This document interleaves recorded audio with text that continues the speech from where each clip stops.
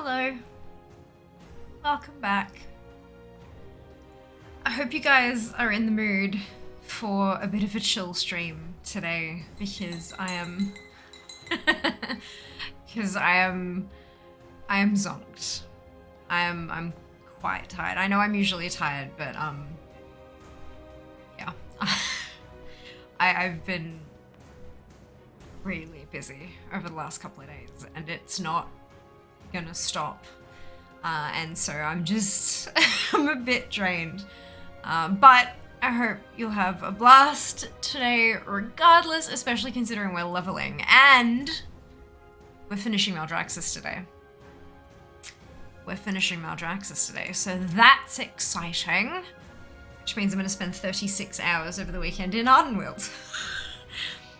Fun.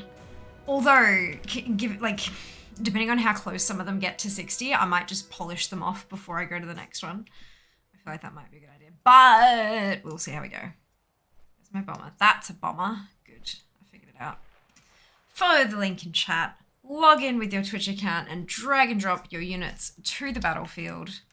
Join us. All right. Well done, Yori, on last. Also, you have amended your capitalization. Love that for you. It's like a fancy new haircut. Yeah, I like it. Hello, Castle. Welcome back. Well done on first, Desir. Well done on second, Zarin.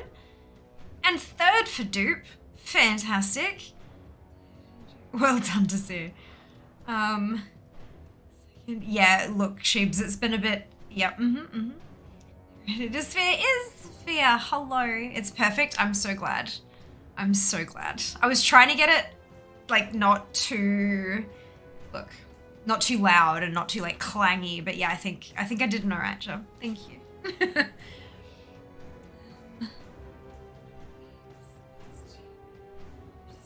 I know, right, Sheebs? We're almost there. So this is cool to have this in the comments.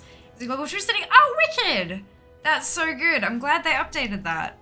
I've had timestamps for a long while, but that's really good that they're available without any add-ons now. That's really good. Or extensions, whatever. We're finishing Maldraxxus today. Look, Meaty, it's close. It's close. Just gotta keep going. I've got 2 left, and this one is already a third of the way in. I have 2 left. I'm so excited.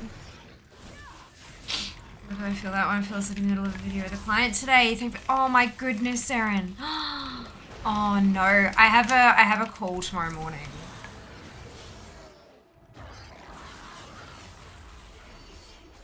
And I'm gonna be no makeup because I have to do some filming tomorrow with some makeup. And the call is at a time where I know the makeup won't be done yet, and so I don't want to be jumping into a professional call with half a face of makeup on, and it's a whole lot of things.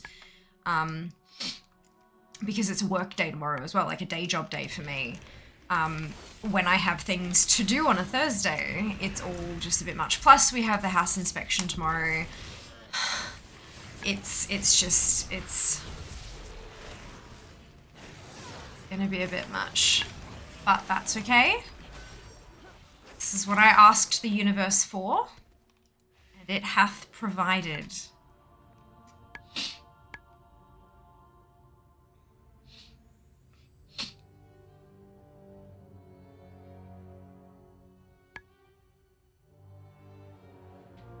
Oh. Sorry.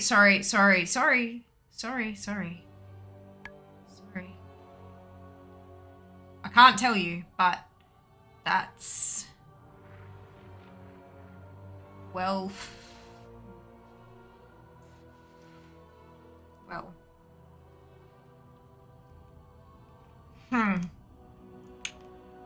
Is that? When is that?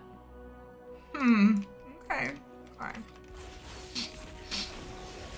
Okay. Shit. Okay, that's fine. Right, so that is at 200% volume. I cannot make that go any louder without it sounding like shit. because of sound quality issues. Like when you turn, when you turn music up higher than it's meant to go and it gets all crackly and stuff, that was at 200% volume. So, we'll leave you with that information. You come back to me when you can.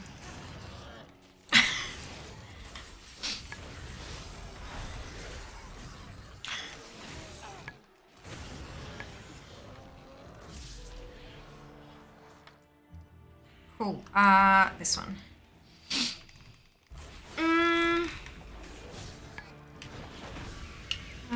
Thank you, dude. Thank you for noticing. I noticed a lot of people struggle with pronouncing it.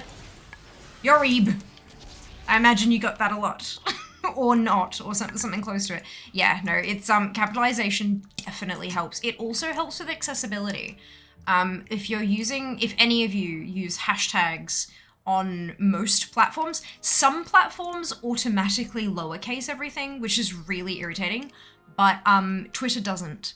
If you're using hashtags on Twitter, capitalize each word within the hashtag. If it is an abbreviation, use all caps. Because if you've got like screen reading software and things like that for people who are either blind or vision impaired in some kind, and they use a screen reader to read things back, screen readers have a lot of difficulties with tags like hashtags and at tags, like to tag an account, things like that, using capitalization when it doesn't autocorrect you to all lowercase. Like there are some things that I schedule with like proper capitalization, and then when it posts, it flattens everything out, and it makes me really sad because I'm trying to provide as many accessibility options as I can, but some platforms just hate me. So yeah, it's a thing. But yeah, capitalization, it truly helps. Like it's an actual helpful thing that people can do. Obviously there are some things that you'll put in all lowercase for like stylistic purposes and stuff, but often that's a logo, not actually text. So yeah, using capitalization is actually really fucking important when you're running words together. So I don't enable it unless you're a mod somewhere. Oh, I heard commotion upstairs when Look Bandit Kitten stole an entire plain chip from my mum's chip bowl and devoured it. Aww. I hope that, I'm assuming that potato is not bad for kittens. Otherwise that would be like an actual like panic with a K. I realized it was mod only after timestamps for ages, didn't realize that was how I got them. Oh, see, I've had timestamps since forever, but that's because I use chat via OBS, and OBS has BTTV and FFZ, like FFZ, the extensions installed and activated. You can turn them off, but they're on by default. So I get a lot more fiddly options like that because of those extensions. They're very, very useful. I highly recommend them. If you want to have a little bit more control over, like, your chat box kind of thing.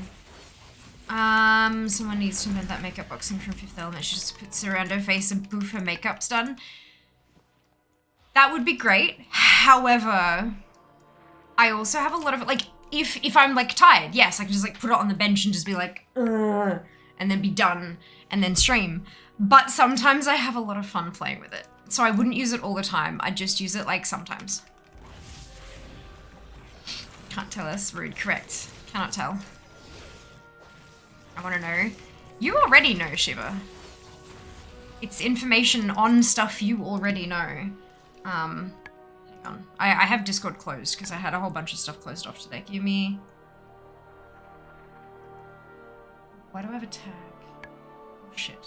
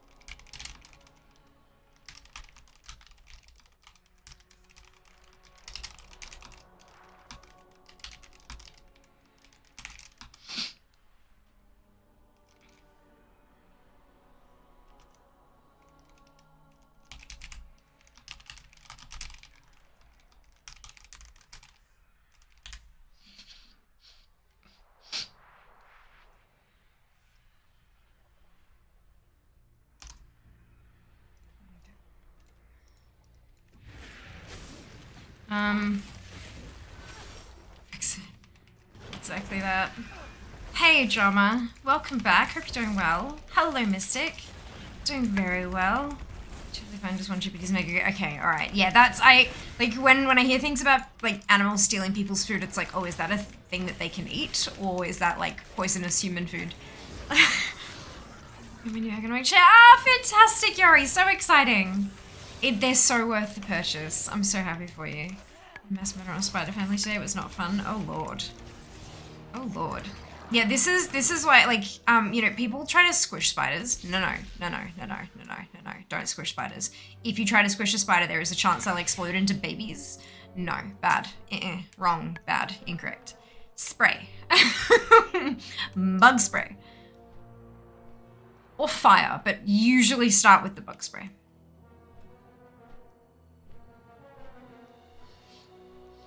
I'm massively arachnophobic, so I understand, you know, taking care of the blah blah blah blah. There are so many spiders. Me killing one because it has invaded my home will not damage the ecosystem. No, piss off. I do not like spiders. Use what you have. If someone else is around, sure, they can handle it and take it outside and all that kind of stuff. But if I am there, nope, it's dying. I will legitimately be racked with anxiety attacks for more than a week if I let it, like, just be, because I won't know where it is and I won't be able to see it, and I'll literally, I have sat there for hours watching a spider until someone else has gotten home to deal with it because we didn't have any bug spray, so it couldn't run away and hide before it was dealt with. Like, literally hours. I cannot. No, absolutely not. No. There are not many things that I will deal badly with, but that is absolutely one of them.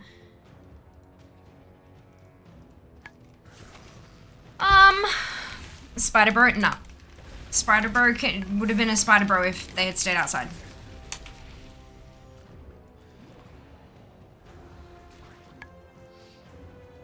Hello Nims, welcome back. Use a Swiffer thingy, a rectangle flatbed I use for murder. Call it my spider killer, even in the gross case of explosion, they all squish anyway. Oh, good lord. Yeah, no,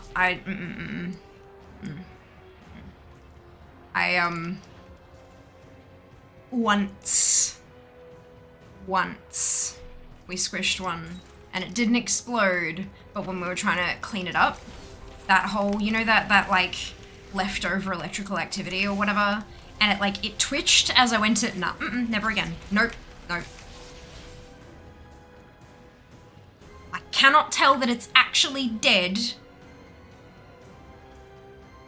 until it is like a dried out husk of its former self. And so I will go nowhere near it. Nowhere near it. Not even, nope. Usually if I spray them to death, they will be coated in white foamy spray stuff. And even then I will use half a roll of paper towel to actually grab it to put it in the bin. And I will put it in the outside bin. No. It's not arachnophobia like, oh, a spider, ha ha ha. No, I'm actually fucking afraid of spiders. Terrified. It is a phobia, I'm aware. It is an irrational fear. Because unless you, like, actually mess with them, they are not gonna harm you. I get that it's irrational. I don't care. You can tell my brain it's irrational all you bloody well like. It ain't gonna stop pumping out the fear shit. It's how my brain works. It's just how it is. And I cope with it the way that I can. Some guy in California started a forest fire trying to kill a spider with fire. Look, I feel like that's probably an internet exaggeration, but also I would not blame them. Do not start forest fires. Also, don't kill spiders with fire. Like, don't kill spiders with fire. It's just horrifically dangerous and super stupid. Like, you light a fire, it's also gonna be scared of the fire. It's gonna run away. And you don't actually want to burn your house down, so like, just use bug spray, it's what it's for. I know spiders aren't bugs, don't come at me.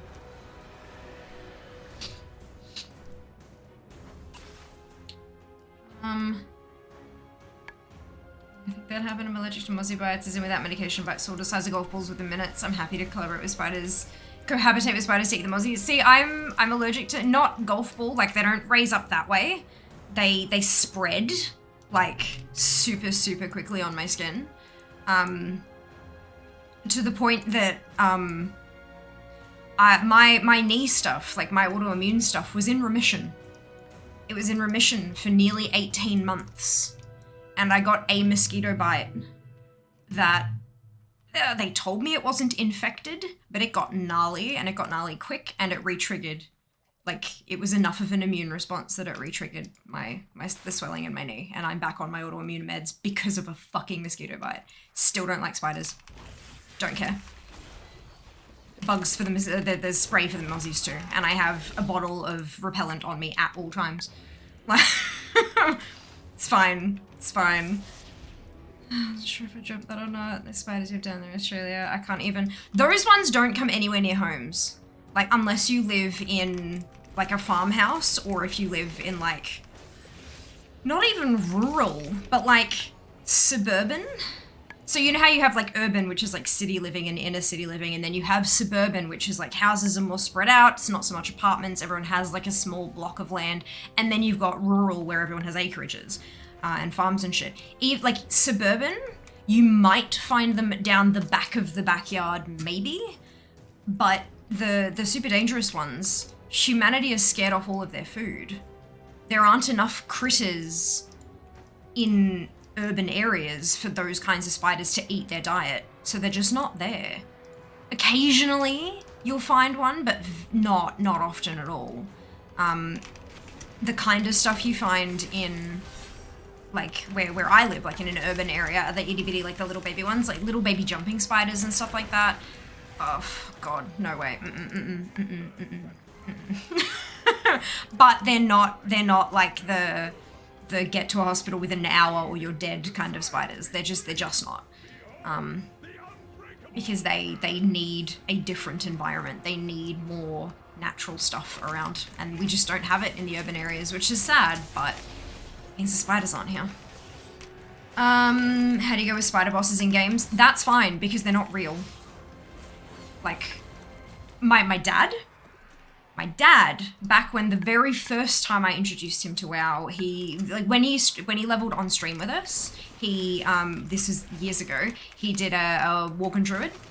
But before that, he created a Night Elf Druid. And if anyone remembers the Night Elf starting area, maybe like 15-20 minutes in, you have to go into a cave that's full of spiders that come up to about your character's waist.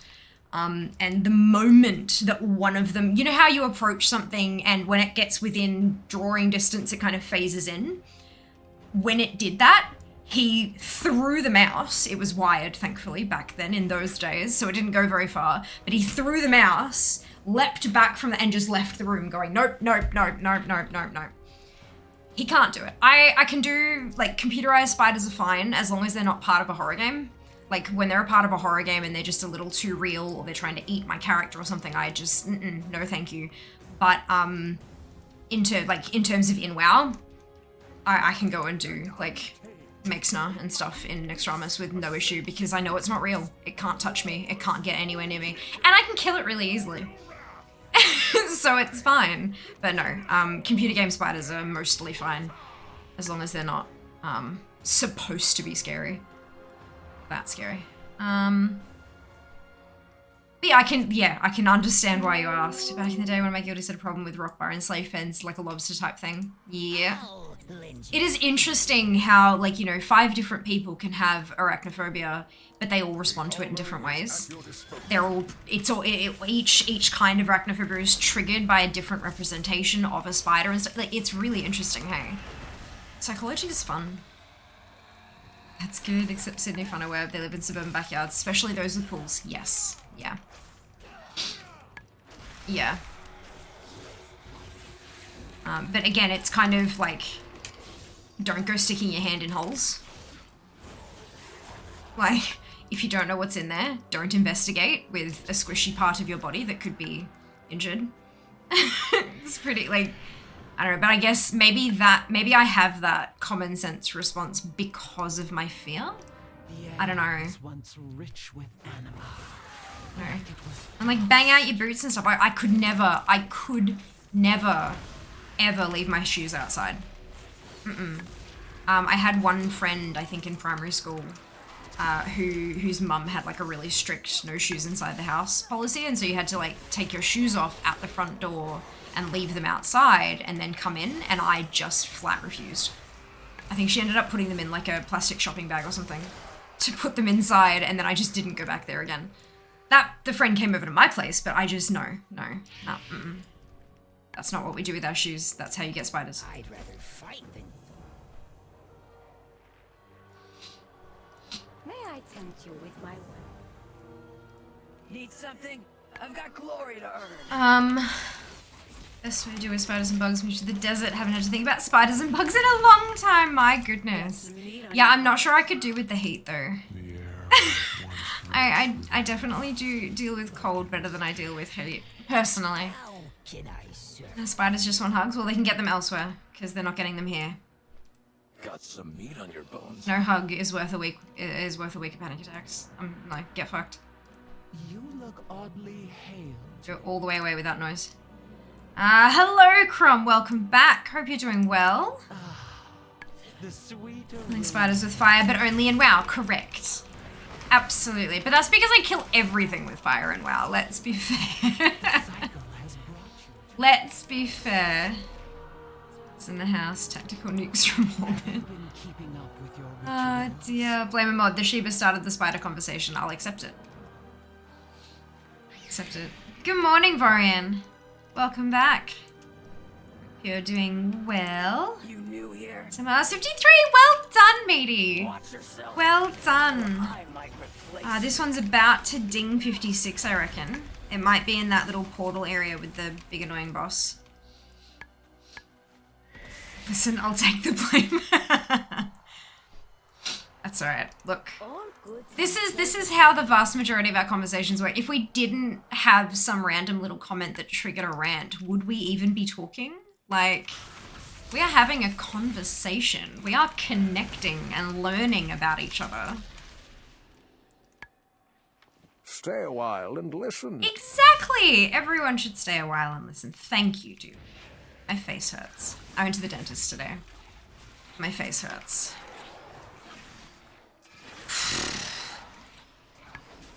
I had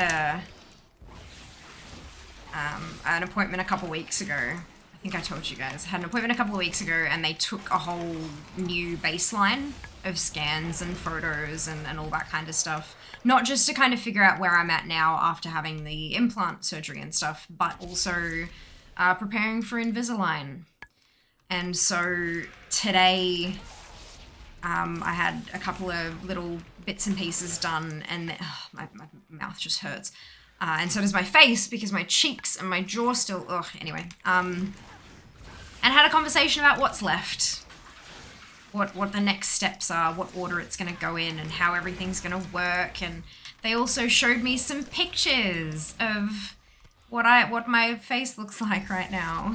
And like they took photos last round. Like I had to like grin at the camera to show them all my teeth, and then like side-ons, and they did a whole lot of scans and stuff just to kind of figure out where and how my teeth are angled. And so they showed me the result of all that, and holy cow. Holy cow.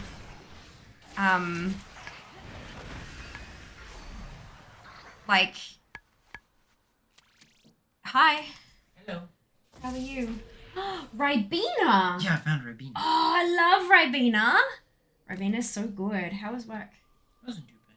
I was just But I talking found about, Ribena. You did. I was just talking about my dental appointment today. And how I got a couple of things done and my face hurts. And then talking about where we go from here. They showed me a photo that they took of me on a white background, like grinning to like show them my horrible, horrible teeth. And then they took that image and adjusted it for what what my smile is going to look like after the Invisalign. I did not know there was so much wrong with my smile. It kind of, I kind of felt, like my teeth are most like, obviously I have a few that have some pretty decent problems, but in terms of alignment and stuff like that, they're mostly fine. But because I have to go in there for a medical purpose, I can fix up the little cosmetic things as well. Turns out my whole top jaw is tilted. My teeth are off center. All the bottom, like, they're all overcrowded. I didn't know that. Apparently my bottom teeth are all overcrowded, so they're gonna straighten all those out. One of my canines is not only twisted out, like, you know, if you put your feet forward and then you like turn them out like a ballet dancer? One of my teeth is like that, like it's twisted out and then it's like tilted forward, and I'm like, you can't see it when you look at it, but then when you look at it and then like, you know which side? That side. Shut up. Actually, no, it's not. It's this one. Damn, it was a pretty good guess. I think. About a 50-50 chance. I can't right, even guys? bloody tell. I can't tell. This is the thing. Like looking at my photo, like looking at a photo of my teeth, I couldn't tell what I could. There are a couple of things that I've known for years that it's like these are slightly overlapped and stuff like that. But then when I saw me now versus what it's going to eventually probably look like, I was like, holy cow, my teeth are trash. My teeth are everywhere.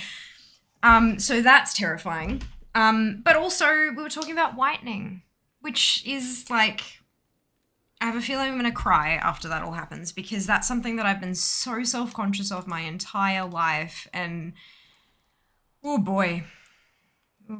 I also have like a couple of millimeters worth of overbite. It doesn't affect anything. Like it's not like a medical problem, but it's like a very slight, but it's not because my jaws are shifted so that my teeth go over. It's because my bottom teeth are tilted just a touch backwards and my front teeth are tilted just a little tiny bit forwards. And so they meet at like that kind of angle that makes it an overbite. It's the weirdest thing. I'm like, what? But it's all going to go away in a period of time. We don't know how long. At a period of time. It'll just depend on how susceptible my teeth are to moving. Yeah, it could be anywhere from 6 to 18 months, but we'll see how we go. So it's so interesting. I'm learning so much and I am so self-conscious and also my face hurts.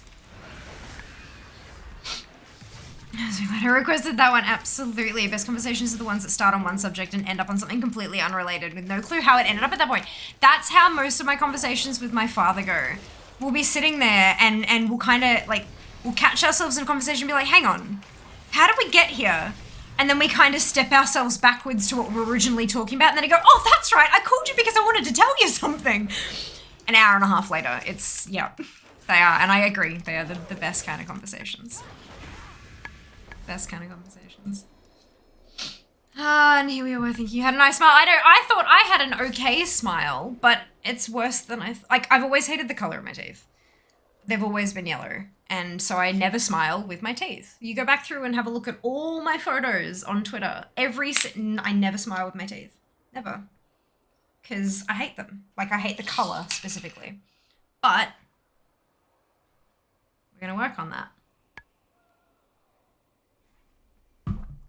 Oh, yum. I love Ravina. She does it. Could just be... Aw, that's very sweet of you to say. That comment, but in a less creepy... Yeah, Jess gets away with it. Oh, shit. Oh, dear. But no, it's... But the good news is the budget hasn't blown out. It is still, like, I've spent just under half of the budget that I was saving for the dentistry, and it hasn't increased. Some of the prices have, oh right, I'm supposed to click it. Some of the prices have shifted and some have gone up and some have gone down, and some of that kind of stuff has moved around because it's been taking, you know, a while to do all this kind of work. But it hasn't like gone, you know, it's still roughly 23k. It's not 25 or 27, but it's also not 20, so that's a little shit. But that's fine. That's fine. We'll just keep going with what we're doing, and hopefully it won't, we did talk about, potential, like there is going to be some whitening included in my treatment plan. We did talk about what happens next if that whitening doesn't work quite the way we want it to, if it's not quite the shade that I'm after. And that would be a problem, financially speaking, but we won't know that for a long time. So we're just gonna keep going in the direction we're going and see how it turns out, and then make decisions on that. I have been, like, I am gonna set some cash aside just in case it doesn't, just in case I do need to go for one of the more expensive options. But that way, if it ends up that I don't need it, I'll have more cashola for the move to Melbourne, hopefully. But we'll see. It's all a bit scary, honestly. It's a bit much. And then trying to find, like, my next appointment is a big one. My next appointment is putting my new tooth in. My very next appointment is going and getting fitted for my implant to screw into the metal disc that's still in my jaw.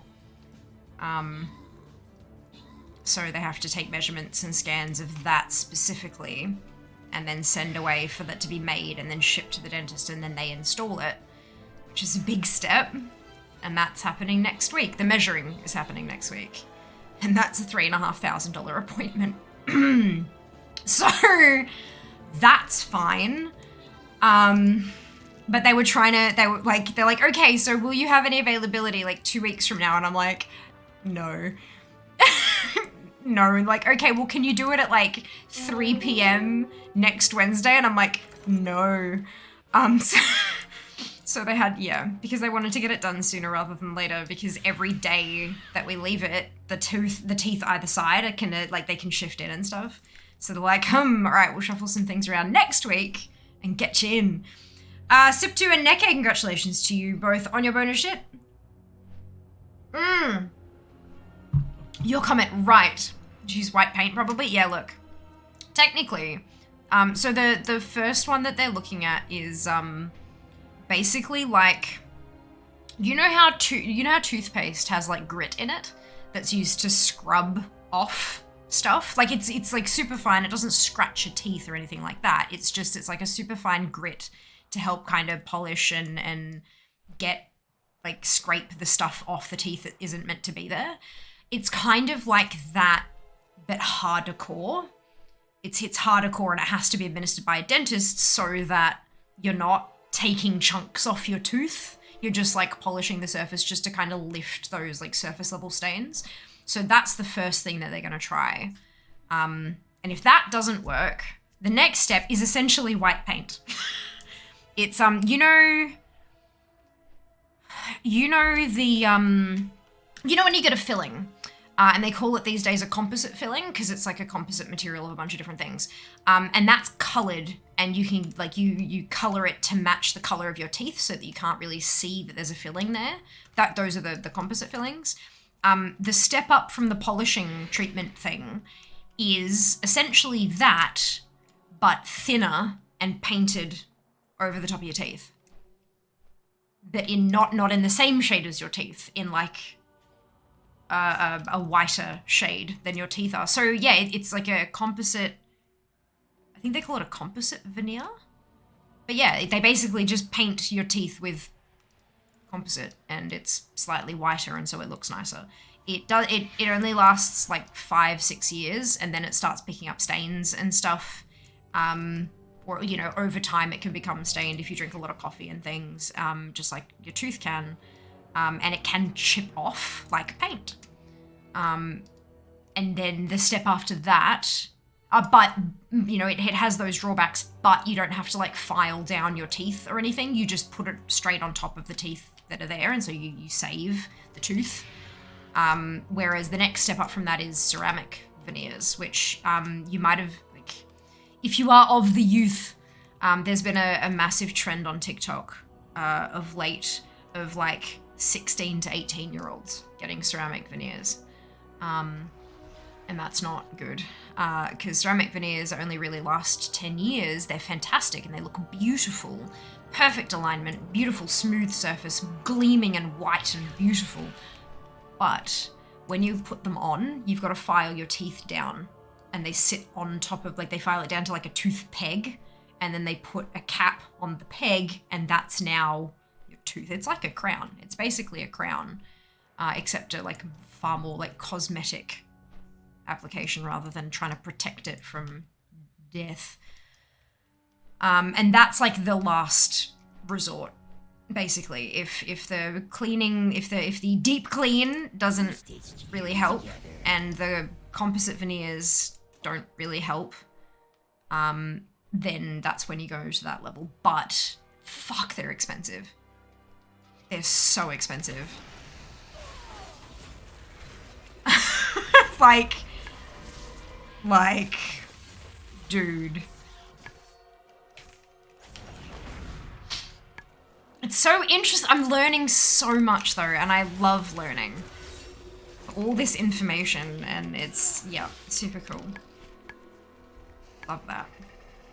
In terms of the quality stuff you pick up off the shelf, no, definitely not, definitely not. There is the like bleach and whitening treatments and stuff like that, and that is something that's worked in there as well. Like you lift those stains and treat the tooth to like kind of help with that stuff. But and I have got some of that in my treatment plan as well, just to try to sort of get me going. But yeah, it's a big process, and especially considering the fact that my teeth are damaged. It doesn't like you don't want to go in and do a whitening treatment that's going to make my teeth more susceptible to decay or damage or anything like that, or weaken them at all. Excuse me, because they're already shit. They're already trash. I don't want to make them any more trash. So yeah, it's an ongoing, which is I think why my dentist has been so open with all of the different options that we have, because there's always a chance that with my teeth being not super great, that the least invasive option won't work very well for me. And so I need to be prepared that I might have to go a step up in cost to get a result that I'm happy with. But I'm also not expecting, like, you know, Hollywood glowing pearly whites, you know, like I don't think I'm ever going to be capable of having teeth that look like that. But I would like to not be scared to smile and laugh on camera, and, you know, like, because when you laugh, teeth. And, you know, when I smile in my photos and stuff and moving towards full-time content creation, there's been quite the increase of photographs of my face on the internet. So I'd like to be comfortable with how I look in those photos, but not at the cost of health. Never at the cost of my health. So yeah, it's gonna be a journey. It's gonna be really interesting to see where we end up. Good morning, Mara. Doing well. Doing well. This one has hit 56. This is the second last character to go through Maldraxxus. Hang on, she's 56. I need to update the spreadsheet. Where does that put us at? 70.96, which means I am 1 day behind currently, which is not too bad, honestly. I'm just... give it 3 weeks and I'm going to be a lot further behind than that, which is what I'm afraid of.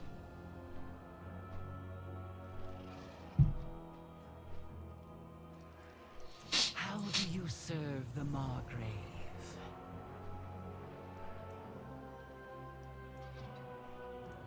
I'll cleanse you.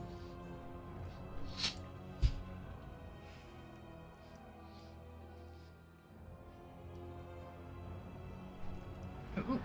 Oh, it's had a tag? Does that mean I can't? No. Surely it'll still count as a kill. So much of a buff you built up this weekend. I know, right? The problem is you guys only know about half of what's actually happening in the next 2, 3, 4, 5 weeks. You know about packs. And that's big, but there's a lot more than that that's actually on my plate. Which is, yeah, so look, we're having a time. We're having a time. but I'm really looking forward to this weekend. I'm so keen to see just how many tunes we can bang through. I mean, granted, of course, that like the length of the streams. Oh, I didn't get credit for that because it was tagged, you bastards. It'll really heavily depend on how close we get to funding the phone, obviously, because that's how we're going to extend the timer, by contributing to the Throne crowdfunding. But look, it's an exciting time. We could do some real good work. And if we don't, I'll get a day off. Oh yeah, did I mention that if the timer runs out halfway through Sunday, like if the timer runs out at 3 p.m. on Sunday, I'm not streaming on Sunday or Monday. Because it's part of the fundathon, the phone fundathon. So if it's not funded, there's no stream, because like that's right? Like I can't like yeah, so that's the thing. But that's fine, because either we have a ridiculous weekend that's amazing and full of streaming and full of leveling, and I get a new phone to help me create beautiful content for you guys, or I get a day off to actually go and create more content and get myself a bit of a backlog happening so I can stop stressing so much. So like, both of these are wins for me. Both of these are massive wins for me.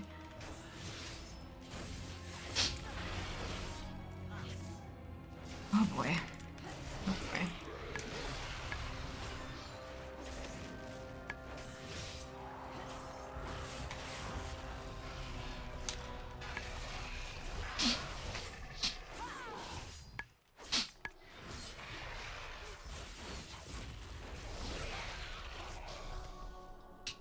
I should probably respond to this email.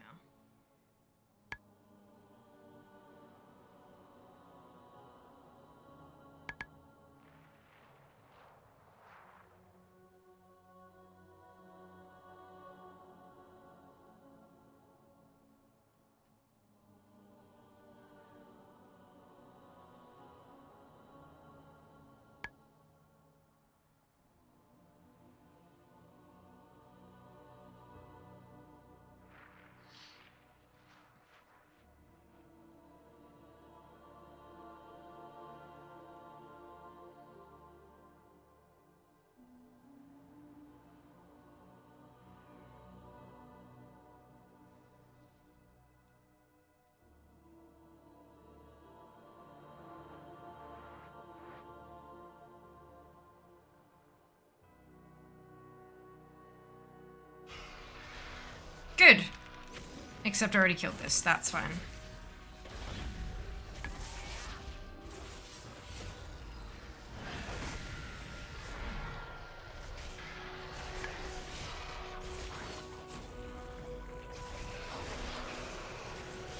That's not how I spell my name.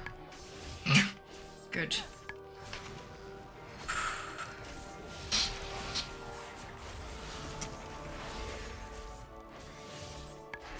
Hydrates, thank you. Thank you, Minstrel. Hello, Sen, welcome back.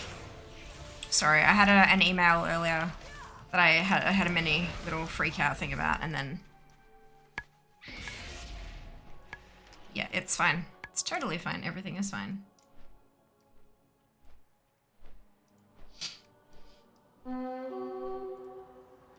We're all just meat for the wagon.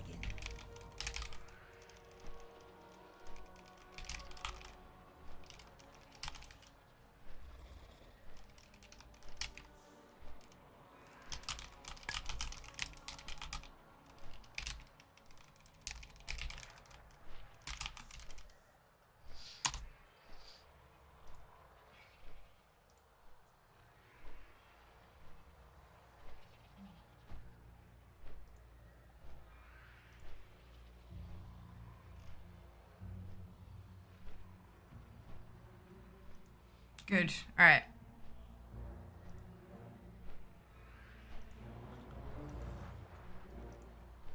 Amazing. Leveling my Wrath of the Lich King power this morning. Beat the 6-hour queue by starting bright and early, level 3. Now should be level 4. Fantastic.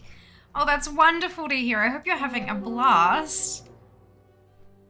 This is a Kyrian tune. I don't think Dahonta dropped stuff for Kyrian. Yeah, it only drops for Necrolord, right? Okay. We ready to be done with Maldraxxus? How exciting is that? City servers don't have a queue, yeah! Yet.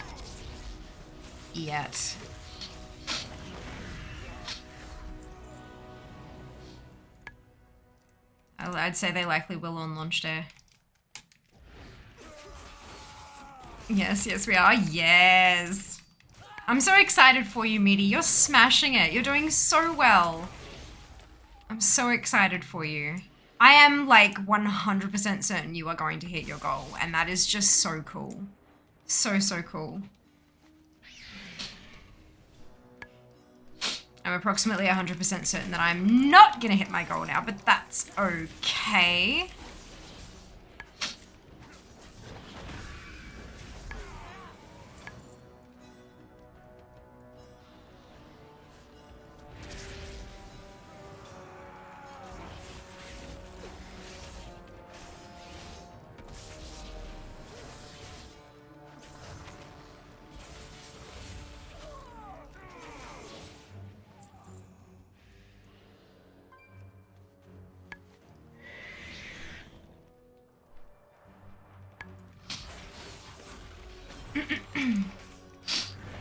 Fresh PvP server, queue of an evening and weekend is insane. My son is at work every lunch. I mean, queue means when I get home early evening. Oh, wow.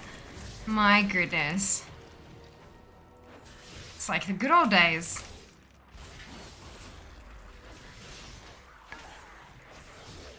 Like, you couldn't, like, if you were raiding, back in the day, if you were raiding, you could not just log in for raid. You'd have to log in like an hour and a half early just in case there was a queue. Because, like, if you got locked out by a queue and you couldn't join the raid team, because there was no flex raiding, it was like 10 or 25. If you were stuck in a queue and your raid team was left with 24 people, like, you'd screwed over all those people. Like, yeah. I'm mindful to say with self-compassion, treating yourself as kindly as you do others, have faith in yourself. Look, here's the thing, right? For me, self-compassion isn't necessarily, I can do this. For me, self-compassion is, I'm probably not going to be able to do this, but that's okay. And I will be happy with whatever result I can achieve. Because for me, one of the things I really struggled with when I was younger was setting a goal and then not meeting it. Even if I missed it by like 12 seconds or 1 percentage point, I'd beat myself up about it. And so coming to terms with, no, it's okay to not hit 100%. That's my kind of self-compassion. If I hit it, if I get my goal, then holy cow, all the better. That is amazing. But I'm okay if I don't. And that's kind of my flavor of self-compassion. I know that doesn't work for everyone though, so that's just me. That's really good though. I'm really glad that, like, self-compassion is so important. We very, very much, you know, it's treat others the way you wish to be treated, right? But like, no one ever tells us that we can also treat ourselves the way we wish to be treated. Like, that's important too.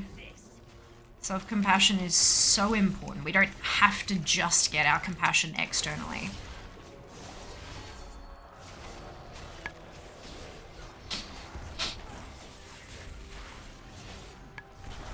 It's nuts, didn't realize how lucky I was my server never got to that level of population when I was raiding. Yeah, I played on Jubathos. And then, like, I played on, yeah, our servers were most of our servers were high pop. I understand, it was just because you said I would make it, and you wouldn't, yeah, and that's just, like, look, the reason I said that I think that you'll make it is because you have been making such amazing progress recently. If you're able to keep it up, you are gonna smash it, and you're gonna have no problem at all doing that, which is so cool. But again, even if you don't make your goal, at least we'll be closer than we were when we started, and that is definitely what's important. But yeah, I do appreciate the compassion. I really, truly do. Thank you. You don't have access to my calendar. is basically the summation of yeah. Phone call tomorrow morning. I'm gonna ask them, can I tell my community? Yeah. Though if I can't tell you, I'm just trying to figure out when the latest I'd be able to, I mean, I guess it depends on the socials they want me to post.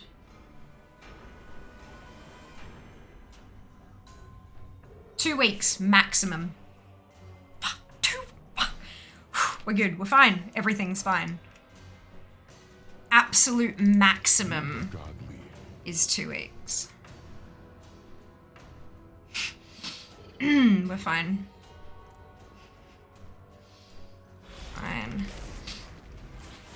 Weeks. I know, Sheba, but like that's also really soon. Have you seen how fast the last 2 years have gone? Fucking 2 weeks. 2 weeks is nothing. 2 weeks.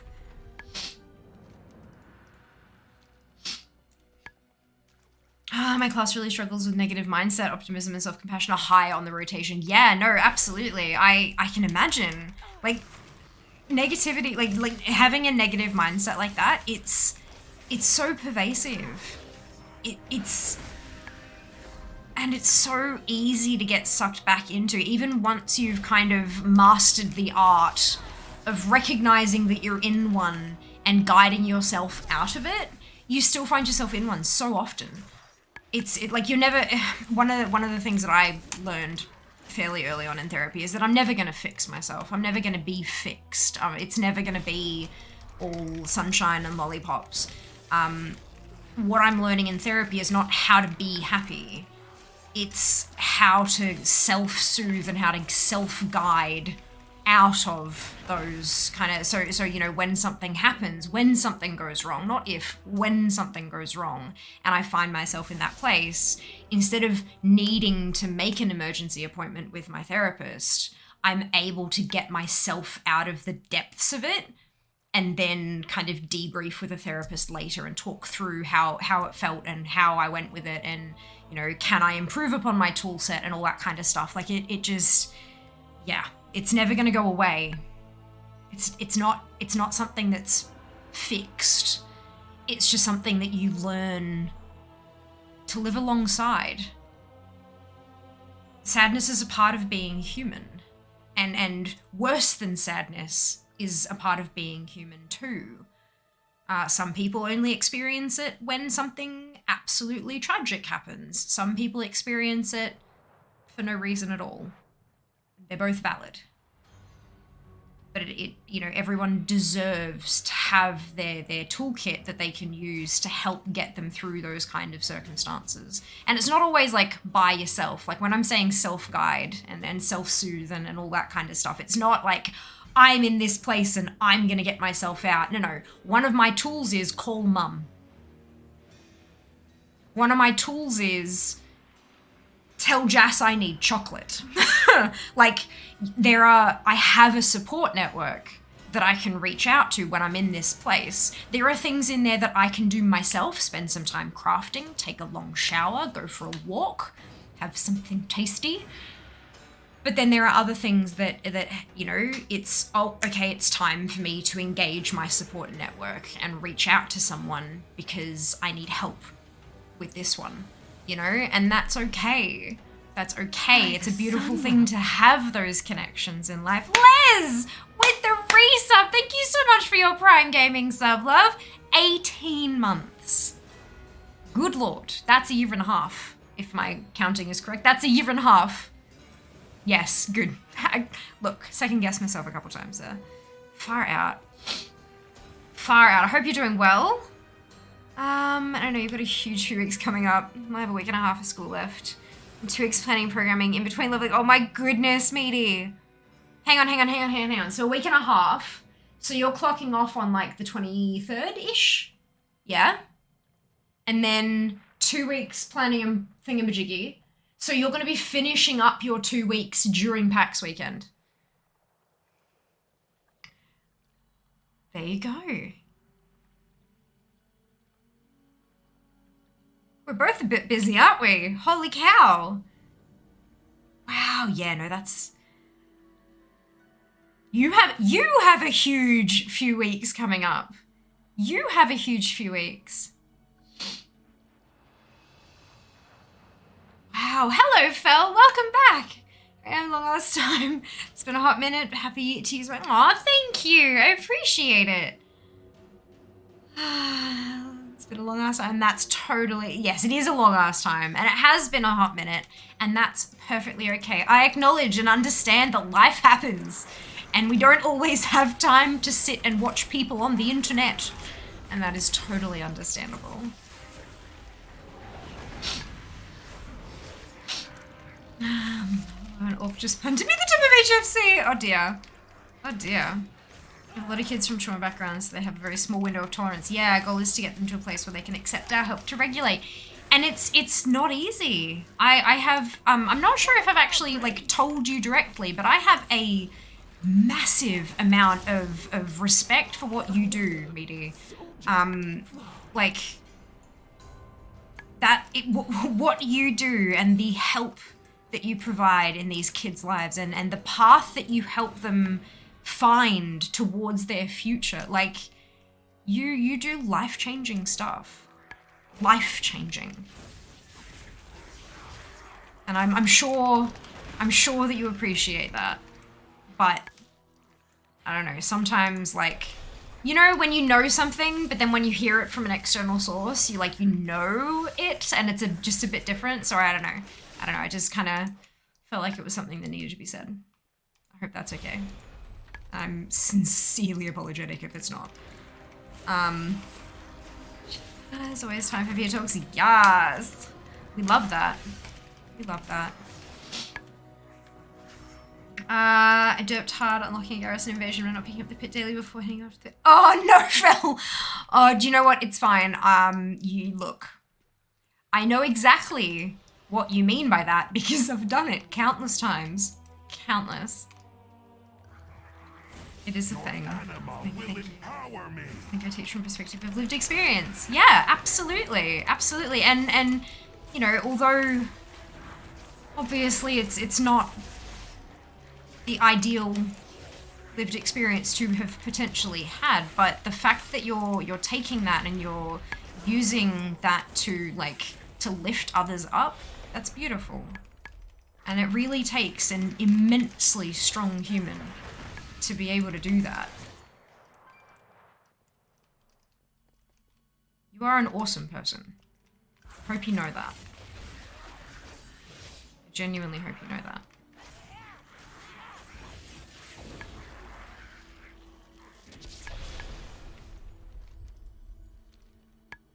Alright. I mean, at least from what we know about you. Woo!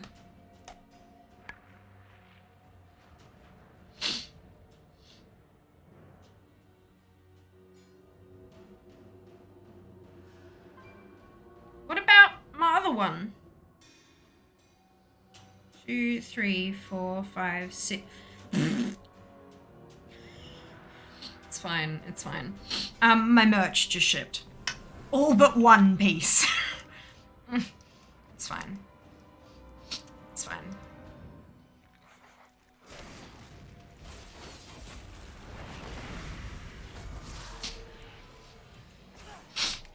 I like shipping emails, they're fun.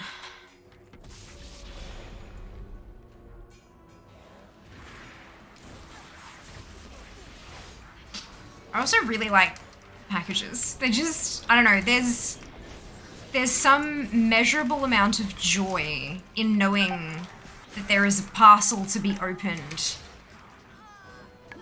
that has your name on it. And like, I absolutely understand people who, like, one of their coping mechanisms is ordering stuff online, like buying stuff. And not necessarily just going out and shopping, but actually ordering things to be delivered to you. because you get the joy from like, you know, doing the shopping and adding things to cart, and then you get the joy when you hit go and you're like, yes, I have stuff now. And then you get the joy again each time a new parcel comes home and you slice into it and you open up and you go, aha, new thing, yay. And then you get another one and you get another rush of joy. Like, I get it. Oh boy, I get it. And it's not a, like...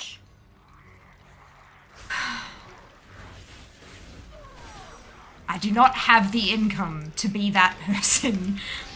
But gosh, it's nice. And this is a business expense. I can put it on tax. I can write it off like as a business expense because it's my own merch. So that makes it even nicer. But yeah, it's a thing. For anyone curious, we've picked up a couple more t-shirts for Jas in a couple more different colors. I've picked up a couple of t-shirts for myself in a couple different colors. Jas has also got a hoodie. And the piece that is not included in this particular shipment is for me, and it's a crop hoodie. I have found, like, I'm not, like, completely and entirely happy with the shape of my body at the moment. That's just a personal thing. It's fine. However, since I've had the crop tops and stuff that I've got via Throne from YesStyle, I really love how I look in them. And that's something I never thought I would feel, and so I'm embracing this, and so I got myself a crop hoodie. So it's like a regular hoodie, except it stops at like the bottom of my ribcage. And I'm just, you know what, I'm here for it today. I'm really looking forward to seeing how it fits and taking a whole buttload of photos to put all over socials to promote the merch and stuff like that. But yeah, no, it's packaging coming. Oh, I do not which knows my therapist, but I incrementally believe it occasionally. And look, that's a start. That's a start, matey. That's a start. Good morning, Captain. Welcome back. Hope you're doing well. There's a tracking password each location as it gets closer, and then the frustration you feel when the tracking doesn't update for 2 whole days. Like, excuse me, how dare you? I had my ColourPop, you know, the mystery box, the ColourPop order. I ordered that at like a week from the end of August, and it hasn't arrived. And yesterday I got a notification. I've signed up for tracking and everything, and tracking had not updated since August 25th. And then yesterday I get email. In Australia, transit and thing has been delivered. I'm like, what? And I get home. The mystery box wasn't quite enough for free shipping. So I trawled the sale page and found an eyeshadow and a couple of lip liners in colors that I really loved and that I didn't have, and that pushed me just over the threshold for free shipping. Pay shipping or pay for products? I'd rather actually get something for my money, so I did. And they arrived. So I had this box, and I'm like, this looks a bit small for a mystery box. 1 eyeshadow and two lip liners, and I was like, cool. Unmal, Otto, Captain, and Urinchi, congratulations to all of you on your bonus ship. Well done. Well done. Yeah, Rose, how you are. Also, crop hoodie. Yes. Yeah, so it's a hoodie, but it like cuts off at like bottom of ribcage kind of level. I think. I think that's where it's intended to cut off. I don't know what the sizing is like, so that's one of the reasons I wanted to get it as well. Yeah, crop hoodie is half a hoodie, but not like that half. It's like the top half, but it also doesn't cut off here. It's full length sleeves. It's just not a full length body. It's like gangster. Like, yeah. It's a thing. But yeah, look, we're gonna see how it looks when it arrives. Especially if it's sitting like 10 minutes away. Just let me go get it, right? I will pick it up on my way home. Let me in.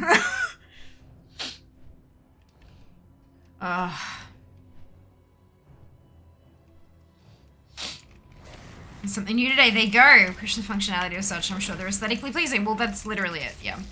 Keeps your arms warm.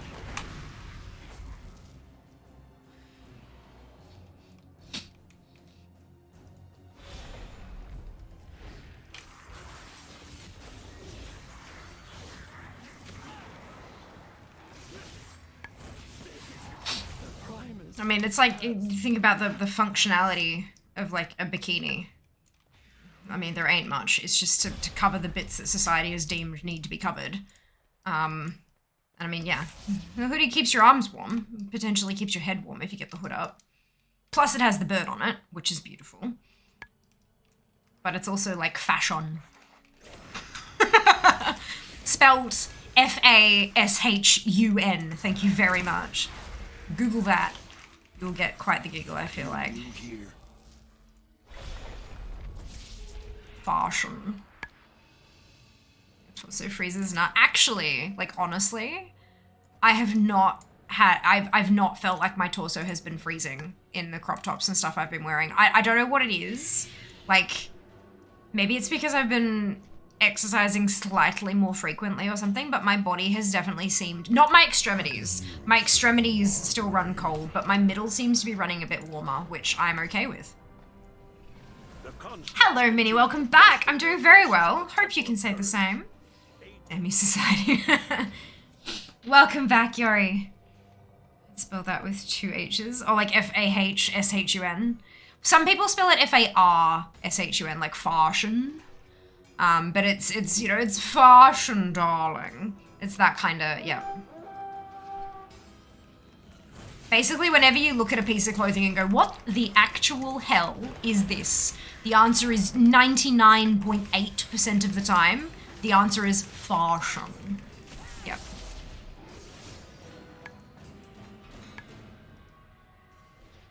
Surviving? Fantastic. That is in fact step 1.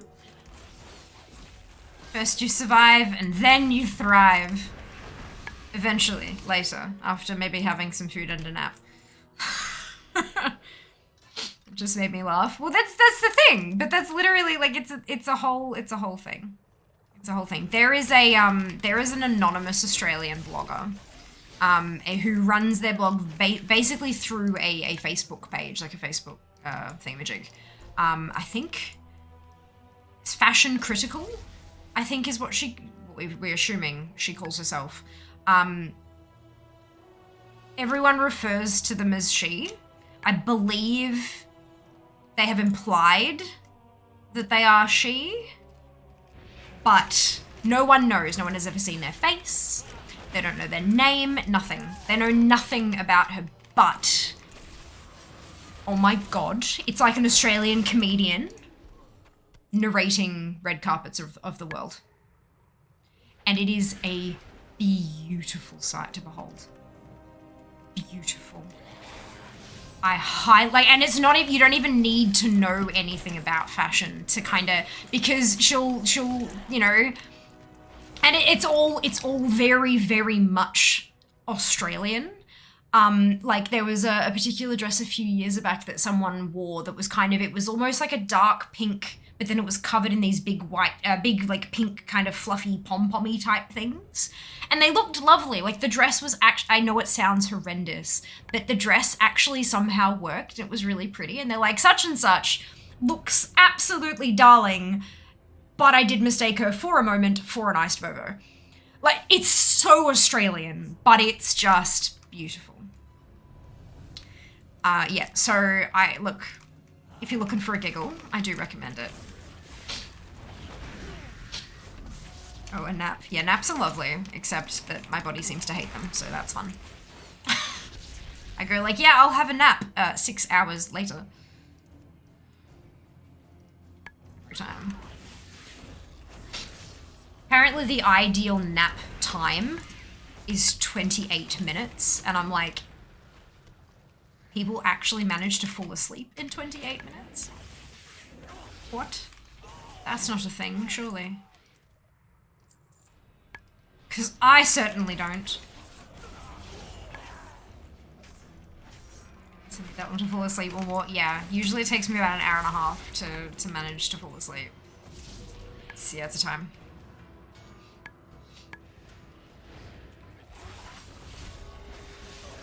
Insomniac, woo!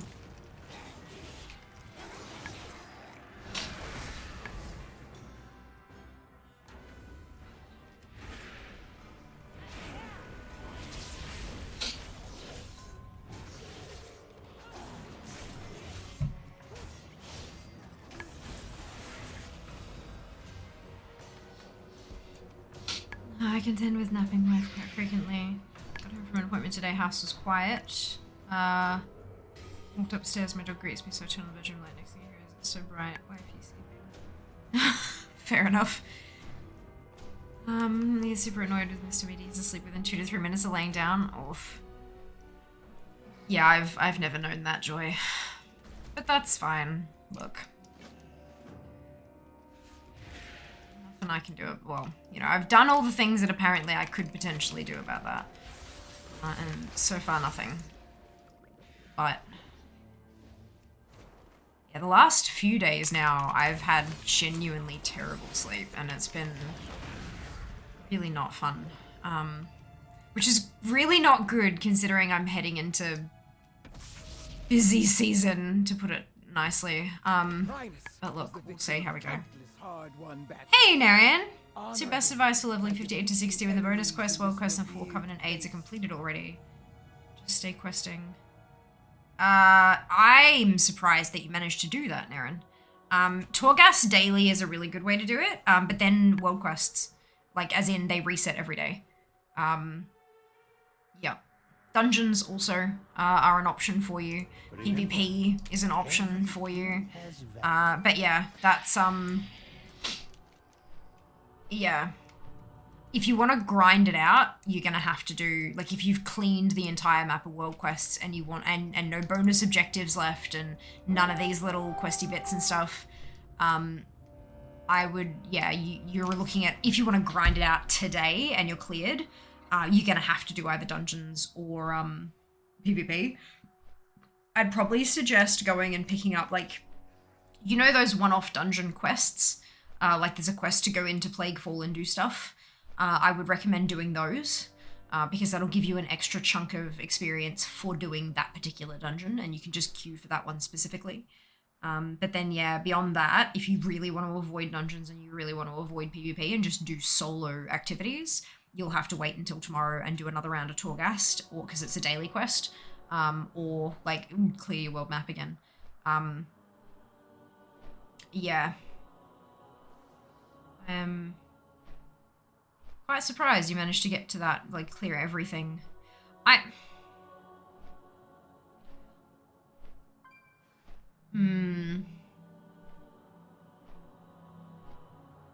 it's interesting. XP. Yeah, there's, if you go back to What's-Her-Face in Oribos, when you're having a look at the map, there's a quest for Torghast. And it sends you over there, and then you can run it continuously, but the first one each day gives you a big chunk of bonus XP. Single Torghast run into dungeon spam. Pacifico Shadowlands at 48 non-rested, it might be possible, and then skip the more. Yeah, you're right. Yeah, don't, look, guys, don't go into Shadowlands at 48. Especially if you're going to do threads. If you're going to do the campaign and you're prepared to do all the side quests as you're going, it might be possible, especially if you have like herbalism and mining. But don't, it's like, if you're going to go in at 48, you can't skip shit. Like you just can't skip shit. Yeah. Like it's all well and good that, hey, we didn't like this part and now I can skip it, yay! But you gotta also understand that the more at level 50 gives you a level and a half of experience that you are not receiving by skipping it. Every time I've done the more, it has given me 1 full level and an additional half level worth of experience. That's a lot. It's a lot, and you've got to make that up somewhere else. Either through leveling bonuses like Winds of Wisdom or the anniversary event, or having rested XP, or the Dark Moon Fair buff. Like, do you know what I mean? Like, there's all those other things you can take advantage of, but you got to be consistent with it, especially if you want to skip that much XP. My baby Shami is level 7! It'll be a while till they're in the more, that's fair, very fair. I've been rushing a bunch of my level 45s and 50 characters from older expansions to 60. And had a bonus world quest halfway through 57 on my DK. Right, so what level did you, okay, so I've got a series of questions. What level did you go to Shadowlands? Did you have any rested? Did you do the more? And are you like 100% certain that you've done all of the side quests? not bonus objectives and world quests, but like the side, like the stuff that I'm doing through Zygor. Every single one of them for every zone. 50, 60s is like 10, 60. That's, no, totally fine, Aaron, totally. Hey, any goal, hey, like that's awesome. The fact that you're, you know, going through and leveling stuff means I'm an influencer and I'll take it. Now let's make them matching. Are they? I knew the lights and my makeup were matching because I did that on purpose. I've got, this is the Chopper Drive t-shirt. It's the Fell Reaver from BC and the Beyond Blue Butterflies. And this is Chopper Drive 2021 at the bottom. Here's a comfy shirt. Yes! I ended up getting another H60 during time walking. A few more level than Monk 13 to go. 10 which 54 plus. Amazing, Yuri! Well done! That is another good option. If you're willing to wait, like if you're willing to not get it done now, you can wait. There are certain world events that are accessible to characters above 50. So you can work on getting other ones done and get them all to around the 58 level and then put them all through time walking dungeons and stuff like that. I think 59 to 60 takes like 4 or 5 time walking dungeons though. If you're not like, you only get a bonus XP boost for the first one you do, not for everyone thereafter. So that's why it takes a little bit longer after a bit. Skip most side quests, jumping straight to those bonus quests to give an item or XP usually don't. You need to do those. That's what Threads of Fate is about. Like if you're in Threads of Fate, you need to be doing the side quests. That's like your main source of XP, unless you're running dungeons and stuff like that. They give a really, that is all so I get like with Zygor, the Zygor guide takes you through doing the side quests, which is what I'm doing at the moment, and the bonus objectives. That's it. And you get more than to 60. It'd probably take you to 62, potentially even 63, depending on how much rested and stuff you've got going. It's, go do your side quests. It'll get you there in very short time. Very short time.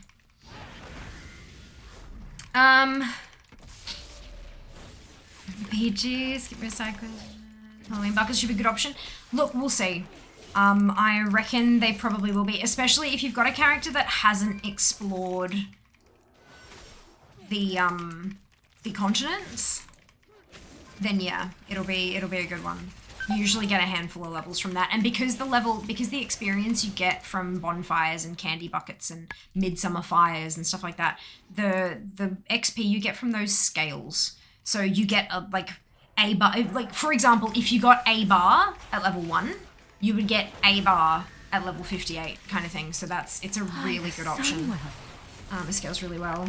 Thanks, focus more on the side quest. Completely burned out on the 4 dungeons. Oh yeah, Nara, absolutely. Daddy! Thank you so much for the Prime Gaming sub. 8 months! Oh my goodness. All of the hype. Thank you so much. Much appreciated. A couple of baby tunes. I haven't done those world events, the explorations, so as long as I have them flying, it should be a good option. Yes, absolutely. Definitely. Yeah, so Naren, if you have a look on your map and you'll see like the exclamation marks, there's another one down here. If you go and grab those ones, it'll tell you where they are, so you don't need a Zygor does an optimum route kind of thing, but if you don't have Zygor, you don't need to get it. Yeah, if you just have a look at your map and find those little exclamations and go do them, you'll find yourself getting a big chunk of XP, and you should be there in not even a couple of hours. Although, given you'd have to probably change zones a couple times, maybe a little bit, but that's, yeah, hey, better than dungeoning. Good morning, Darren, welcome back. Can I have a few after-work things to get done? Did I miss any announcements? No, you did not. No, you did not. I do have a call tomorrow, and I'm going to be asking them then when I'm allowed to tell you guys. And the absolute latest that I will be able to tell you guys is 2 weeks from now. But I feel like they're going to want to build some hype. So, yeah, I think it'll probably be before then. But we'll see.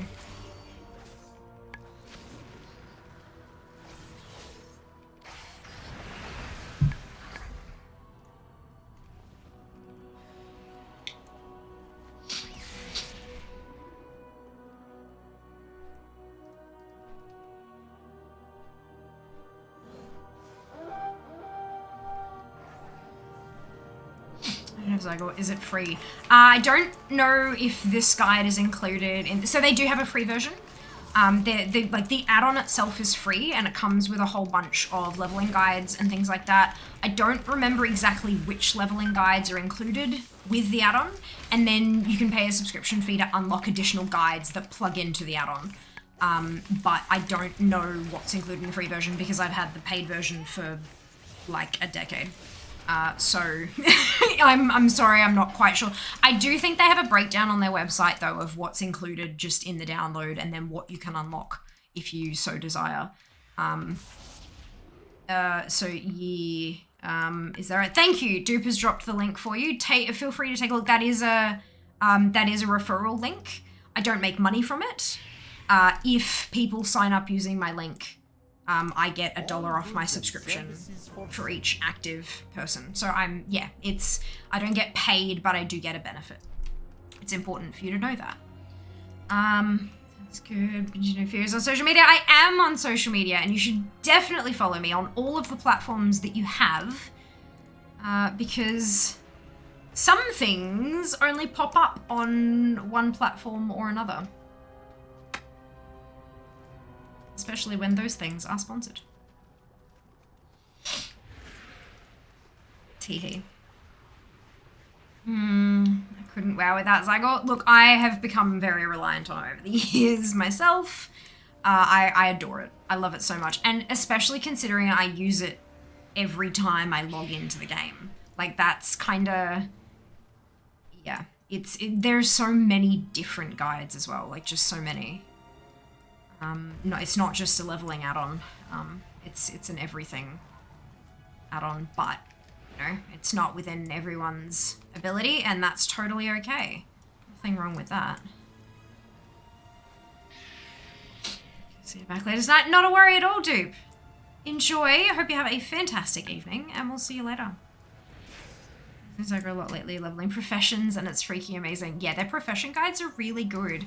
I love how it's like, you know, gather this and gather this and gather this, and now craft all this stuff, and then go here, talk to this person and learn this recipe. Okay, now learn this, craft this many times. You may have to do this more than 5 times because the recipe will go yellow. Do you know what I mean? It's just, yeah, it's beautiful. The profession guides are fantastic. I've used them a lot.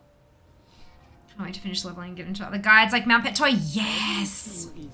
I just want to get back to getting my ATT percentage up. Like, that's like, oh, it's the dream, you guys. It's the dream. I want more points. Fantastic add-on, cool. Well, I'm technically at work. Should go do some work stuff. Have a good stream. Thank you, Naren. I hope our chat helps. I really hope it helps, and I hope that you're able to get to 60 with no problems at all. Have a fantastic rest of your workday, and we'll talk to you soon. Enjoy your lurk. That one particular side of my nose is like itchy. Appreciate all the happy ATT noise of me getting running Strathholm for the Dawn mount. Yeah, because I did all the mount farming stuff, like I did a lot of mount farming before I cared about transmog, so I would just run it on fear. And so fear has 100% on a lot of dungeons. But I still have to go run Stratholm on every other class because there's stuff missing. Ideally, like now that I know what I would do, if I was farming a dungeon mount, what I would do is I would take my main and I would farm it until my main needed nothing but the mount. And then I would change classes. And I would farm it on that until that toon needed nothing but the mount. And then I would change classes again, and I would keep doing that to get as much, like, maximize my transmog efficiency before the mount dropped. But I wasn't built like that. I didn't care about transmog then. So look, I'll have some lovely memories going back through some of those dungeons, let me tell you. I might look into it. It is very, very handy. Very handy. Thank you, Yori, for dropping that link for Danny. Yeah, definitely recommend going and having a click through and checking it out. Even if you get the free, just download the add-on itself without buying the guide, like the extra guides. If you just get the add-on itself and give it a crack, see what you think. And who knows, maybe at a later date, you might find yourself absolutely adoring it. Maybe not. It's not for everybody, and that's okay. Yeah, that'd be nice, eh? Me too, taking different armor classes though. Through, but find it easiest running on the mage. Delaware and teleport, pet dungeon teleport, yep. Yep. I think that's also, like, I have all of those kind of, like, utilities on Fear that I just don't have on so many other... Are the pet dungeon teleports not account-wide? I thought we had this discussion a little while ago about them being account-wide. Once you'd done a certain thing on the first toon, you could get them on all your characters or something. I might be remembering this wrong. That wouldn't surprise me.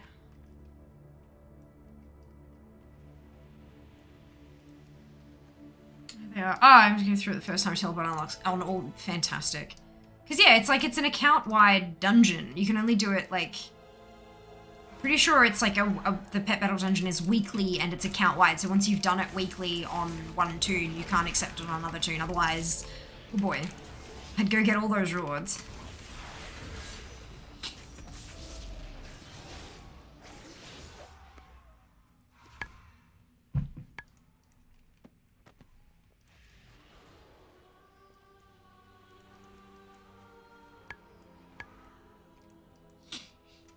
I like using Divine to avoid blobbies is cheating on that guy. Yeah, look, that definitely felt a bit, yeah, definitely felt a bit different.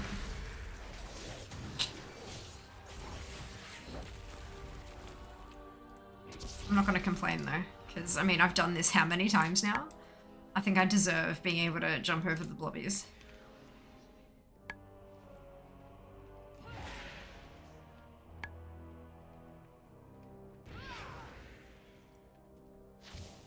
Someone currently running mouth, yeah.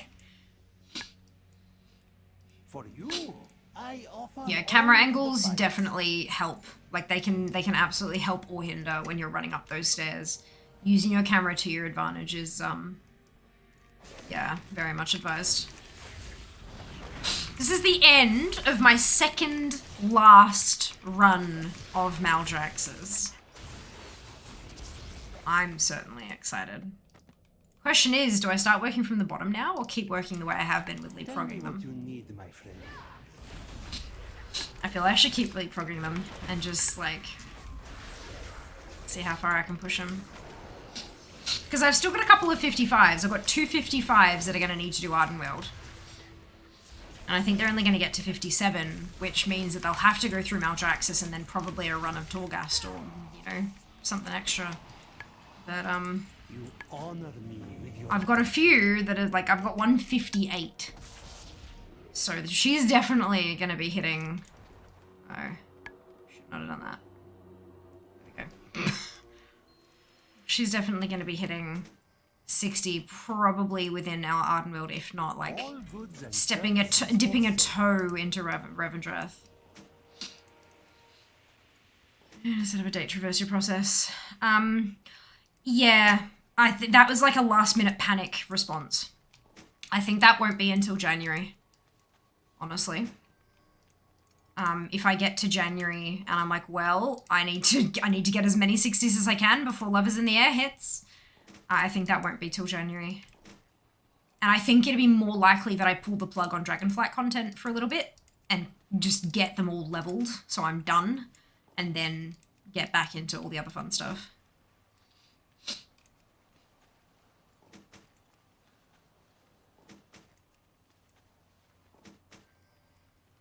For you, I offer only the finest.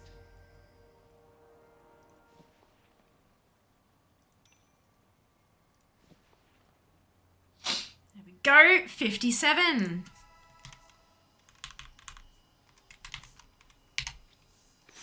And I'm, at this point, done with Maldraxxus. One more to go. Oh, I'm so excited. So excited. Keep leapfrogging then? Yeah, fair. I'm starting to, and I'm like, you know, I'm getting itchy. I'm getting a little itchy, I think. That's my problem.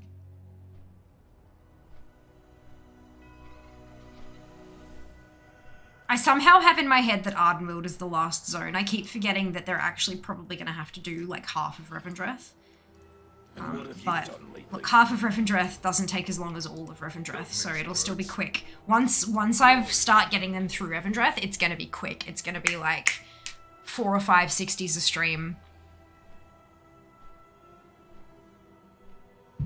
Throwing Flask at Arena challenges. Nice! Awesome. It's my least favorite quest in the entirety of Maldraxxus. The slimes are just irritating. At least, like, if there was a quest requirement, like kill X slimes, I think I'd feel better about it, but they're just in the way. They're just in the way. Hello, Ikea. Welcome back. Hope you're doing well.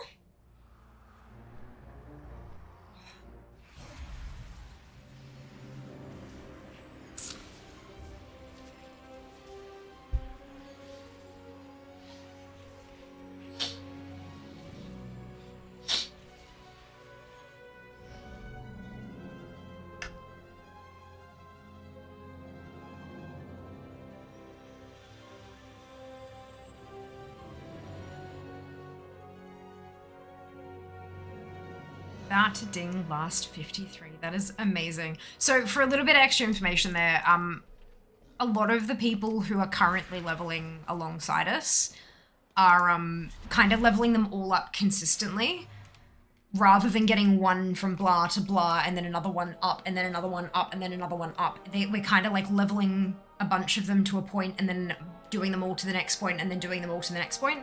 So getting the last one to 53 doesn't mean that there's 7 levels to go. It means that there's a handful of them that are at roughly like 53, 54, 55. But that's still absolutely awesome. Come forth and be judged. Very impressive. Right. And it's a mage. My last Maldraxxian is a mage.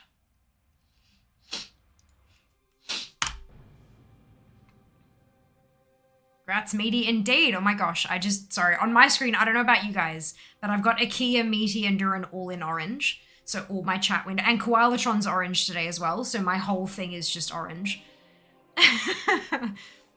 14, somewhere between 53 to 59, and yes, context helps, absolutely. I need to get everything to 40 at the moment before the push to 50, beautiful.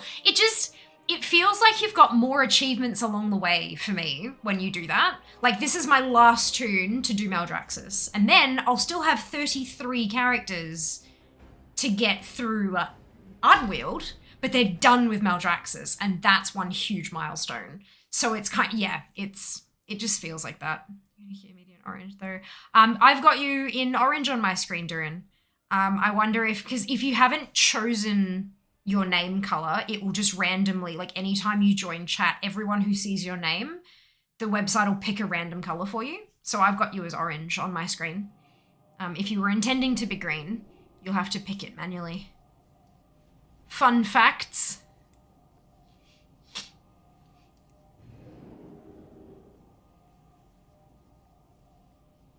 Like Koalatron cycles randomly. So, everyone will see Koalatron as a different color. You have chosen, you are yellow! Beautiful shade of yellow, like sunflower yellow.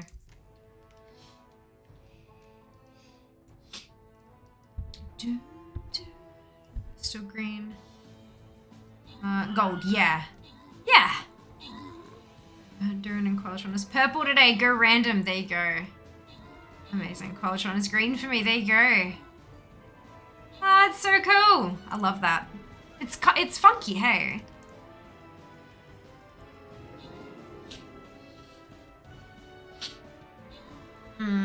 Final tune through Maldraxxus.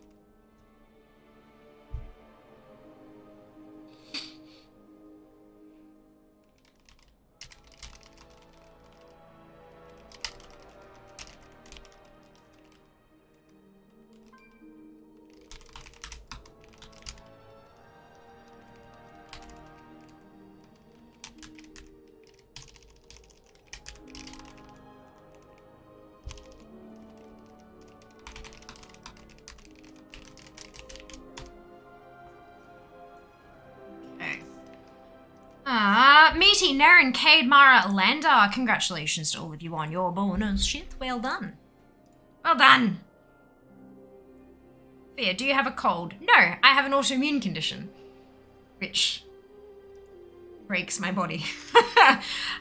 It basically, like, I have, like, chronic issues with my sinuses. I don't have a runny nose.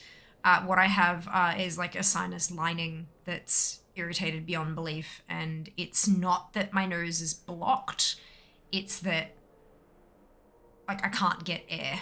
And so that's what, like, sometimes I don't even notice. Once somebody asks about it, I really notice the sniffling, but it's, yeah, basically just trying to, like, get air in, because it just doesn't flow at all. It's a problem. But that's okay. I'm in the works at the moment. I am working on currently getting some scans and some bloods and stuff done.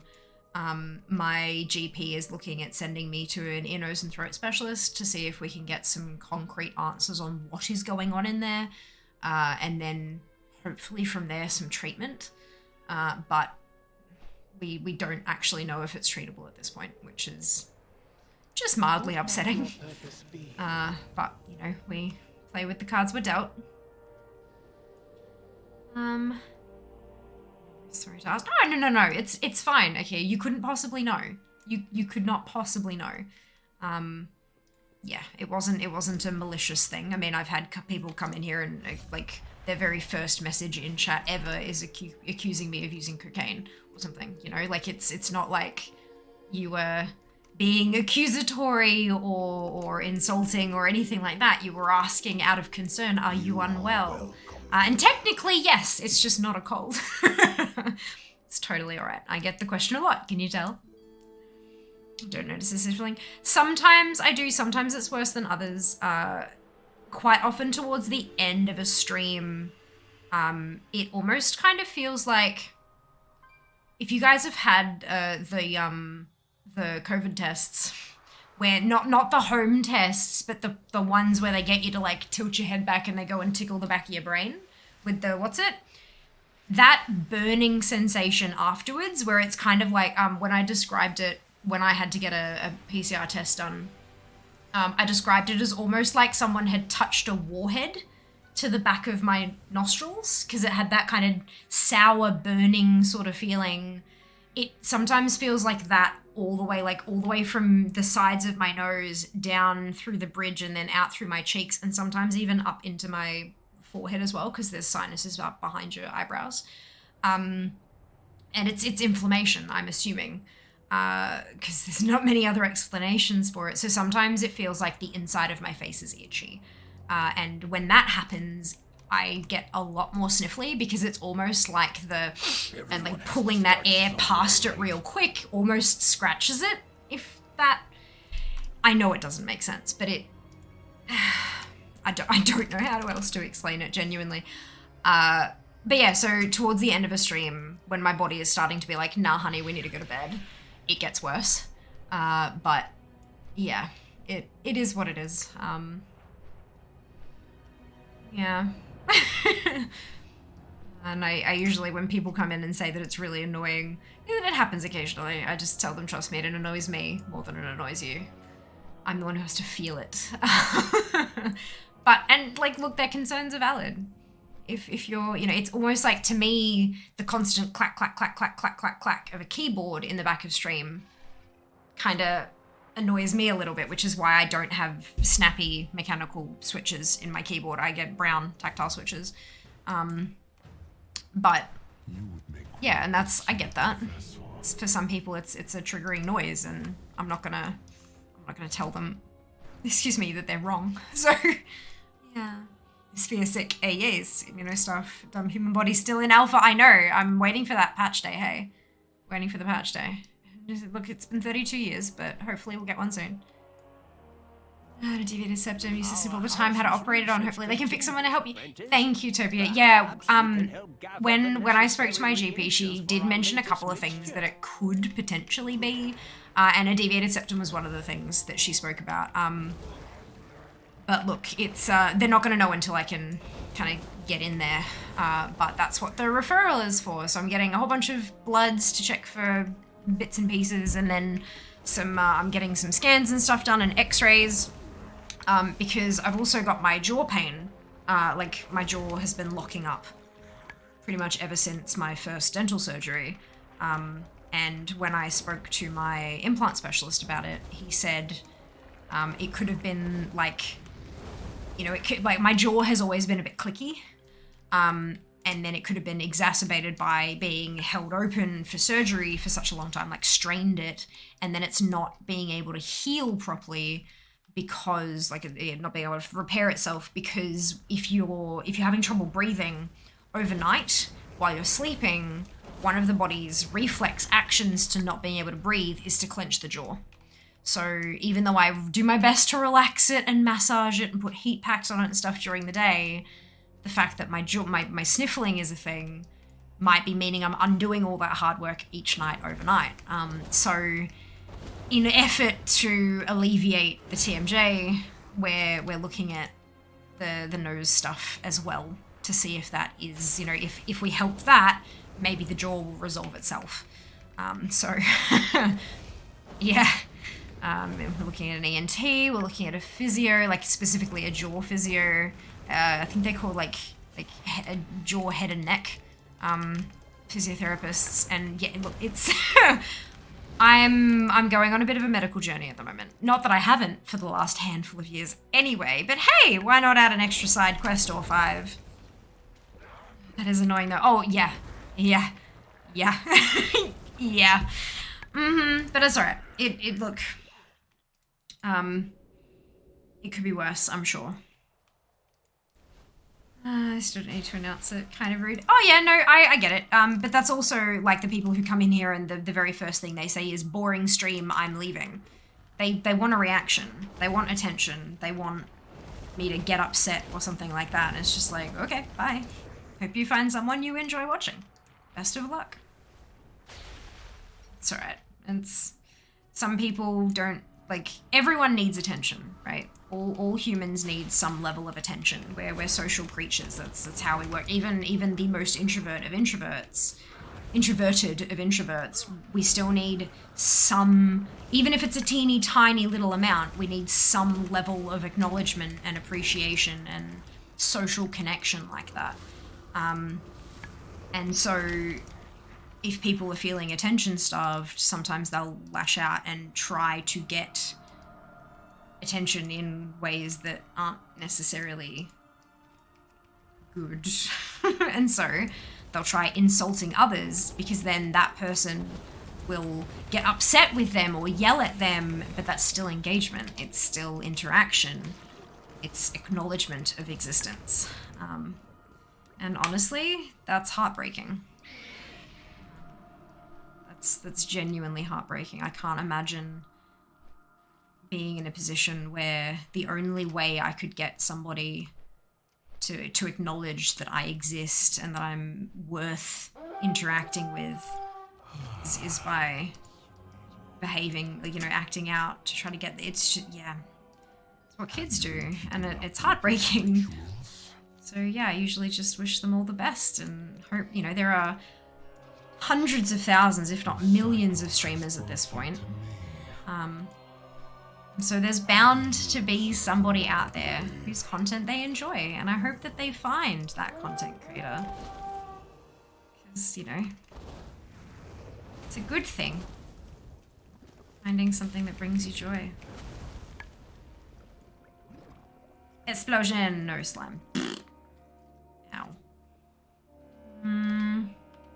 Hey, Temple Tacos. I love that. I love that. Your username is fantastic. Welcome on in. I hope you're having a brilliant day. Some people are like cats. They are. Some cats are like people.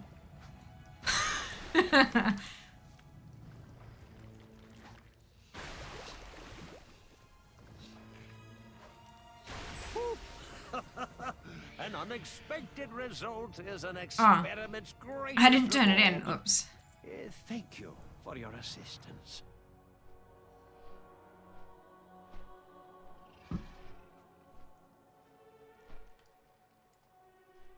There's a challenge going. How many 60s? Still just the 15.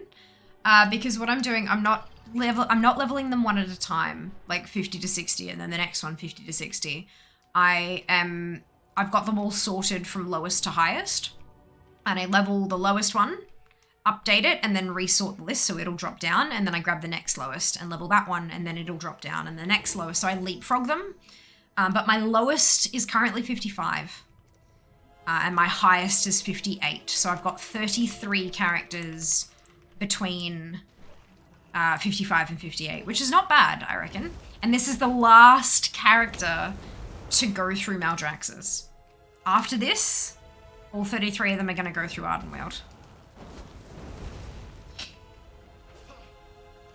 No worries, Dupe. I hope you enjoy the ordering process and having a bit of a shop.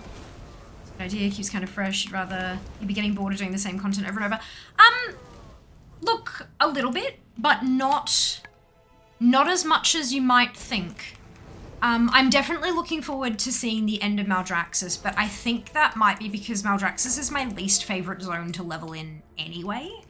Bastion, when I got the last one done, I was like, oh, okay. On to the, on we go. But Maldraxxus, I don't know, I just don't really click with the zone, I don't think, but that's okay. It also gets to a point where, like, the first tune I take through, maybe it takes 2.5 hours. And then the last tune I take through takes less time because I know where I'm going to be going. I've learned the pattern of, we do here, and then we do this quest, and then we do this quest, and then we do this quest. So it becomes more streamlined, and it becomes just a bit quick. I'm definitely not a speedrunner. Never have been, never will be. I chat too much to be a speedrunner. But I do enjoy, like, streamlining my experience. And the less I have to think about where I'm going and what I'm doing next, the more I can interact with chat. And I can just mash buttons while I chit chat. Yeah, I guess at least you'd have flying, otherwise Revendreth would be such a headache! I actually really enjoyed Revendreth even before we had flight. Revendreth is my favorite zone. I'm a Venthyr, like my main is Venthyr, not because of DPS reasons, just because I love it. I'm a vampire! Look, well, I wish I was anyway, but that's fine. So it's, there are definitely some improvements that could be made to the world map for Revendreth to make it easier to navigate from that kind of point, but I did still kind of find it nice, like, actually needing to open the map and, like, okay, where am I navigating next? This is where I need to go. Where's the door? Where's the elevator? Like, I found that quite fun to do. But again, I'm a weirdo. Please refer 50, 60s. So yeah, I'm just a little bit different sometimes. All of them suck without flying, but yes, flying makes everything so much better. Flying makes things quicker. I don't necessarily agree that flying makes things better, but it definitely does make it a different, faster experience. In my belief. It definitely felt like it was made for flying. I reckon. But it was also made as, like, a place where this was a river of anima. Like that, the depths of all, like, that was a river of anima. And it's quite obviously a path, like it's like, you think about things like the Grand Canyon over the course of eternity, and how this, little, like, relatively small trickle of water has carved this path through this area over eons. I feel like Revendreth is the same. It's just, that's how it was, and Revendreth was where the anima flowed. Everywhere had anima, but that's where it flowed. And so that's why there's this big groove cut through. We're not supposed to run through it. It's supposed to be full of anima, but it's not. That's why all the critters in there are anima starved and bonkers. I hated Revendreth first time so much without flying. Oh, okay, fair enough. Just because I'm a pet peeve about very 3D zones, we still don't have 3D maps. I still don't have flying in Shadowlands. That's okay, Shish. If you want to get it, it's pretty straightforward now. Have you been keeping up with it? Does take a little bit of questing, of course. It's not just like wave a wand and it's done, but it's a lot easier to get than it has been in the past, that's for sure.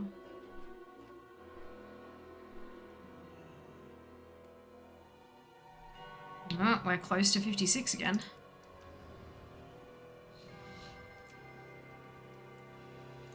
Why have you interrupted me?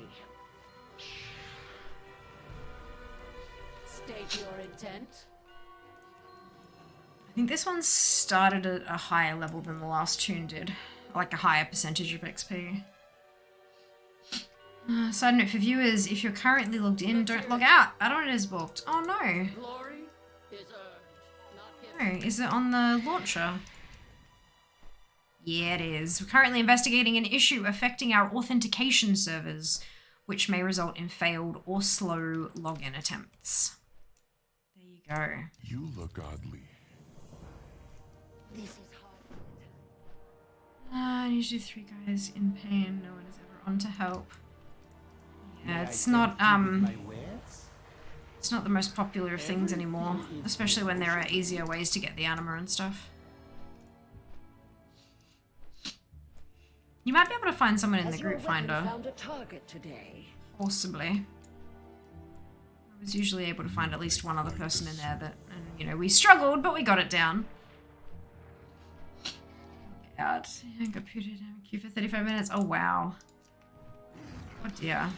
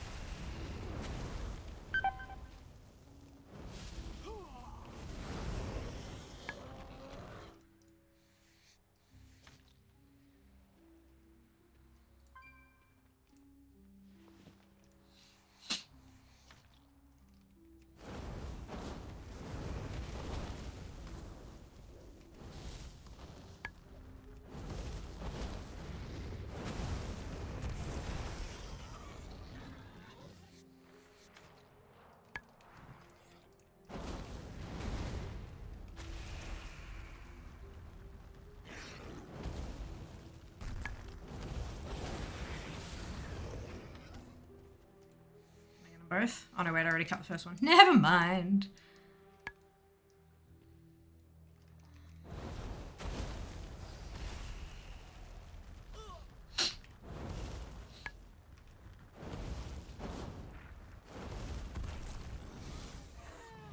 So excited. I wonder what the path through Ardenwield's gonna look like. It's been a while since I... In fact, have I actually done Ardenwield on Threads? I'm sure I probably have, but... I can't remember it. I said earlier I'd never had login problems, just fight at Battle.net. They're apparently having authentication issues and there's a 40-minute queue. Yeah, that's, we would, like, if you look up maybe like 3-4 messages, Mara, we were just talking about it and just flipped over to Battle.net to have a read of the thing.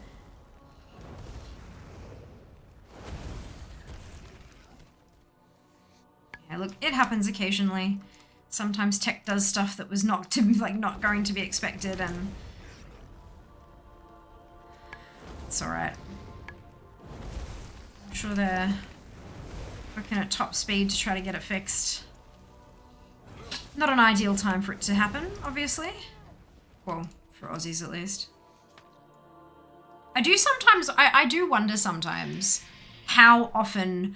Oh no, our server has gone down. Let us quickly try to get it back up in 15 minutes. I do sometimes wonder how often that is actually planned maintenance that they didn't want to announce. That they just kind of decided, actually, you know what, let's apply this hotfix. It should only be about 10 minutes. We can just write it off as a server fault and we'll be fine. Because, I mean, like, what time is it in WoW land? It's 1 AM.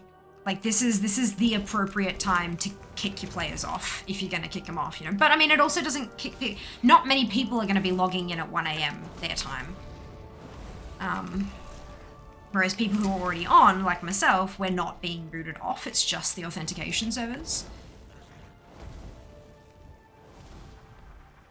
I wonder what... Like, from a... I don't work in marketing. I don't work in PR or anything like that. I work in finance. So it makes me wonder what looks better from a PR perspective. We had a fault, but hey, we fixed it in 10 minutes.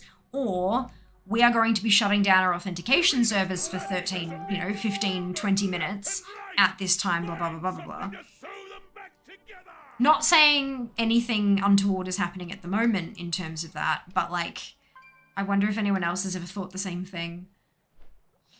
I'm EU, so I'm okay in EU at least. Just logged in, we have no issue thankfully yet. I'm EU, don't log out if you're in. Like if they're updating those servers. Yeah, like just the authentication servers, or if they're applying a patch or a hotfix or something like that, you know? Something that they know isn't gonna last. It's not like it's a shutdown that needs 2 hours. They know it's like a 5-10 minute thing.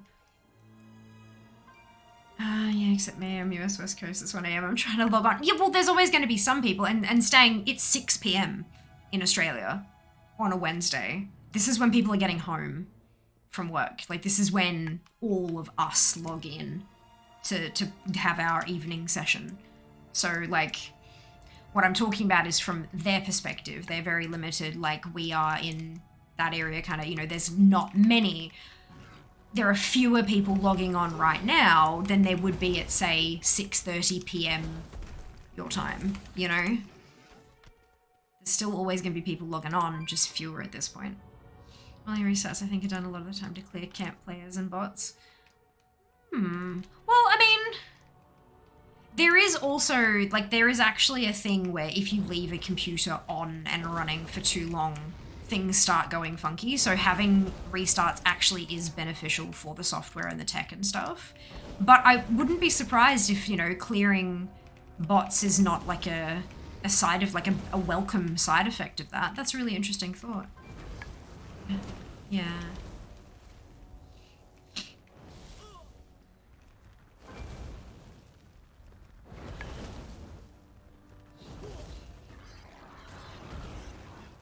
That's an interesting thought.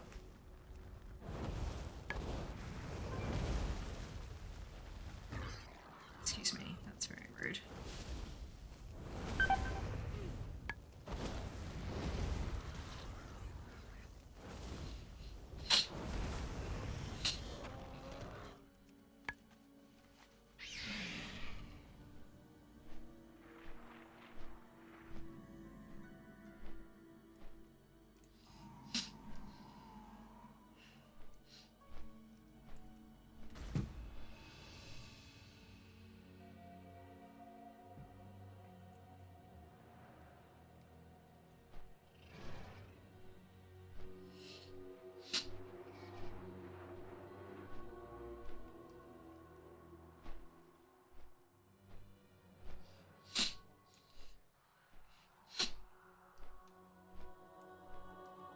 I got to these in. Looking for supplies? What have you got to say? Hey, 56. Beautiful.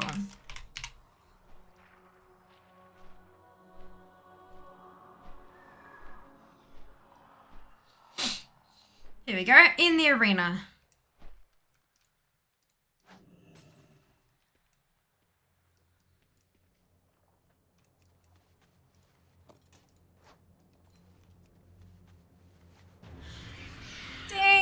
Yas. Such a good feeling. There'll be one more ding in Maldraxxus. One more.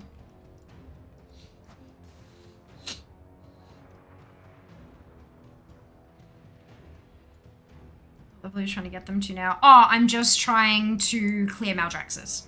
So I do Maldraxxus, and then I log off. And then I do Maldraxxus on the next tune, and then I log off. And this is my final Maldraxxus tune. And then I'll be into Ardenweald. And so I'll log on, and I'll do Ardenweald, and I'll log off. And I'll log on, and I'll do Ardenweald, and I'll log off. Except probably not that many times today. We'll see how quickly one clear is. How quick one clear is. Go through before I get my one through. No, maybe. Yeah, but you've got like other distractions, whereas like at the moment I'm working. There are like my only distraction is chat and occasionally battles. Nice solid plan. I reckon so. It's been working for me so far. Wrested from the twisting nether, a lord of the pit I'm looking for, and the other beauty of leapfrogging them like that is that once one of them hits 60, it's gonna start moving quick. I'm gonna log off, log on to the next tune, and it'll hit 60, and then log off and log on to the next tune, and it'll hit 60, and then, like, yeah, it'll start moving quite quickly once the first one hits. There will be a series of tweets, because I have my Twitter account connected on my Battle.net account.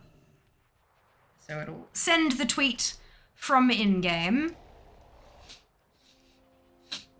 And then I'll have to go through them all and set up all their bloody command tables. God, that's gonna take me forever. Ah, Axiom, thank you so much for the cheer, for the biddies. Thank you. Hope you're doing well today. So you're finishing a Revendreth, right? Should be, yeah. There might be one or two that won't actually get to Revendreth, but I think vast majority of the tunes will at least have, like, a quest or two in Revendreth before they hit 60. But I think I might only have, like, one or two tunes that'll need to do a run of Torghast after that. Don't blame us. Oh, no. I blame myself entirely. Like, it's not your fault I am being distracted by you. You're not trying to distract me, are you? Wishing to go and do a minute. I have to look up chickens and start dinner. You have a point. Exactly. Like, I'm at work, you know? I'm able to be far more focused on my stuff than you are right this moment. That's okay. You got enough anime, kit them out, allowed in 226 screens. Oh, no, I don't care about the gear. Yeah, no, I don't really bother gearing them up. Because the only thing I really use them for in terms of, like, combat is going back and doing old dungeons and raids for transmog and things, and you don't need gear for that. So yeah, I don't usually bother. That also takes quite a bit of time when you're gearing up, 50 characters. That's not an insignificant time investment. So yeah, nah, I'll leave them where they're at and they'll be just fine, I'm sure.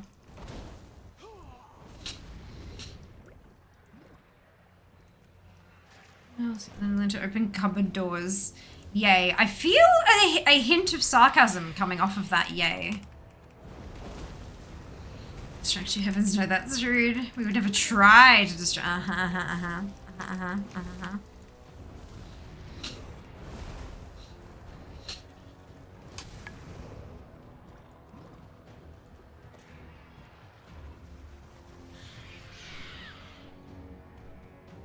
It's fair, it would only be rough at the start of DF, I reckon, when you decide to level all 50 there. I don't think it will be. Because it's not like I'll be leveling them from 58. Usually when you, like, if you're having troubles transitioning from one expansion to the other, it's usually because you've gone, for example, to Shadowlands at 48. And so everything's just a touch more, like, the scaling isn't quite right at that level and that kind of thing. So I genuinely think it should be fine. I've had no issues with any of these characters, plus the fact that before they even have a chance to level in Dragonflight, I will have done the 2 weeks of Lovers in the Air. And doing the Lovers in the Air dungeon, the Crown Chemical Co, does get you experience. And from my experience of this year, having 50 level 50 plus characters, all of them either hit 51 or we're about this close. So chances are I'll be leveling them in if I'm leveling them in Dragonflight, they'll be at least 61 to start, which gives me that little bit of a boost. And look, heirlooms are a thing as well. I know that heirlooms don't scale to 61 at the moment, but I don't see myself starting to level them through Dragonflight until we get the upgrade for heirlooms anyway, so I think I'll be fine. Just because there's no guarantee that I actually level them all to 70. The only reason I will need to get them to 70 is if I don't get the Heartbreak amount in the 2 years of Dragonflight. So that's 1,500 attempts I've got across 50 tunes, across 2 years. I've already got 1,600 on the board. Sunwell. Kay, thank you so much for the resub. 16 months, holy cow. Thank you so much. I hope you're having a fantastic day. Welcome back.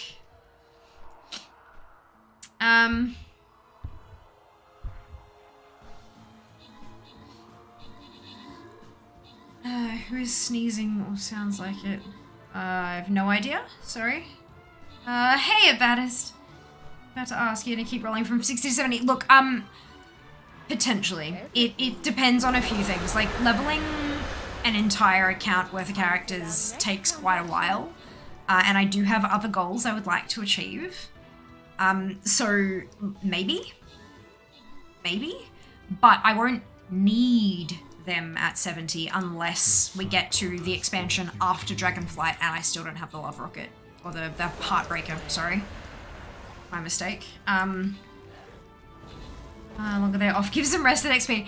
When I've got this many to level, because I leapfrog them and I do one thing, and when I was leveling them from 1 to 50 or 10 to 50, depending on if they were allied or not, I would burn through all of their rested. And then I'd switch to the next one. Rather than doing one zone, I did all their rested XP. By the time I got back to my first toon, they had been 150% rested for like 2 months. They get to full rested in 10 days. It's not long. It's not long. You only need to have like 2 or 3 toons that you're leapfrogging if you just want to make sure that they're all rested all the time. It's really quite useful. Meaty, Fade, Akia, Naren, and Durin, congratulations to all of you on your bonusship. Well done. Well done. We get the Heartbreaker first attempt. I mean, yeah, that's definitely a possibility. And then I don't have to stream every day for 15 days straight. So I'll be pleased about that. Have you been enjoying DF Beta off stream? No, I haven't been playing it. There's nothing I can really do in the beta at this point that won't give me spoilers. There's nothing I can test that won't give me spoilers.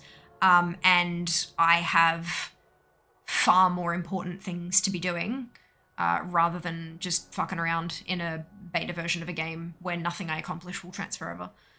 So I haven't been playing it at all. Levels in the air mount to be minimum of level 60 to loot because DF. Hadn't thought about that.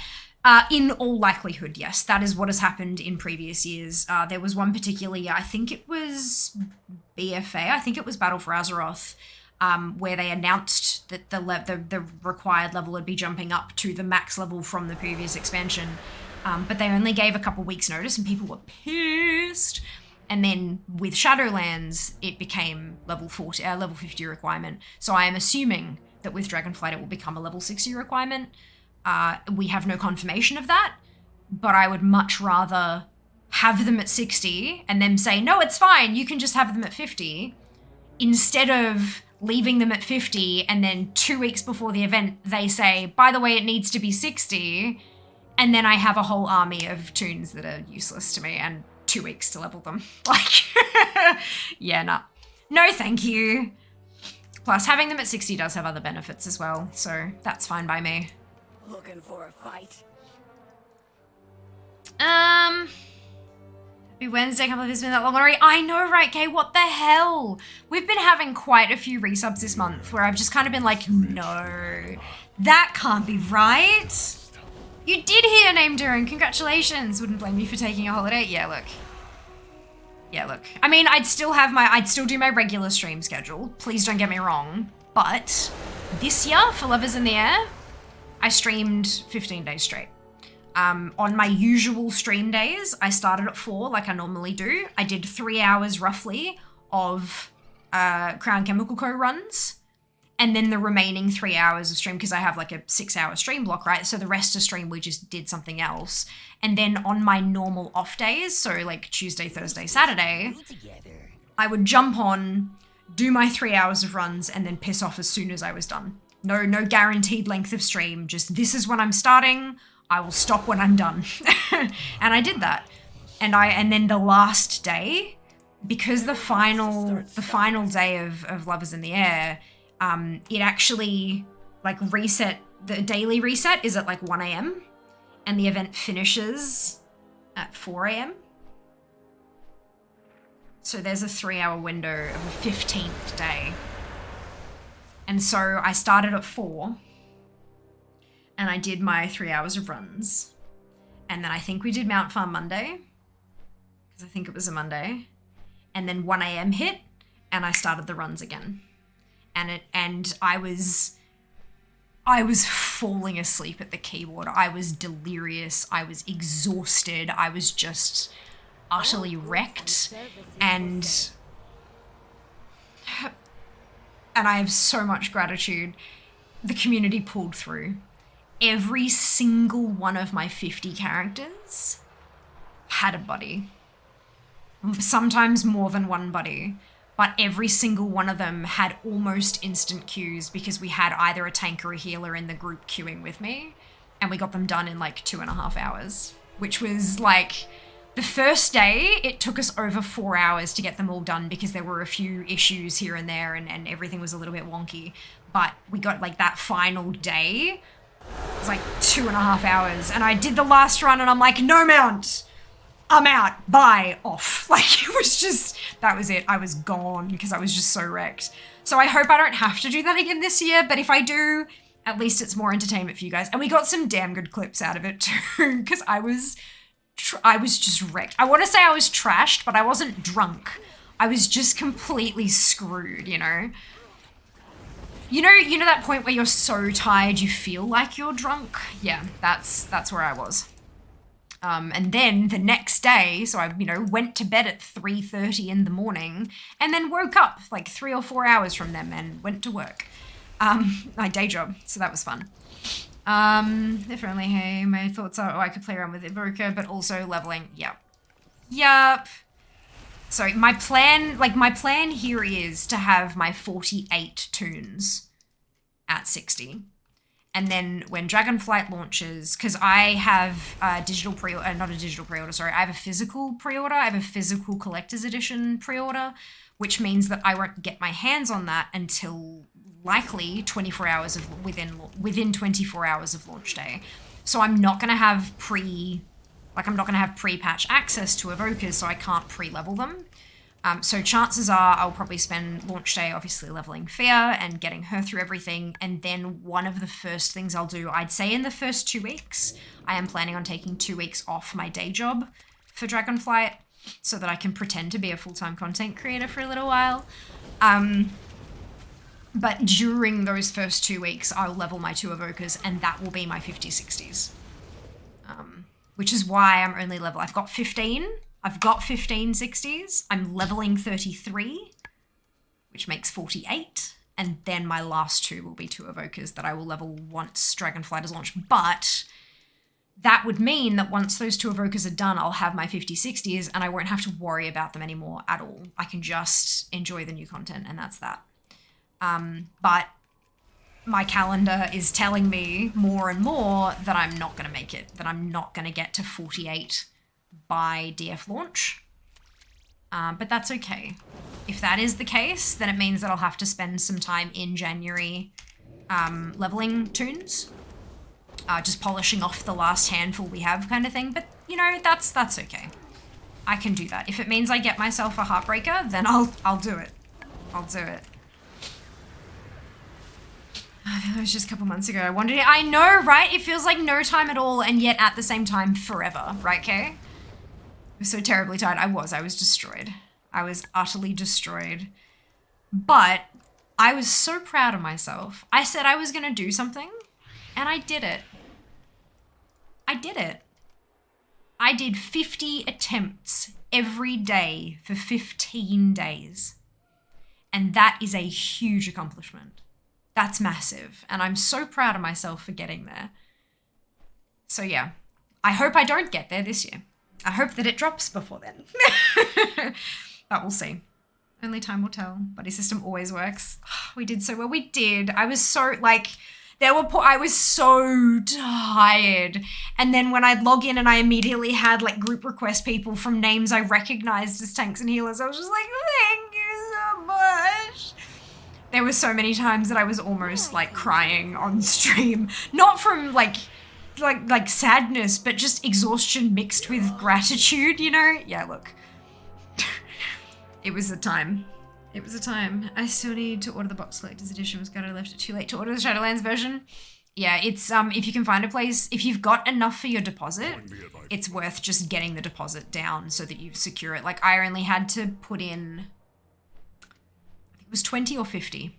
I don't remember which one it was, but from my local retailer, the deposit for the collectors was only like, it was either 20 or 50. I think it was probably $50, but that was what I had to pay. So you don't have to buy the whole thing up front often. Some places you do, but if you can find somewhere where you can just pre-order it with a deposit, that way you can just like, you don't have to worry about it and you can just accumulate the money over the next however long before you have to actually pay for it. 100%, I've enjoyed every minute I've spent here. I'm so pleased to hear that, Kay. Thank you for your kind, kind words. I really appreciate it.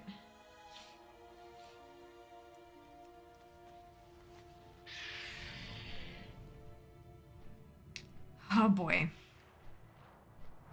Sorry, I'm getting emotional and I can't tell you why, and it's... Look, I'm gonna explode. I swear to God, I'm going to explode. I don't want to explode.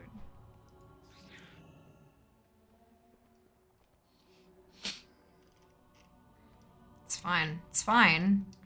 It's fine. Hello, Shy. Welcome back. Hope you're doing well. Pulled ahead, only just picked up smack and grab. Ah! There you go. Well, again, I'm allowed to focus, so there's that. But it's fine, because maybe, like, for the next however long... I mean, wait, I think I've got leveling on the books for Friday as well. Oh, and then Saturday, and Sunday, and Monday. And then next Wednesday. But then Brewfest. But then Brewfest. So look, I feel like I might have a chance to actually proper get ahead over the next week, if nothing else comes up. But look, I can't trust anything at the moment. I can't trust anything at the moment. Came into fear crying. Yeah, look. Depends on which part. There have been a few reasons that I have simulated crying over the last couple of minutes. So there was the gratitude I felt to everyone who kind of cheered me on through Lovers in the Air last year and queued with me to make my queues faster and stuff. And then there was frustrated, vague yelling because I want to tell you guys things and I can't because there's embargo. And we all know fear respects embargoes. Even though she doesn't like them. She knows they serve a purpose and she respects them, but that doesn't mean she likes them. Yes. Yes. Good thing you like leveling. I do, and I especially like the results of the leveling. Namely, me getting a Heartbreaker next year. Well, how are you? I'm doing... How am I doing? I am wrecked. I am so tired. I am so tired. But I am so good. Everything is happening. And I am very much not angry at it. I am so excited for all the things I'm gonna get to tell you guys at some point soon. And I have a feeling some of you are gonna flip your shit in a good way. I mean, hey, some of you might flip your shit in a bad way, but I can't control that, so, you know, enjoy. But I'm just... I do not understand what my life is becoming. But I'm winging it, and it seems to be working just fine. Hey, yep.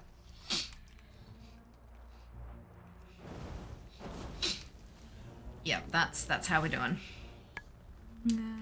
Super tired? Yeah, I'm exhausted.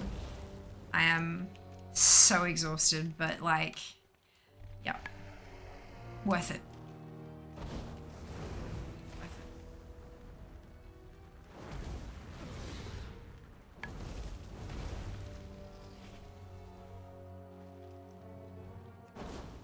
Na na na na na na na.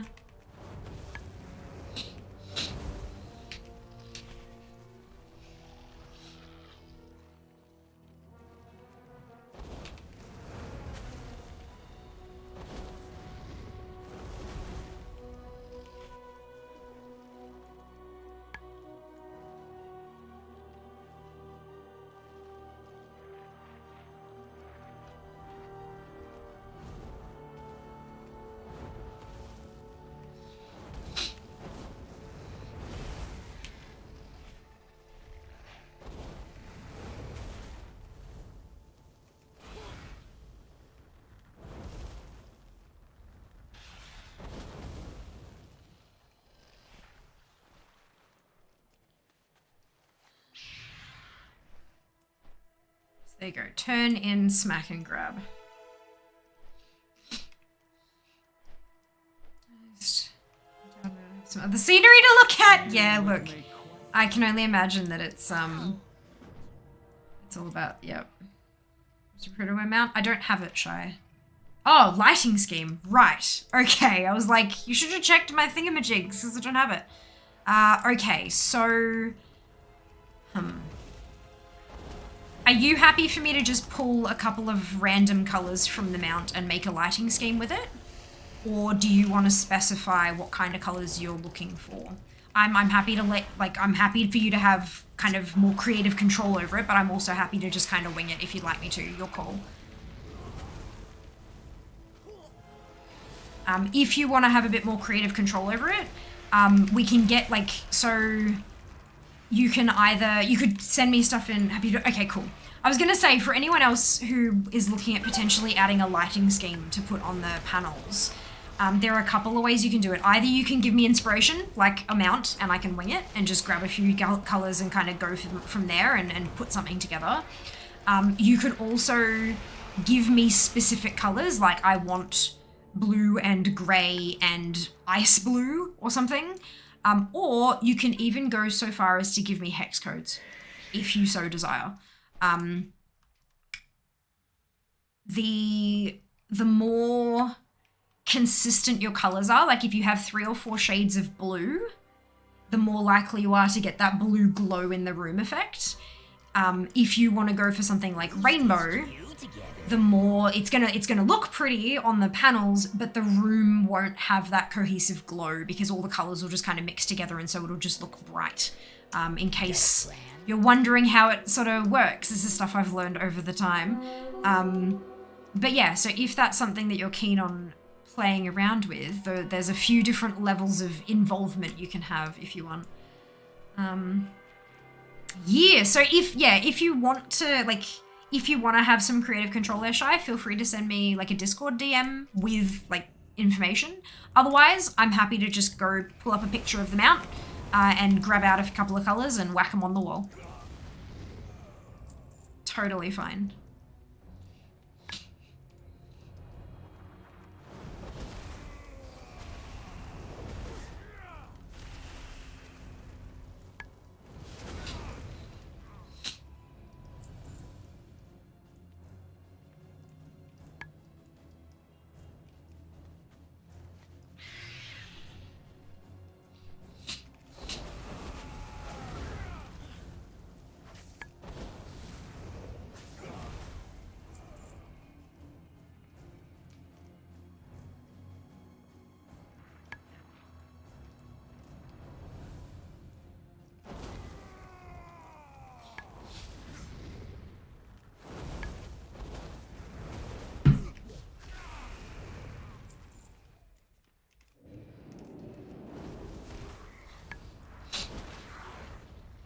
You're being interesting and beautiful. Aw, thank you. Awesome. All right, thanks for that. That's perfection. I will get onto that as soon as I am able to. I should have some time to do it tomorrow. It doesn't take too long. It's just, it can be a little bit fiddly sometimes. But it should be fine. But we'll see. No promises. But I will get it done as soon as I can. Thank you. Hello, Scarlet. Welcome back. Hope you're doing well today.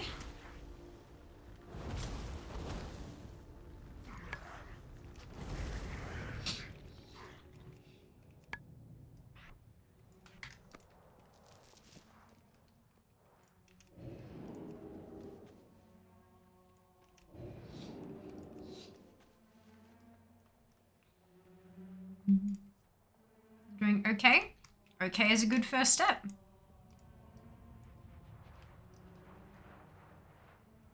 Glad to hear you're okay.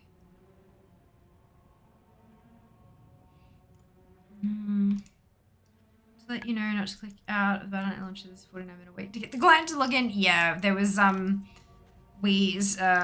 gosh. Someone, was it Stang? Possibly? It was mentioned earlier that the authentication servers were having some issues, so I alt-tabbed out and had a little read of the red diamond. But yeah, it's It's definitely a thing.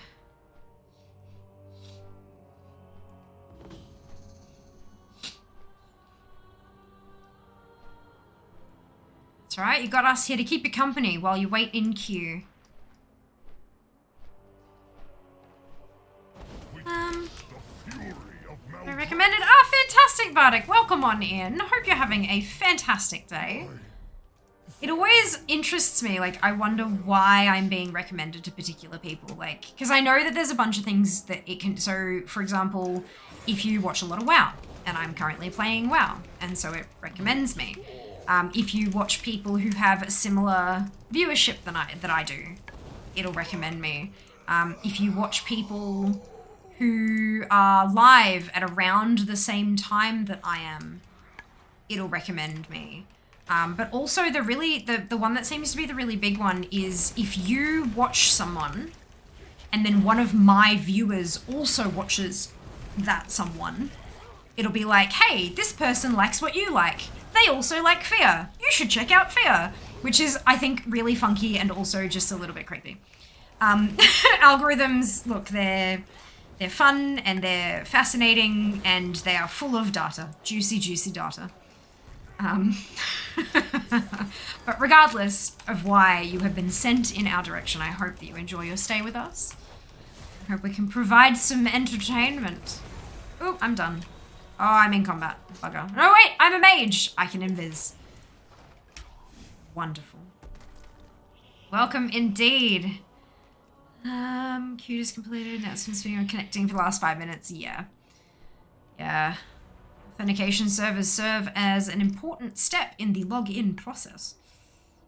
So obviously your awesomeness. End up enjoying a lot of Aussie streams. Fantastic. Oh, that's so good to hear. Thank you for thinking I'm awesome. You've obviously not been here for very long. No, I'm kidding. I try. I don't always succeed though. But I mean, isn't that the same as pretty much anyone? Delicious data. Om. Vision Battle.net launch and never looked back. Oh, we have met so many amazing people through the launcher. It has been a beautiful journey. A beautiful journey.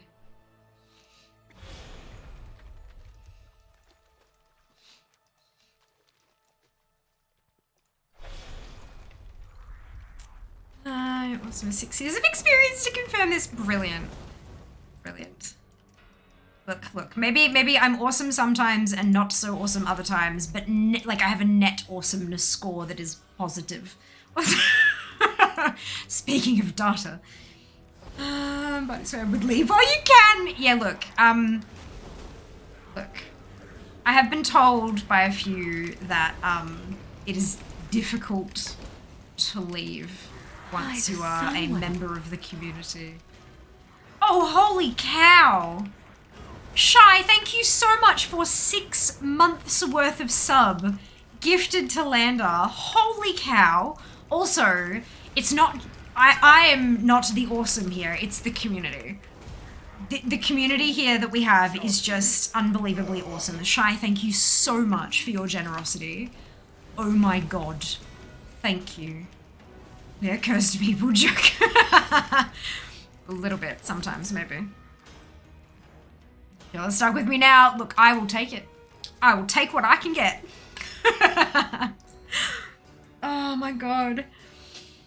Oh my god. Mayhap. Look, a little bit.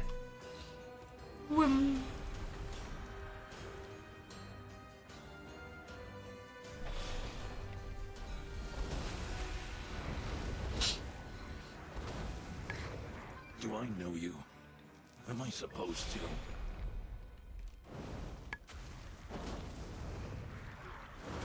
I got first badge. Landar is a founder. Landar is a founder, and the way that founders badges work, even if you drop a sub, you could not be subbed for years and years and years and years and years. But as soon as you resub, it recognizes that you were one of the first to sub. I think for affiliates, the first 10 subs get the founders badge. And then if and when you hit partner, another 15 of your first get the founders badge, so it becomes 25. So for example, when I was an affiliate, Jas didn't have a founders badge. And then when I hit partner, his badge turned into a founder's badge because I think he was number like 12 or something like that. So yeah, it's funky, very cute.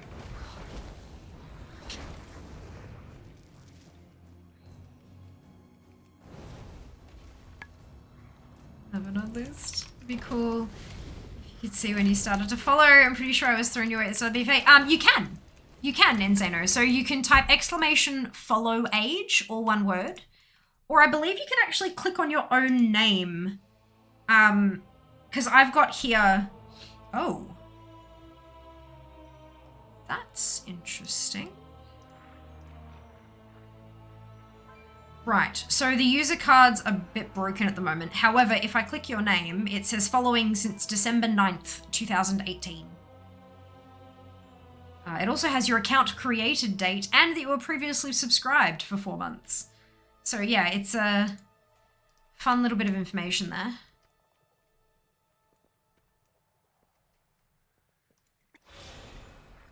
Whoops, I took too long.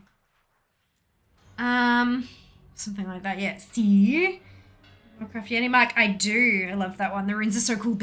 It's a work of art, isn't it? I do have to say, like, I legitimately have an obligation to say that I was gifted the microphone by Blue Microphones, and I am eternally grateful to them for that.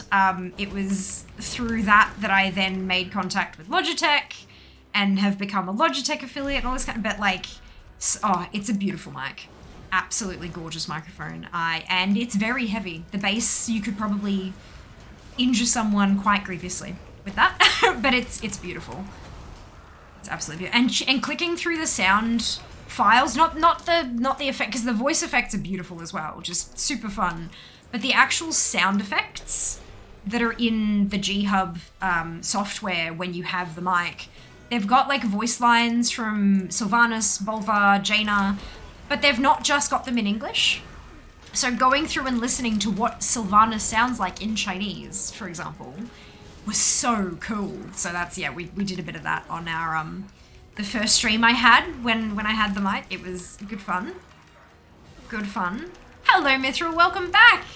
Your own name on desktop does it, don't know if it works on mobile. Yeah, look, like most things, it probably doesn't work on mobile. But yeah, it works on desktop. It's one of the best Yeti mics I ever used. Oh yeah. Oh yeah. Blue Microphones Yeti X World of Warcraft Edition. Quality microphone. And the headphones, and I love them. I'm so glad you love them, Shy. Yeti mic is really, really pretty. It is gorgeous. Utterly gorgeous. Most definitely weapon worthy. Yeah, I've got it up on a boom because I have limited desk space, and I also, because of the time, like I stream from 4 till 10 p.m. my time, dinner is usually in there, and so when it was on the desk, it'd pick up all the little vibrations of me trying to cut through dinner and stuff, and it just wasn't ideal. I've got 2 more to get. So I bought the blue boom, the Blue Microphones boom, because I figured they had gifted me the microphone, and the boom was not as much as the microphone was worth. So I kind of, went with that. Just didn't want to drop it. So, yeah, and I'm very pleased with the boom as well. Like, it's just fantastic quality. They make good stuff. I'm grateful for them too. Oh, Landa. Are you keeping up with the new toys coming in Dragonflight, or is it a spoiler? I haven't been, no. I don't... Look, I would probably err on the side of caution and say let's not talk about it. Only because, like, if you have a toy that is named after somebody and that counts as a spoiler, or if you've got something that alludes to how you get it and that connects to story, that's a spoiler. Do you know what I mean? Like, it just... Yeah, I get a little bit nervous, especially when people aren't aware of just how strict we are around spoilers here. If you mention that and someone pops in and goes, oh, yeah, I heard about that. You get it by doing this and this and this and talking to such and such. And then we're like, excuse me. So I think it's probably safest to not. But there is a Discord channel for that. If you want to talk about Dragonflight story spoilers, you have the story spoilers channel in Discord. We also have a spoiler. So there's story spoilers and spoilers. Spoilers is for mechanics new mounts, items, that kind of stuff. Story spoilers is for specifically, like, people come from here and go there and do this with such and such. You know, story spoilers. There are moderators in both channels. Don't think you're gonna get away with stuff just because I don't read the story spoilers channel. But yeah, that's probably gonna be your safest bet for discussion there. And of course it is definitely open. I wanted to give people a place to be able to talk about that, but I also myself want to avoid spoilers until the last moment. So, and I got spoilers for Shadowlands and I was pissed. I was very angry. I muted that person in Discord and timed them out in chat for 2 weeks for both of them because that's what I said was the rule. And they left and never came back, and I'm like, you know what, that's fine. Because it was a very large spoiler and I was angry. So we don't do that here. In case you're wondering, in case anybody is new here, when you actually come in and you get those chat rules, you know, the ones you don't read and click OK, I agree to, they are important to read and you should read them every channel you go to because it gives you an idea of what kind of community they run, whether or not the vibe is going to be your kind of vibe, like with the how they write them and what their rules are. But you can also view them again by clicking the little cog underneath the chat box and then click view chat rules. You will notice that the first rule, rule number 1, is no spoilers. These days I don't bother with 2-week timeouts, I just ban them.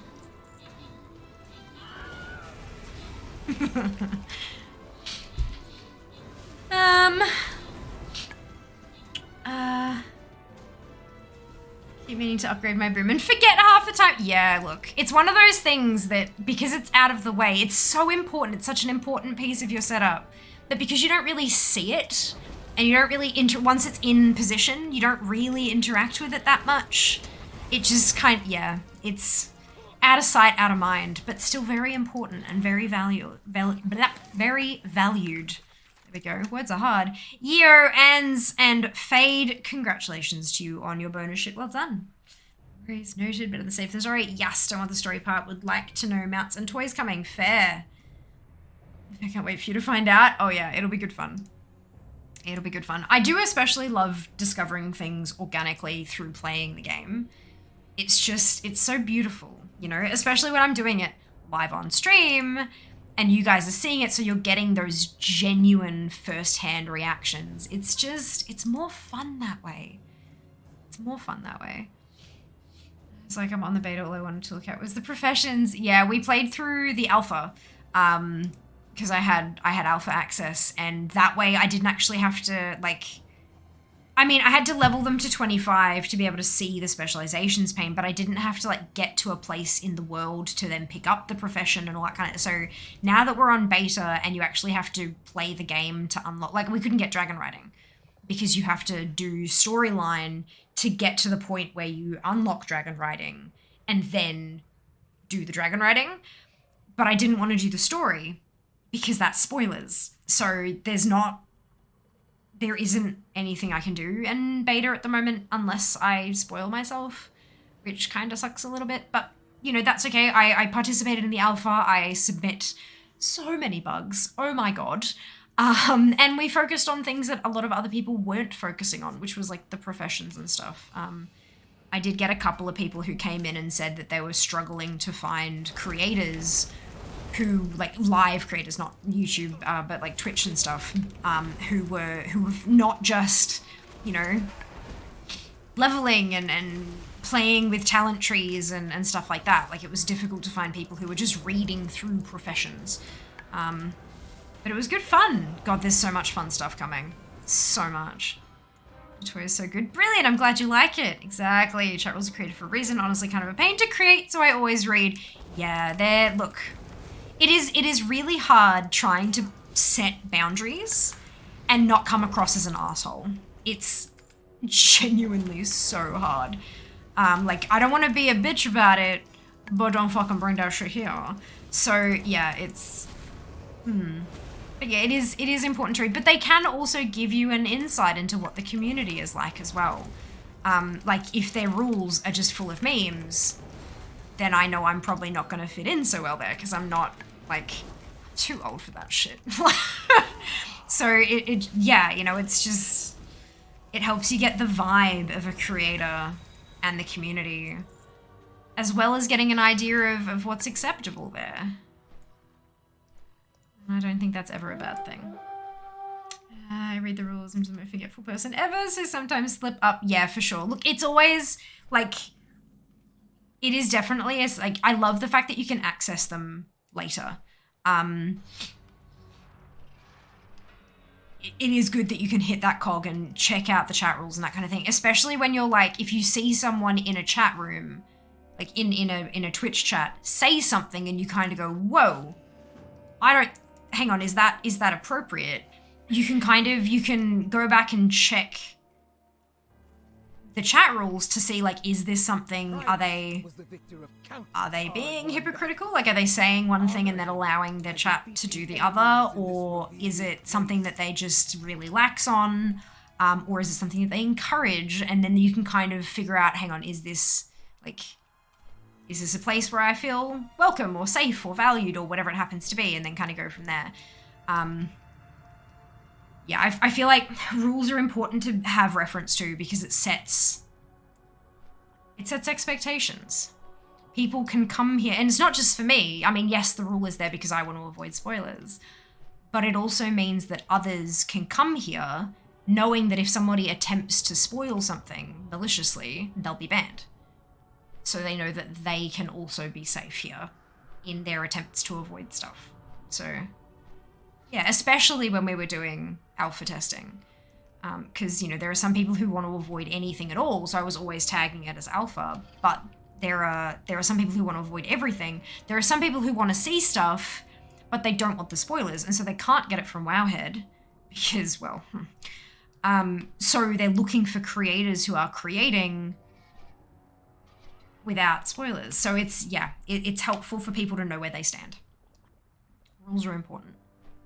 Chat rules are important. They remind me of when people complain or feel unfairly treated because they skip past an agreement. You agreed to this surface working this way. Yeah. Yeah, that's it, hey. Mm-hmm. Uh-huh.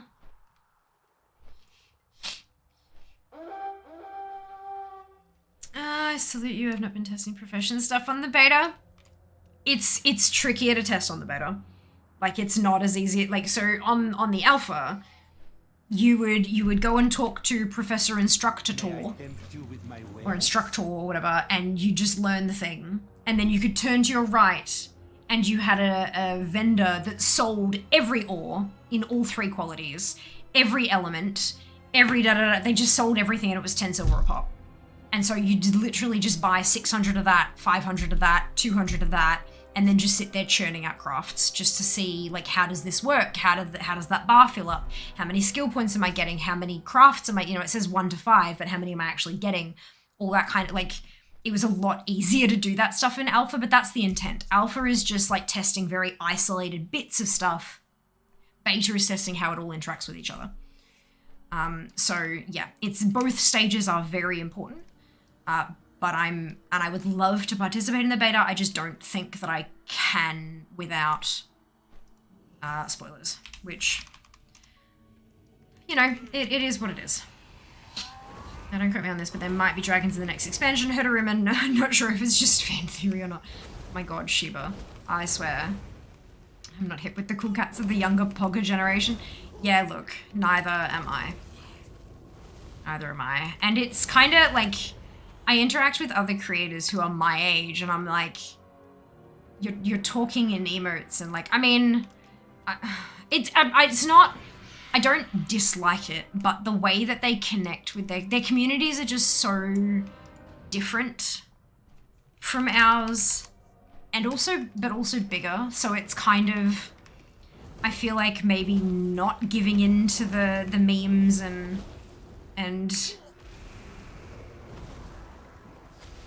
like, yeah, I don't know. I just don't think I could do it in any serious manner. I'm like, even when I was 12, I was probably too old for that shit. I'm not 12. For context, I'm 32. So I'm not young or hip, but it seems to be working for me so far. I have to focus on actually completing Saturday Lands, unlocking the allied races, hoping they just give in and unlock them for us. No. You've gotta convince them to join us. The Horde that you are in is not friends with the Volpera. You are friends with the Volpera, but the Horde is not. You gotta introduce the Horde to the Volpera and convince them that they would be a worthy ally of the Horde and that we could both benefit from the alliance of the Volpera and the Horde, not from... Anyway. It is a massively multiplayer online role-playing game.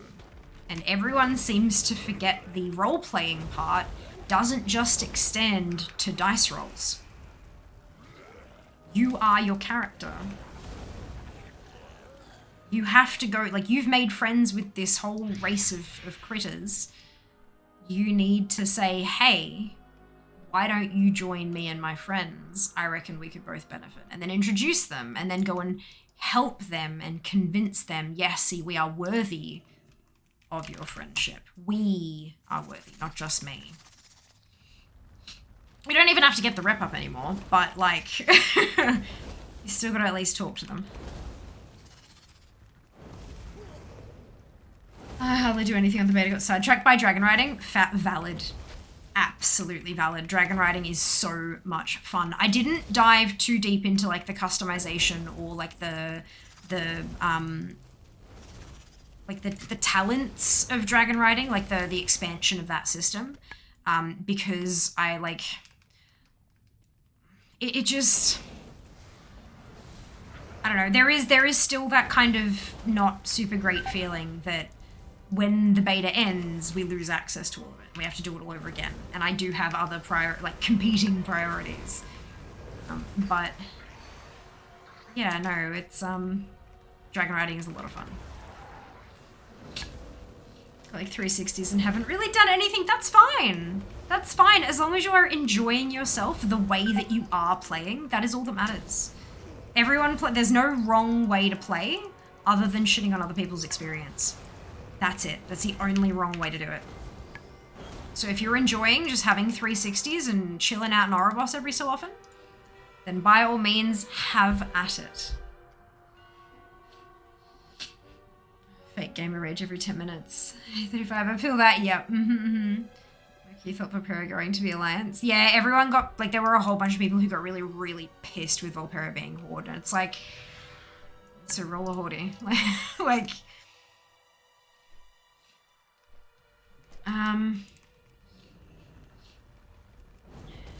she's working sticks with the kids, feel very young, 24. Yeah, just try to shut the Horde benefit from the Alliance. No, from the Alliance, from an alliance with the Volpera. For bringing the Volpera into their alliance. I've been ignoring all that stuff just flying around. The fun parts behind it, yep. Have you done the races, Red? The races are so much fun. It was cool with the Alliance at times, and Green Jesus thinks it's okay. Yep. Yep. Absolutely. Would you benefit from the Alliance getting honor from the Mid-Navy? You plan to play much of the beta. I'm struggling with things to do on retail a bit. Totally fair. Look, I'm one of those people who feels like I'm never going to be done with retail. Like, there's just so much. It's an endless to-do list of stuff to get.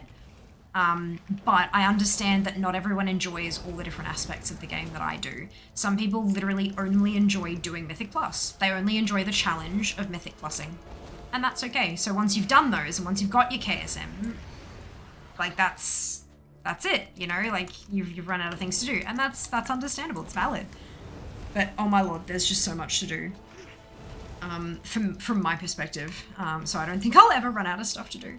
Which I'm grateful for, to be honest, because playing WoW consistently is a hell of a lot cheaper than buying whatever new games are being released every month. And I'm broke. So I'm thankful for that. This is true. I personally feel it's time to make a race class neutral that people can have options that don't exist right now, such as Alliance Tour and why fun. No, I disagree, Cookie. Again, going back to the whole it's a role-playing game. Like, we already have cross-faction grouping.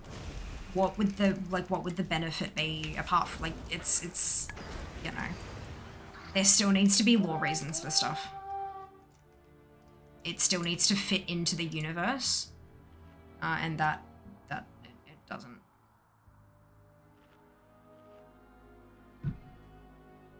These are still tribes. Like, the tribes follow their leaders. If their leader pledges their alliance to, you know, pledges their allegiance to the Horde, and then you have someone who, you know, goes and betrays that and sides with the alliance, or goes and follows a member of the alliance, they're going to be kicked out of their tribe, and it doesn't make sense in the setting that we have that people would do that. It's not like today's social and societal constructs where you can kind of do what you want and have your allegiance be wherever you personally want it to be. That's not how it works in these kind of societies. Yeah. Never say never. Maybe one day they will, but I don't personally see that happening. There are a couple of, like, I mean, you know, we've got Pandaren, and then we're gonna have Drac there. It makes sense that they can be faction neutral.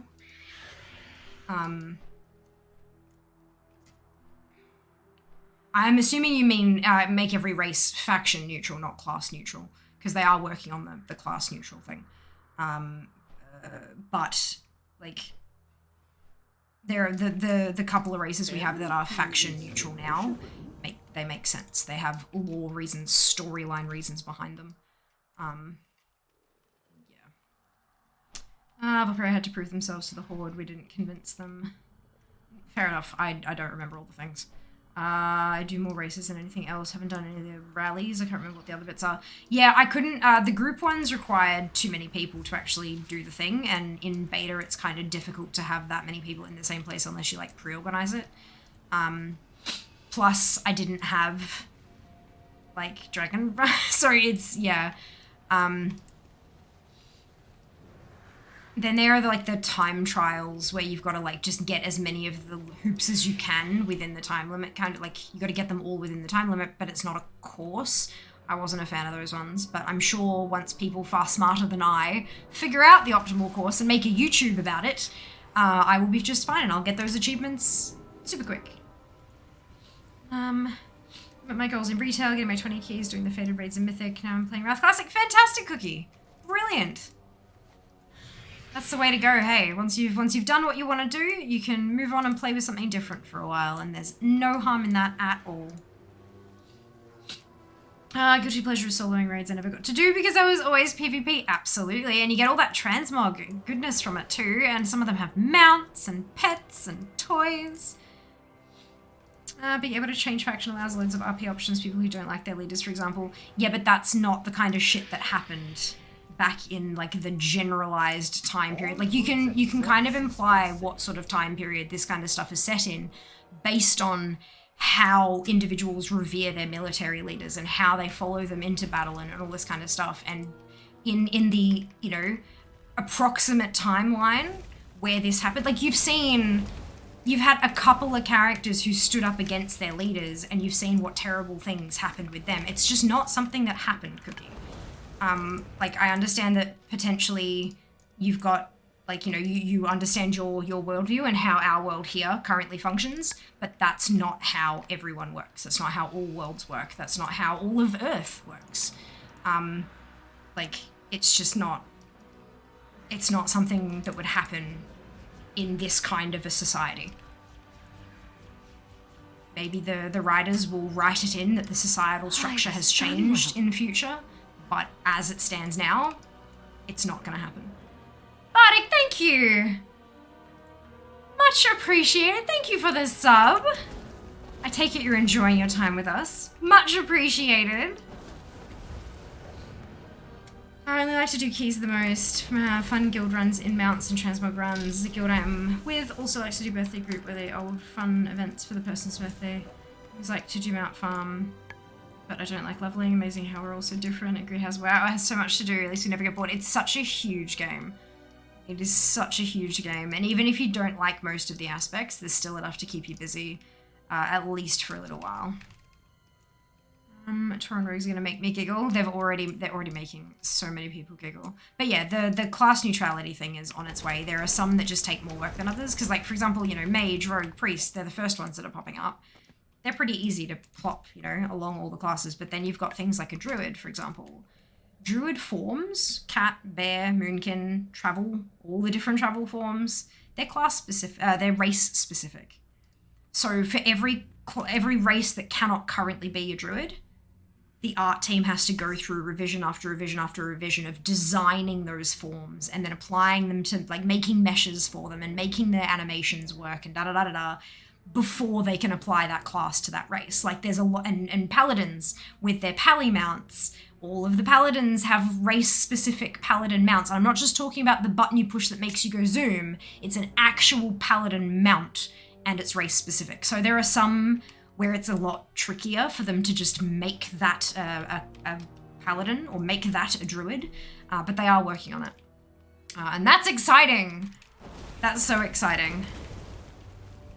I'm really keen to see what they come up with for all of these amazing, like the different forms and stuff. It'll be so cool. It's an awesome guild.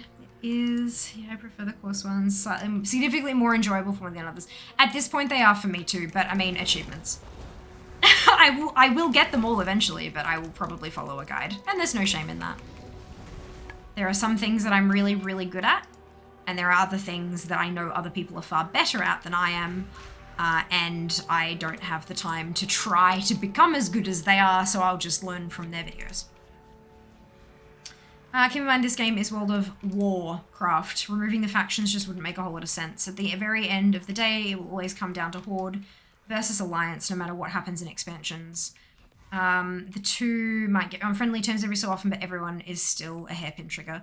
Yeah, look, it's, I mean, we've got things like cross-faction grouping and stuff now, which makes sense on that level, because you have seen, like, from a lore perspective, like I've been speaking, it makes sense because we've had almost every endgame raid, almost, not all, almost every endgame raid, we've had some level of cooperation between the factions. And so it makes sense that on a smaller level, a couple of troops from each side would team up to fix a problem that they come across in their travels. But after that, their group dissolves and they move back to their factions and keep going, and may even come up against each other on the battlefield later. It's still, yeah, but that does make sense. But allowing a Tauren to just wander on over and pledge allegiance to the king, just that, I don't see that happening. Not only that, but like, there are going to be some classes that the Alliance won't want. There are still some deep, deep, deep hatreds of certain classes, certain races, sorry, from leaders of the Horde and Alliance because of events that have happened in years gone by. Like, they just won't let it happen. Jaina, like, she might talk with Thrall. We destroyed Theramore. Like, it doesn't make sense. She left for Legion. She quit the game in Legion because Khadgar insisted that the Horde be allowed access to Dalaran. What makes you think she's gonna be okay? Like, that doesn't make any sense. It just doesn't make sense. I'm saying this stuff, I really hope I'm not getting my wires crossed again, because that happens a lot. I'm sure Jas will correct me if I have.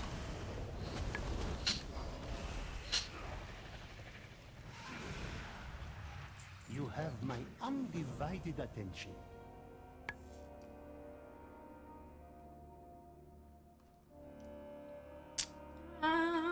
not toxic. Amazing. The ads during September. I think the fuck not. Yeah.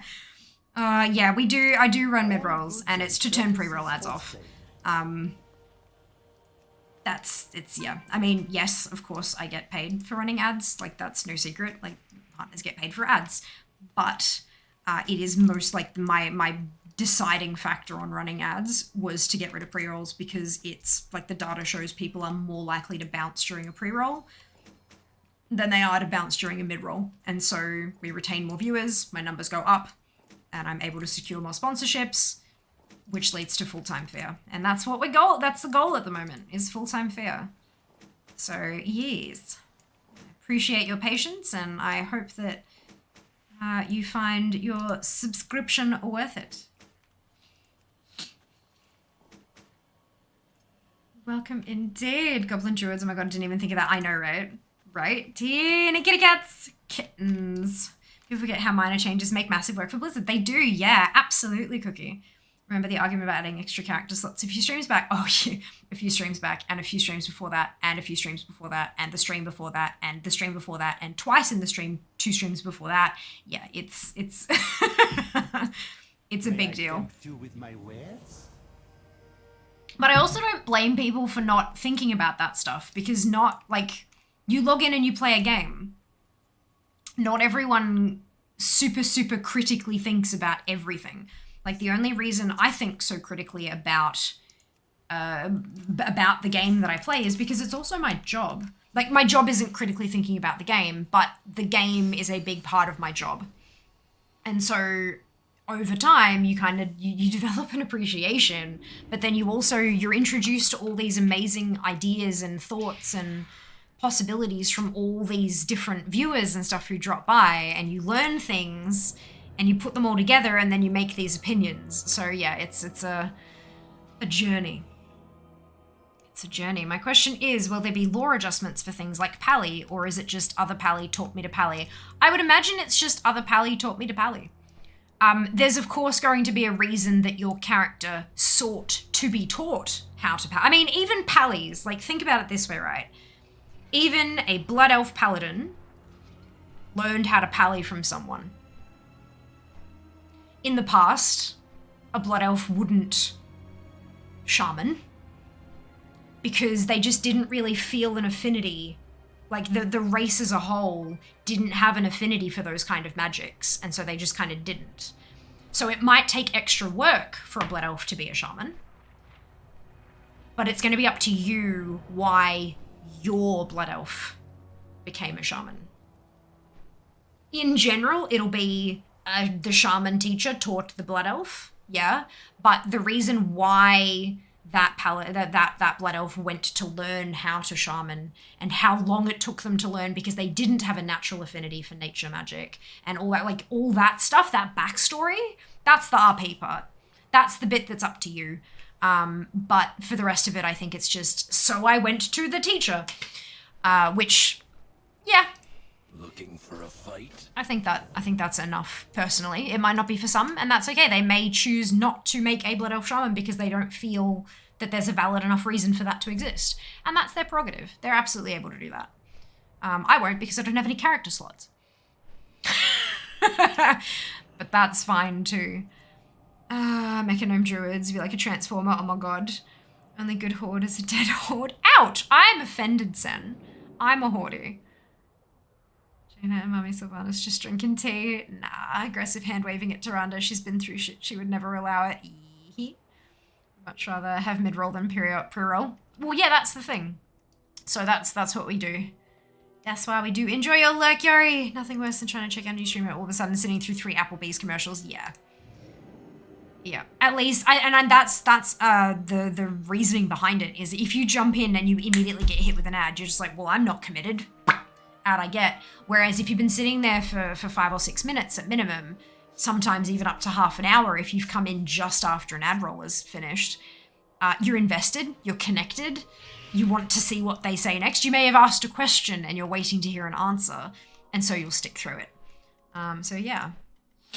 Just pre-roll was never a good idea. Twitch really overestimated what people will sit through to see a stream. I don't think it's that they overestimated what people will sit through. It was a matter of we need to get ads on this platform because we are hemorrhaging money. And ads are the tried and true way of getting money for a platform, for a video platform specifically.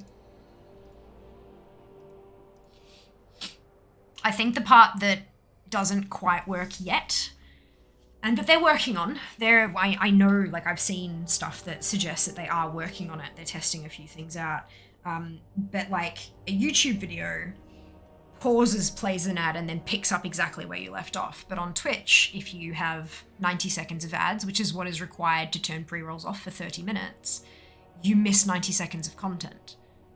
And you might miss a boss kill. You might miss the answer to your question. You might miss a mount drop. You're gonna miss something. You're gonna miss 90 seconds of something. There's something to be said for, like, there are people who keep such a close eye on their ads manager, and every single time an ad plays, they get up and they go away. They have a chair stream and they go stretch their legs and stuff like that, but a minute and a half every half hour, I mean, sure, I'd be much better hydrated and probably be more limber and all that kind of thing, but I often find that I can't. Plus, the dashboard isn't synced perfectly. So I might say, I'm going to go up and have, stretch my legs. I suggest you do the same while this ad plays. And then I go and do that. And then I get back and then the ad actually starts. So it's It is not a perfect system, but it was created by humans, and humans are not perfect. So I hope in the future we have something that's a little bit more reliable. One thing that I've seen suggested a fair bit over the way is allowing the ad start bit to be something that can work as an API trigger. So for example, if someone subscribes, my notification system can go, ooh, sub, do the thing. And then it does the thing and it plays the alert and stuff. So what I would really love is an API trigger where it goes, oh, the ad's starting. Put the chat message, and then it'll, do something, or maybe it'll play a little sound in my ear or something that'll tell me your ad has begun. And I can go, brilliant, I'll be back in a minute and a half. That would just make my life so immeasurably easier. But it's not something that it's not an API call at the moment. So, yeah, that's short of having someone sit in chat without a sub telling me every time something goes off. But even then, how often am I behind on chat because I've been blabbing for too long? Often is the answer to that. At the moment, I'm like 7 minutes behind on chat. So yeah, it's a time. Ignoring recent Sylvanas behavior, there's been a long anti-Forsaken faction of the Alliance. Yeah, yep. Change to let you have all your teams on one server was also huge work internally. Yeah, I can imagine. Remember the heat that Blizzard got when Shamans and Paladins were opening up to the other faction? Yeah, wasn't that like all the way back in BC? No matter what Blizzard does, there'll always be a vocal group that is against it. Something juiciest peach, but dislike of peaches. Yeah, you can be the tastiest, juiciest peach in the world. There will always be someone who doesn't like peaches.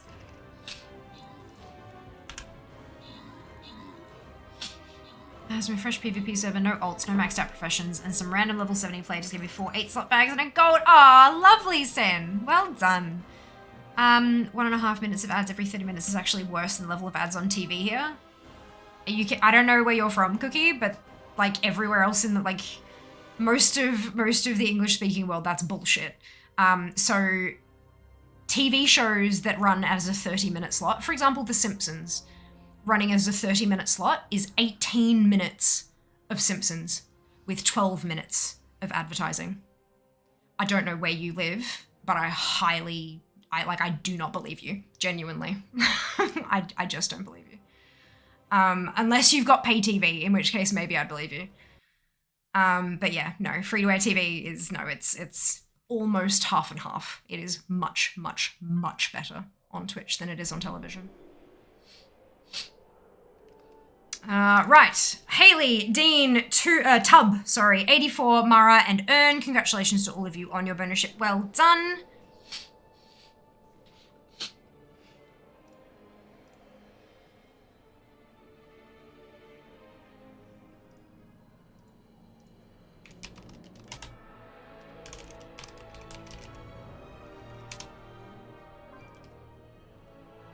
right, so I'm just leveling this one.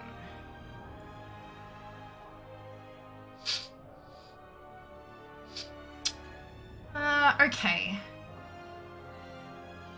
BBC.com. This is from the 30th of June 2022. TV ad breaks could get longer as rules reviewed. BBC News. The regulator's current rules state that for channels 3 to 5, the total amount of advertising in any one day must not exceed an average of 7 minutes per hour of broadcasting. So that's 3.5 minutes per 30 minutes. Channels can run advertising breaks of up to 8 minutes per hour during prime time periods of 6 till 11 and 7 till 9 in the morning. So that's 3.5 minutes per half hour. That's channels 3 to 5. Not sure about... Is this the one? Which is still worse than Twitch.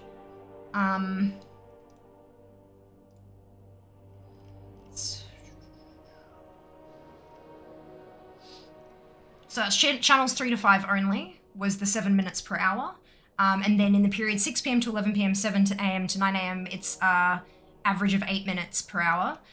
Other services, total amount of spot advertising in any one day must not exceed an average of 9 minutes per hour, 15% of broadcasting. This may be increased by a further 3 minutes per hour devoted to tele-shopping spots, but this additional 5% must not be used for other forms of spot advertising.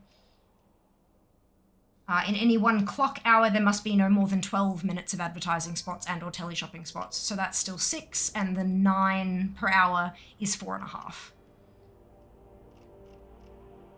Yeah.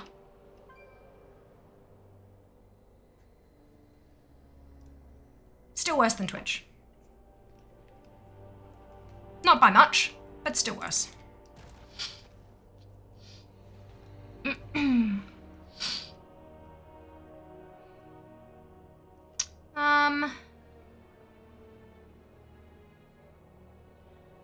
The ads play at the bottom where you see the ad, you still get the content, but they're so seldom. Yeah, it's because not many people are purchasing those.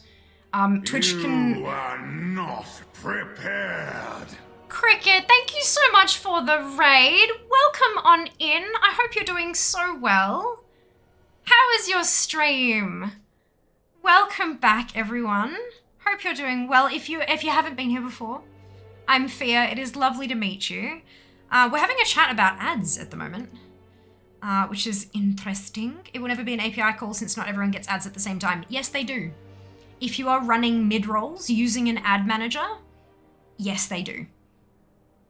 You may not get ads when somebody else does because of like a limitation of ads that can be shown in your region or something, but there is a time that ads begin and you will either get ads or not get ads. And then there'll be another time where there are ads being shown and you will either get ads or not. You may not even get the full 90 minutes. You might just get like 30 seconds if there's only one ad that can be shown to you at the moment or something like that. But yes, they do. They didn't used to, they do now. If you're using the ad manager, they absolutely do play at the same time. I can tell you, let me refresh my dashboard. Ads manager, ad starts in 10 minutes and 8, 7, 6 seconds. But yeah, the ad down the bottom and you still get the content. Like an advertiser actually has to say, I want this kind of ad to get, for Twitch to be able to show that. A lot of the ads at the moment are like, it's a full screen, but it'll pull me over to above the chat box over here, but you can't hear me. And so that's still like, so much of my content is like talky, so it's a bit of a problem, but look, it keeps the lights on, and it keeps pre-rolls off. No problem with changing class access, was just curious, unless it changes my stay classy requirements before I'm done. Oh no. Oh no. At the start of Dragonflight, every race will be able to be a mage, priest, and rogue. So maybe get the ones done that can't be mages, priests, or rogues done, do those ones first. Because once that enables, it may change stay classy. If you don't like pages, you're wrong. 1 hour program made us 40 minutes of content for free to air. Hey Alish, welcome on in. Most of our shows are only 45 minutes to stretch to an hour due to ads and commercials. Yeah, it's still, it's worse than Twitch, for sure. think we're far less aware of commercials on TV. The content is created around them. Correct. There's a fade and a lull in the action and a scene cut. Exactly. The biggest issue with ads on Twitch is that you miss content. It's my only issue with ads on Twitch is that you miss content when they play. Apart from that, I don't mind them at all because it helps support the creator. It helps keeps the lights at Twitch on, and Twitch needs lights to like show my content, and I need them to show my content so that I can make an income. So, like, I'm totally fine with them doing that. I just wish that you guys wouldn't miss my content in the middle. You can also walk away from a TV and do your stuff and blah, blah, blah. Yeah, it's a thing. So pay my provider for no ads ever as I have a streaming TV. Yeah, I know, but that's also like any kind of streaming platform these days. Most of them you pay a subscription fee and you don't get ads unless it is an ad at the end of your show for another show you should watch next kind of thing. Although I've started watching some stuff on Prime Video and God, I don't like it. Oh boy, don't like it. 30-minute shows are worse, the changeover is longer, 1 hour slot. Shows normally run to 42 minutes of actual time or so, which is still not great, but a bit better, yes. For us here, especially as streamers, we have no idea who's going to get one, when they're going to happen unless we click the button. Pre-rolls do not happen unless you press the button. Mid-rolls do not happen unless you press the button. If you don't press the button at all ever, you will get no mid-rolls. But you'll always have pre-rolls. So there is a decision there for you as a streamer to make, basically. TV channels are usually more generous than the code. Well, that's fine, but that's what they can do. And as purse strings get tighter and stuff, they will absolutely push that code to the limit. Unless it's a government-funded broadcasting network.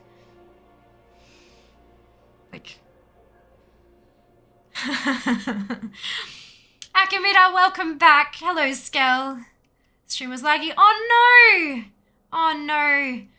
Hello, Cyan. Hello, Castle. Welcome on in. Hope you're doing well. Hello, Cricket. TV $2.99 per month. Okay, what about to do ad skip? Well, that's got nothing to do. That's exactly the same as what you'd do here, Cookie. You'd pay a sub and you don't get ads. That has no bearing on the conversation at all. Welcome in. Welcome in. The ad is running right now. Look, there you go. Ads for all. Hello, Mikey. Hello, Shockwave. Welcome on in, Angs. Hope you're doing well. Hello, Cricket. Happy Wednesday to you too. Hello, Hopper, Lancelot, S1. Being played a main druid since 2005. In my head, torrential night elf with the druid classes. Now the other classes complete druid aren't wrong, bad, or shouldn't be able to. It's just about choice. Yeah, not saying anything. Yeah, no, it's like for me, pandas are monks and monks are pandas. I have monks that aren't pandas, and I have pandas that aren't monks. But when I say, yeah, I'm going to switch to my monk now, I often say I'm going to switch to my panda now. And I don't think there's anything wrong with that until I kind of get onto it and I'm like, wait a second. I know the feeling. I absolutely understand. It's definitely not wrong. But my brain has the association, and so there it is. There it is. Hello, Hammond. Actually messing with the ad manager then. I feel like I'm gonna mess it up. It's, have a play with it. Have a play with it. Getting a 101 in ads, learn something new. Oh, you're so welcome, Hopper. I'm so glad that I could educate. Look, I don't know much, but what I do know, I love to share. I love to help. It's a big part of who I am. So I'm so glad that I could help somewhat. I pay for Twitch Turbo for no ads, but I still pay for subs to streamers I really enjoy watching and like to support. Yeah, that's a really good point. So, if you are a subscriber, I do believe there's something about... No. There's, what is it? There's one type of thing where if you skip the ads, if you pay for a thing and it skips the ads for you, one of them... streamers get your ad revenue anyway, and the other one, streamers don't get your ad revenue. And I can never remember which way around it is, so that's something someone else might have to research. I do not remember. But yeah, look, a subscription is always super, it turns off ads, it helps support the content creator in a way, if you're not watching the ads, so they're not getting your ad revenue income, but they're getting a different kind of income from you from your subscription, that kind of thing. It is definitely worth. I can understand if you watch tons and tons and tons of streamers on the regular, it gets really expensive. But if you are spending a lot of your time in just a handful of streamers, in a handful of streams, and you've been there long enough that you're confident that you're not going to like want to leave anytime soon, it is well worth the investment. Speaking as a content creator who makes a large chunk of her income that way, it absolutely helps. It genuinely helps. Definitely a good option. Plus, there's a lot of like ad blockers and stuff like that that have been breaking Twitch because it can't tell. I don't know the actual technicality behind it, but there's something like it can't tell the difference between like the stream and an ad, so it blocks both or something or neither. And I know for a fact the Twitch API, like the Twitch site, it doesn't just straight away send you an ad. What it does is it sends a thing and goes, are you subbed? No, here's an ad. Or it goes, are you subbed? Yes? Good. End of interaction. And some ad blockers, when it goes, are you subbed? And the ad blocker goes, I'm not talking to you. It goes, oh, okay, have an ad then. And so subs were getting ads because Twitch wasn't able to tell that they were subscribed. They couldn't tell they were logged in with a subbed account, and so it was showing them ads anyway. We had a few people in here who were subbed and getting ads the moment they turned their ad blockers off. No more ads. So yeah, it's wacky. It's so wacky. Wacky. Hello. You got a specific bubble tea you want? It's gonna be a milk tea. It's gonna what? It's gonna be milk. No, I don't mind. Okay. Whatever you're trying to get rid of. All of it? Brilliant. Yeah, whatever. I don't mind. Whatever you go. I can't get back to normal. No, because the authentication servers are down. I have raid tonight. Yeah, well, no, you I don't. had raid. Yeah, exactly. Most of your raid people also have like jobs, so they'll be getting home like now, and they won't be able to log in either. Yeah, So everybody's starting to report. Oh no. yeah. Oh, just leave yourself in queue and see what happens. I can't get in the queue. Okay, that's slightly more of an issue. What is it saying now? Yeah, same thing. But yeah, I logged out of Classic to log over. And it was just like, you don't Shouldn't get to have do that. logged out. Yeah. Bugger. So now I can't even play Classic. Yeah, that sucks. But I mean, you can play Oni. Yeah, I got to 60. Well done. Good job. And I went and beat up the big elite dude Yeah. in Hellfire. What news do you bring? Brilliant. What might They're in your Ardenweald. purpose be? Cool. First tune into Ardenweald. Yeah, I've finished them all in Maldraxxus now. They're all done with Maldraxxus. It's exciting. Hurry up, don't get to know me. Yeah, I'm trying, but I Go. was also trying to catch up on chat and then talk to you, so like... Gas, your cat. I'm leaving. Before I die. The purpose reveals our way. Do you know what I want? I want Volpera and or Pandara and Druids. You will get them eventually. They have stated specifically that their goal is that all races will be able to be all classes. It's just that some, particularly Druids, need more work. I was talking before about how all those forms, like cat form, bear form, etc., they're all racial. Like, they're all specific to race. So every single race that's not currently a Druid will need to have art designed and the meshes created and the animations done and da-da-da. Like, it's a big job. A really big job. To be honest, one massive thing I've learned from Fear is Logitech make amazing keyboards and mice. Brilliant. I agree. Was it Mage, Priest, Rogue? Correct. Mage, Priest, and Rogue. That's it. Someone who is dipping their toes into content creation really do appreciate lessons. You're very welcome, Hopper. Very welcome. Twitch Turbo. I have Turbo. Don't need Turbos. My proxy blocks all ads. Feel like Twitch doesn't need to keep going, so pay for Turbo. Sub to streamers as well. In addition, can't use most ad blocker browser extension of Twitch. However, you can use proxies that user rejects to predict if content is an ad, then block it. Yeah, but not everyone has that level of expertise, Cookie, and that's not exactly basic bitch beginner shit that, you know, randoms can do. Remember that? Nearly an hour to get into WoW. Oh no. Still log into WoW by just starting WoW and putting username and password like the old days. See you 3 days. Their authentication servers are down though, Shiaki. I thought that would mean that, like they can't authentic, like your username and password still have to get through an authentication server. Or not. CQ3 it is. New friend and first pack for it. Yeah, I saw. Doesn't work either, just keeps giving a DC message work for me and all my friends. Potentially it worked for you, Shiaki, like right before it became like a super big problem. What can I do for you? Always the possibility. Alrighty, let's go make Turnaval home. A whole bunch of new events added. Oh, nice! That needs an update. It does need an update, and you can't do that while I'm streaming because everything goes to hell. Hello, John. Welcome on in. Hope you're doing well today. A couple tries to get in. Just CC. Ducati reviews of Norway. Brilliant. I think Demon Hunter would be the hardest to explain lore-wise. Yeah, I agree. I'm not sure. I can't remember if when they were talking about making everything. I don't remember if they said anything specifically about Demon Hunters, but we'll see. We'll see. Not really. They could easily train other races to be Demon Hunters. The only issue is where they get the fell from. Yeah, well, they still need to get that chunk of demon kind of, you know, so like that's still an issue. I should have something for you. Take care. That's still an issue. But look, we'll see how they deal with it. We'll just have to be patient, which is first like super fun. Super duper fun. Pit Lord Prisoner to have it on tap. Yeah. Goodness. Dearie me. Has withered away, but the dreams of its bay remain. Can you help Zahud collect them?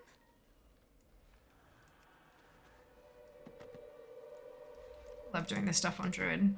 Like you just don't have to. You just talk to everything. Hello there. This grove is ours! Tell me of your world.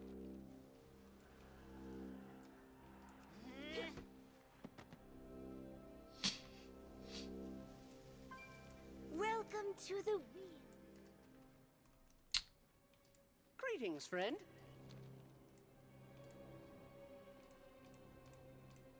What do you need?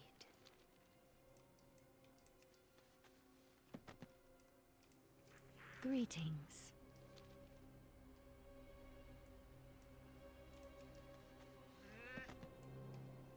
Hello there.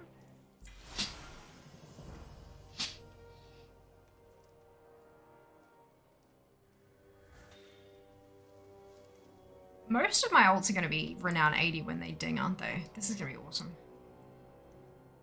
Well, looks like you're just giving up their summon pets up to the Demon Hunter trainers. Yeah, oh my goodness. Could you imagine? Finally got on. Wow, fantastic. Can rent out Illidan if that helps with the Demon Hunter thing. For context there, Illidan is Meaty's papa. Is dog. Odd-in-wheeled calls. Oh dear, how are you going to rent out Illidan when he's with the Pantheon as far as we know? Yep. Look. I will help however I can. Hopefully the clarification that Illidan is in fact a doggo helps somewhat with the figuring out of that. Oh dear. Right, so this tune is 55, just like the ones we just put through Maldraxxus. So I reckon that they'll probably get to 57. What is your quarrel? I've got 2 at 55 The still. hunt must go on. Actually, I've been up, like, where am I up to daily-wise? So we're at 71.62. We're 2 days ahead. No, 1 day ahead. 1 day ahead currently. Look, it could be worse. Could be worse.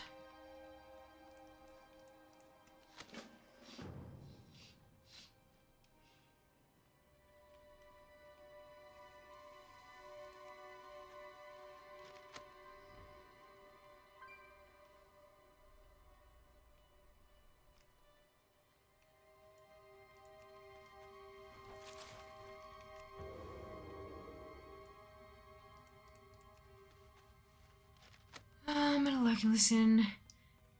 Enjoy your lurk.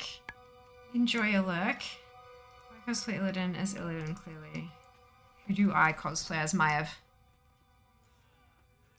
Illidan's jailer. Maya of Shadow Song.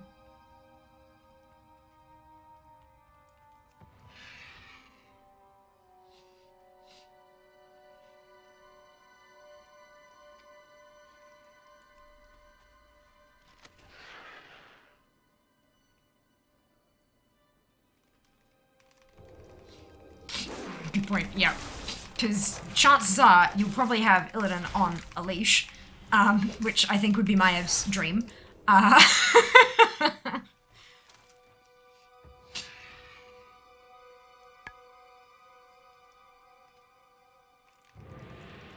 Sorry, you can get like a hula hoop and like put plaster around it to make her like blade thing. Where's Maya these days? Do we know? There was something.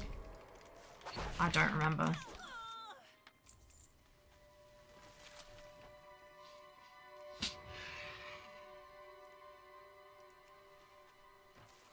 Or just like commander of an army somewhere abouts or something. I don't know.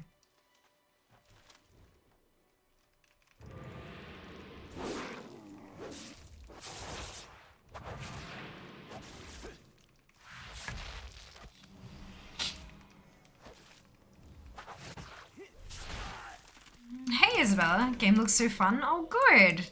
I'm certainly having a lot of fun. There is a free trial if you'd like to give it a crack if you haven't before.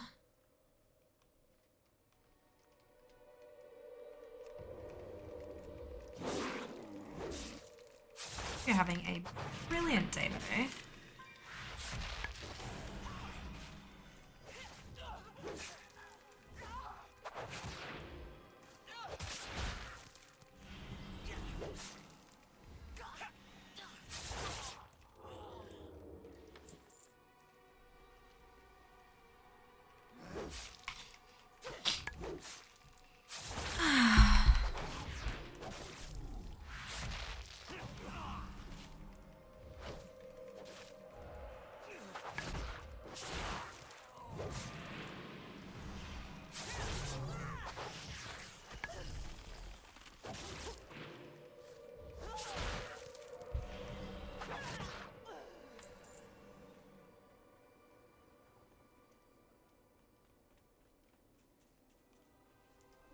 Plonk. Play free child and money for a sub, sadly. I already have 120 already bored playing another class. Fair. Well, there are 12 classes available. So you can definitely give a try to something else as well.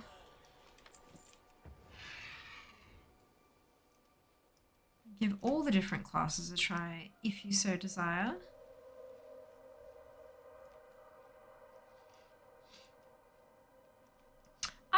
Actually recall, I've not had a free trial in a really long time. Does anyone know if there's a way that you can lock experience on a free trial? And so you can like continue to play at like level 18 or 19 or even at 20 and like go and do dungeons and stuff? Or is that not a thing that's available?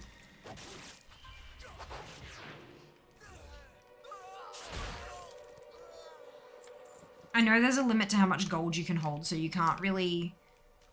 or unless you have... Because, I mean, like, not being able to afford a sub, you can buy a WoW token, but they're pretty pricey at the moment, and I don't know how much gold you can have per character on a trial account.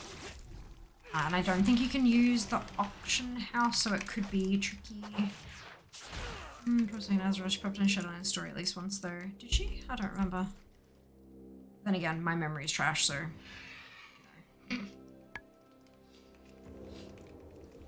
I think you can, but you can't trade gold to them. Yeah. Up to 1,000 gold. Is it 1,000 gold per... Yeah, even per toon, that's still 50k, which isn't going to be enough for a token. Never mind.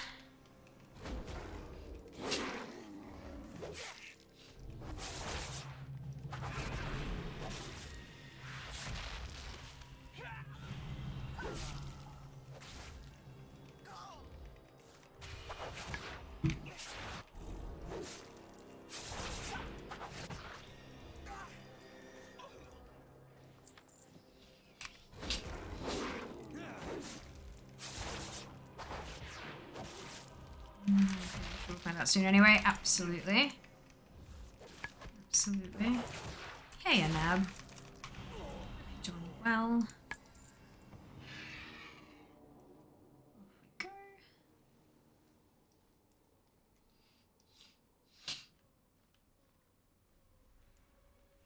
Where do we strike? Watch the shadows.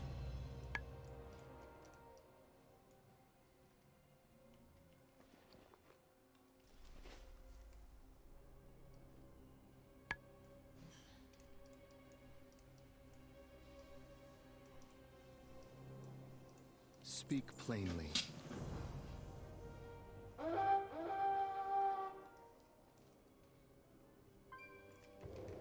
Just not making sure that's for next XP across all characters. Yeah. It's, I basically do a zone at a time. I get them all through one zone, all through the next zone, and now I've just finished getting them all through Maldraxxus, so now I'm putting them all through Ardenweald.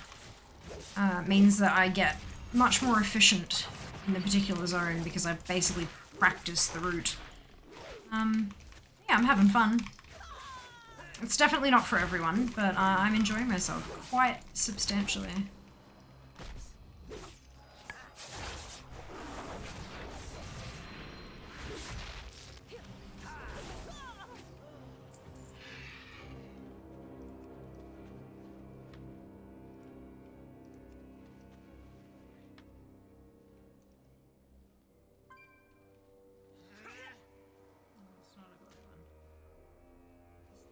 I think there's one other thing, but I can't see it because of the nameplate.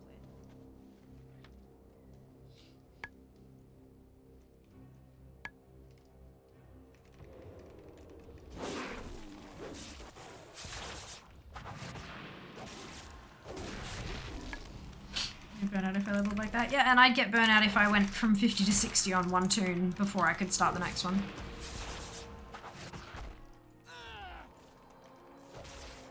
So I don't do that. All different. Isn't it magical?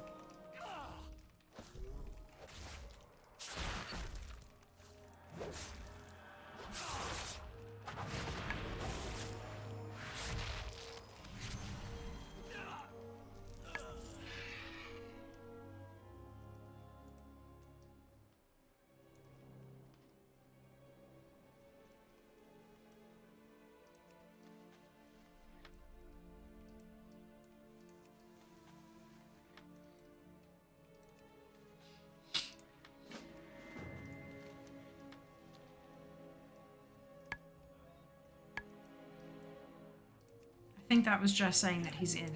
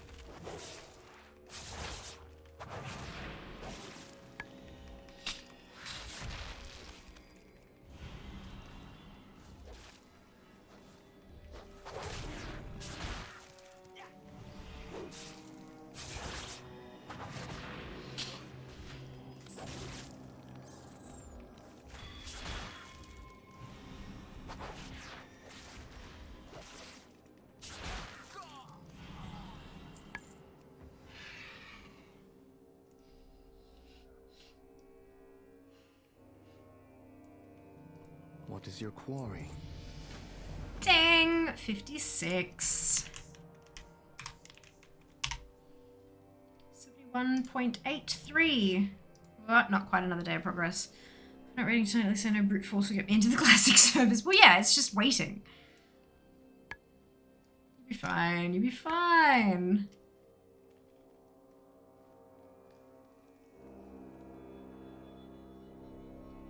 Thank you, Sen. Thank you. You plan a queue for a server. No, Nab, the authentication servers are down. Everyone has a queue at the moment.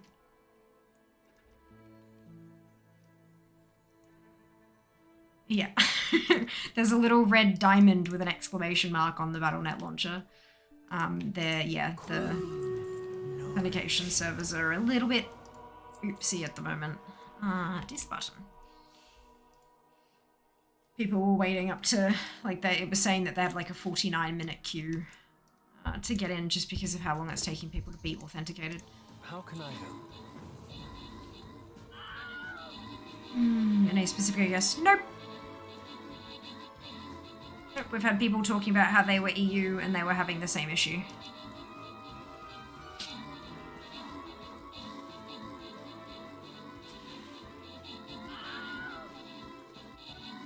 Maybe they fixed it for one region before the other ones managed to get fixed, but was definitely an issue for at least both of those regions, if not all regions.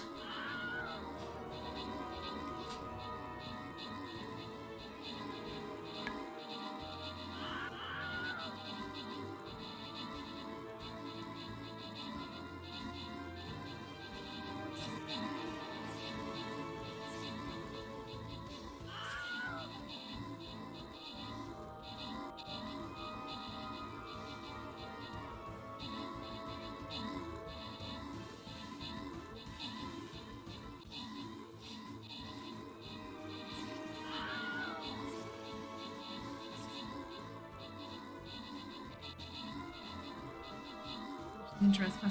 I hitched myself just now. Brilliant. Wonderful. That's a good sign. Maybe it's on the mend. It has been like a couple of hours at this point that it's been a problem, so fingers crossed. That means that it's becoming fixed slowly but surely. So how the Battle.net figured it out too. Sounds like it's fixed. Sounds like they found a solution. That's good news.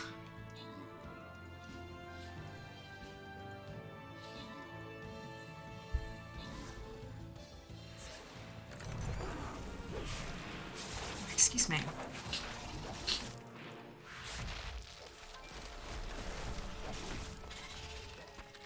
Okay. Mara, Durin, Aaron, Meaty, and Sand, congratulations to all of you on your bonusship. Well done. Well done.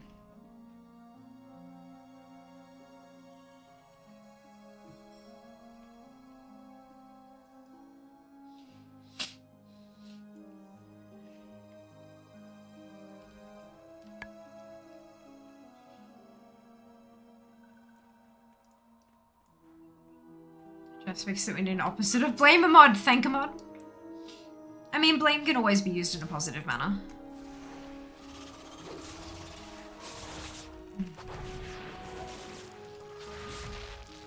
Take the word back.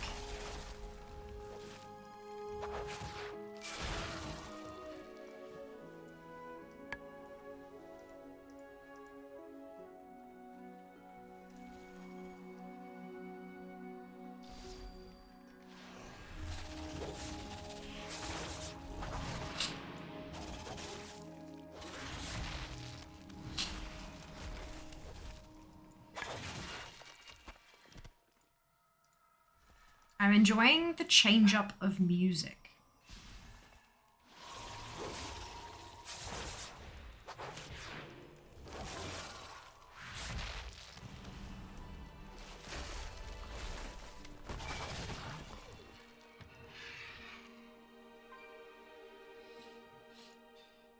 I would be glad to assist you.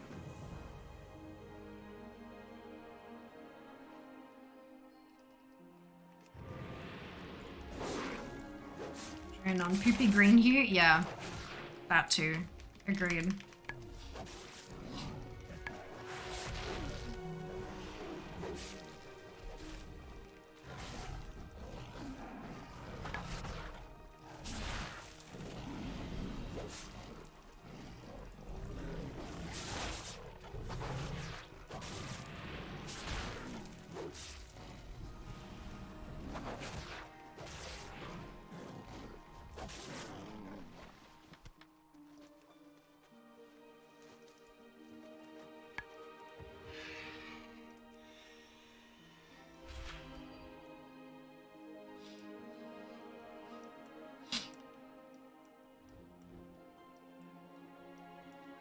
Why can I not click some of the glowies?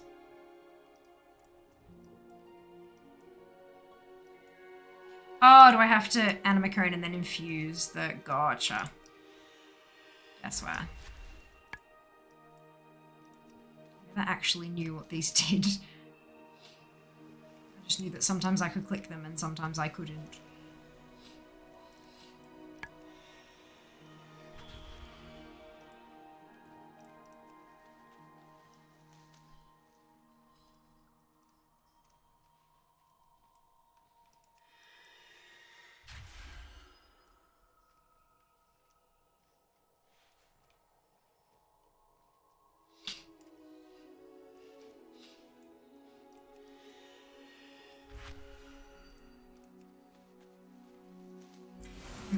This weekend, I'm sure. Yes, absolutely.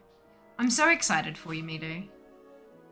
Such a big milestone, like finishing a zone. It's like almost another quarter of the way there, you know? We will hunt the hunters.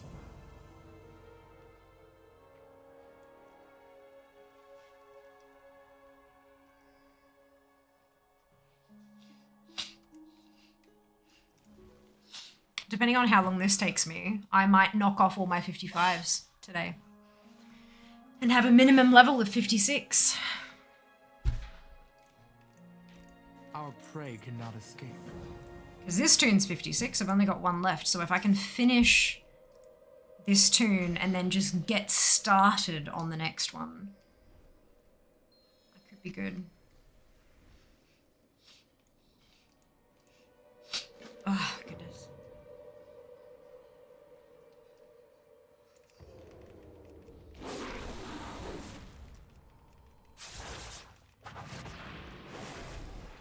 Determine a zone to be done. Is it just with the progress bar or more? Oh, so Zygor goes through, so with the Zygor guide, I've got the Ardenweald Threads of Fate guide up. It guides you through all of the side quests and all of the bonus objectives in a zone.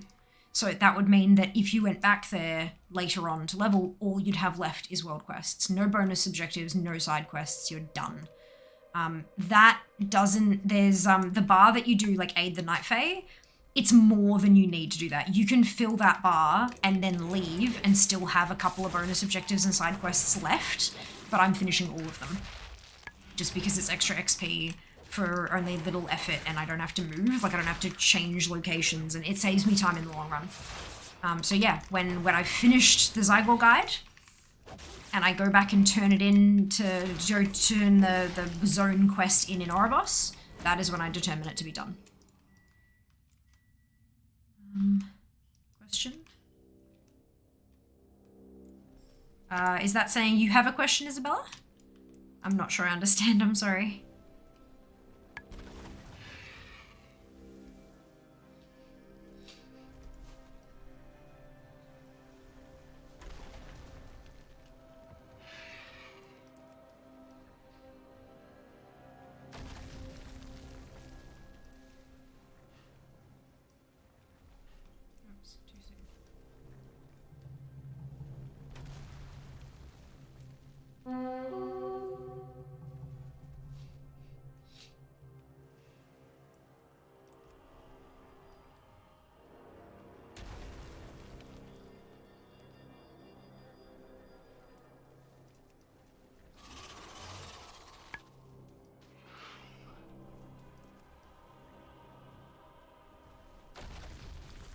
How much for a 6-month sub right now? I'm not 100% sure. If you Google like WoW sub, it will convert, like the page when you get to the store page, it'll convert it to your local time, like your local currency.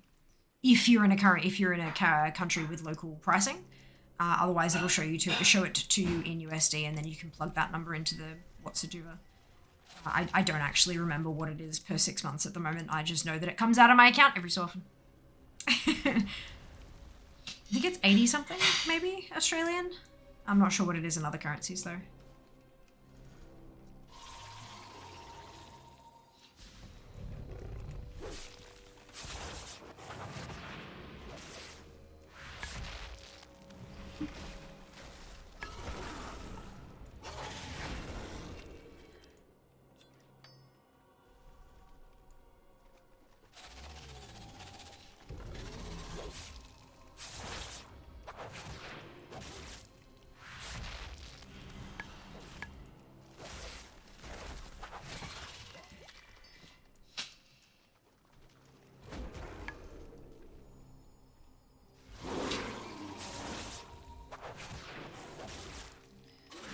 based, located, Isabella?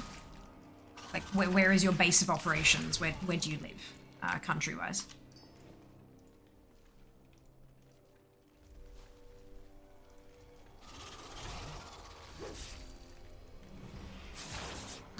The data is rare but good. It is. It is. I've very much been enjoying my Felix mobile connection.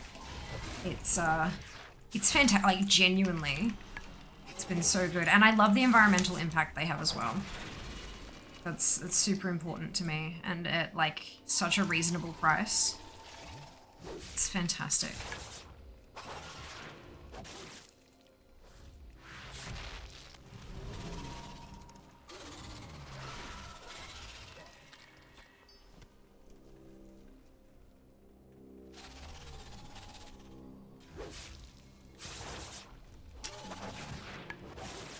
No, wow, Jesus.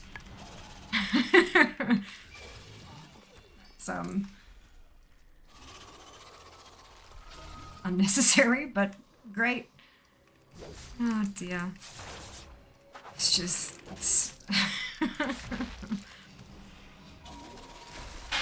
I guess I'm lucky enough that I do like most of my stuff from home, so I don't see any sort of need for that kind of connection on the phone. It's just a bit excessive. But that's okay. Everyone has different requirements of their tech, so you gotta go with the stuff that's right for you.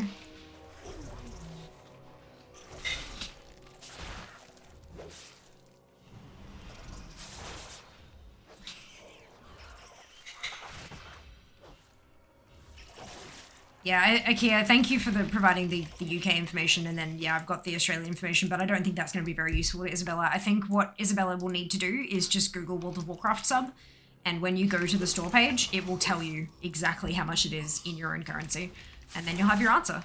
No point in us, you know, messing around, because especially with local pricing, it's not a direct conversion. So, like, if you plug the figures we're giving into a converter, it will give the wrong price. You just need to go find the store page. You get more accurate information that way, and it's actually the way that the local pricing and stuff works. I can't, like, if I go to the store page, it will tell me in Australian dollars, which is useless information to you.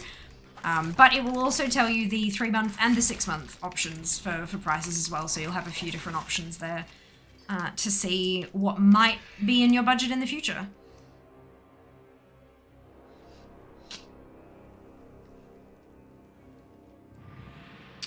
Might be cable internet soon as well, as internet is keeping up. Just gonna route the features data from the air. I like the idea of easy cable management, latency changes. Yeah, and that is the reason I don't think that we're gonna phase out cable internet. There are too many like businesses all over the world out there that need that instantaneous connection.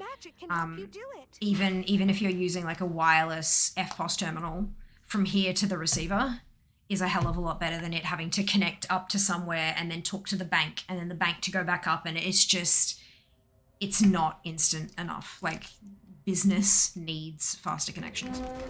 I don't think that cable internet will be phased out for a very long time. But it's just my opinion.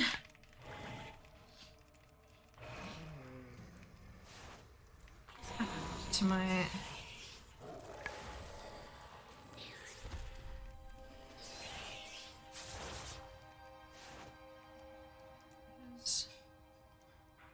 Hello, Daz. Welcome back.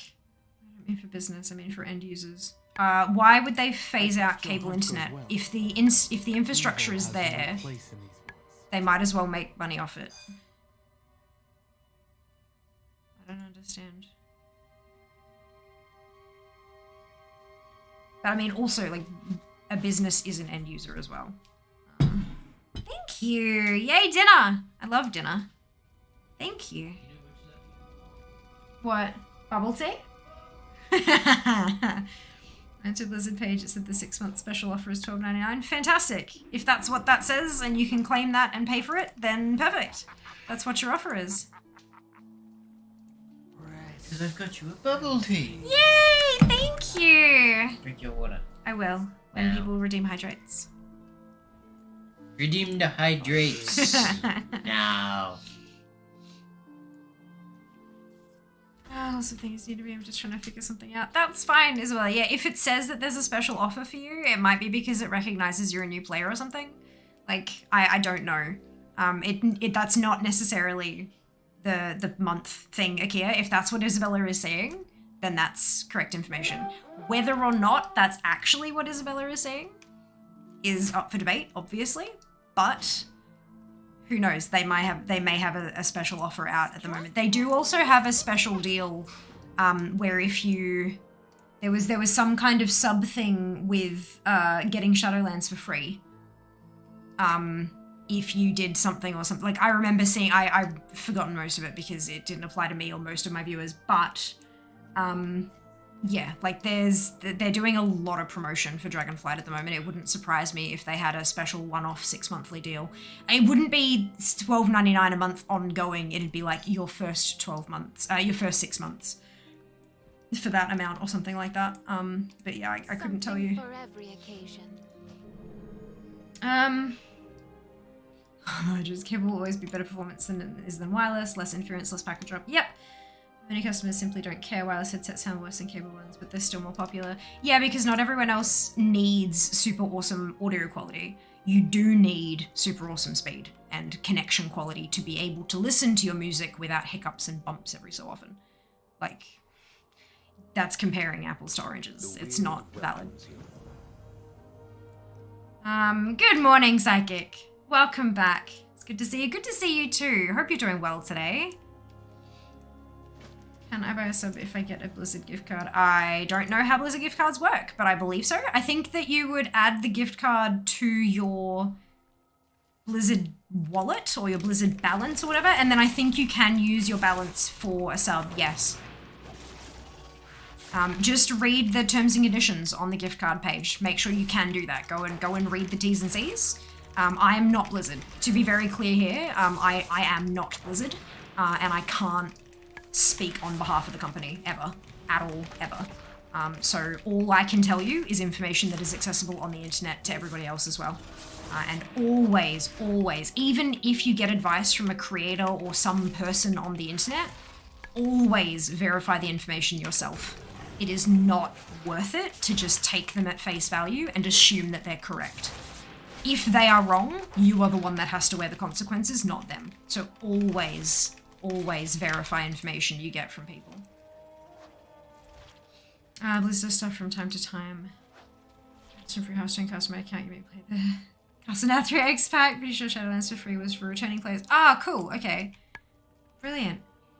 Yeah, that's why I would say so for the cast new Patreon. Ah, brilliant! Nostalgic, I do not miss the UI. Yeah, look, it was a fantastic game when we played it, and some people are thoroughly enjoying it at the moment, and I think that's wonderful news. They are very different games, and I think that Wrath is definitely a game from its time. Which doesn't make it bad in any way, shape, or form, but it is very different. It doesn't have a lot of the creature comforts we come to expect from new release games these days.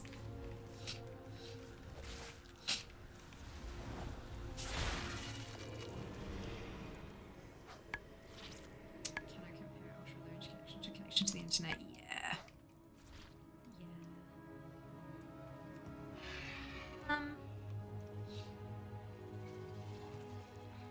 Shmo said so when I got influenced. I can't. My point was many people don't care about enough about the quality of either. We're happy with dire connections because of how they use their device. Yeah, but that might be a small handful of people, Cookie. That doesn't mean it's like, oh, I have a friend who like doesn't like apples, and so they're gonna like phase out apples across the world. Like that doesn't. It does not make sense. Just because some people are happy with a wireless connection does not mean that wired connections will go away. Even if wireless connections are getting better, it's not. You're wrong. Like, I'm not sure how else I'm trying to say this in as polite a way as I can, but I don't think I can. You are wrong. I love my time with it. You've made a hunter afterwards when I want to suffer a bit of leveling. Yes, nice change of pace. It definitely, yeah, for sure. I haven't gone and gotten my my mount yet. I'm sure there'll be a point in the future where I shall. If you buy game time with BattleNet balance, you're forced to get 60 days. Hope this info helps. Yeah, just check all the stuff on the Blizzard store, and you'll get an answer that pertains to your geographic location and your currency and all that kind of stuff. Because I would imagine that there are some things, like T's and C's will change from country to country as well, as much as they can. Yeah, it's a bit of a thing.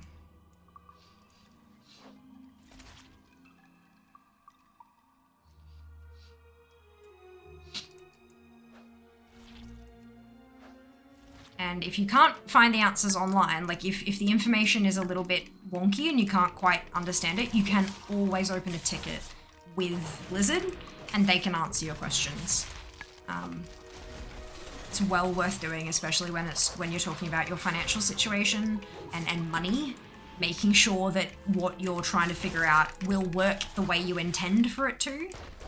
It's a safe bet to ask them directly. I haven't seen that before. Yeah, this is the one from the Chopper Drive last year.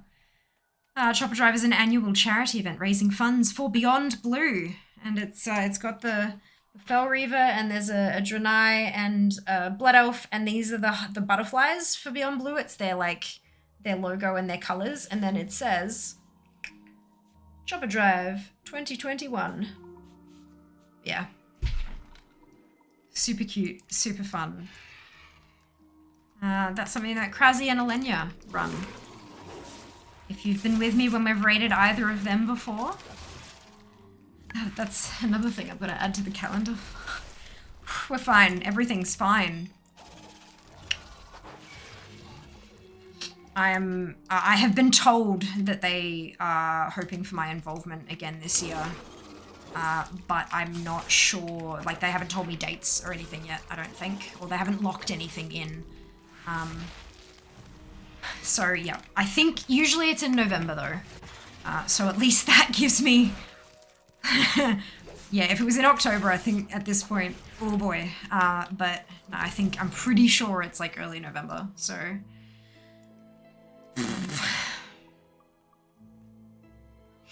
My calendar is, booked for a while, like from now on, basically. We've got our potential 36 hours worth of stream over this weekend. I'm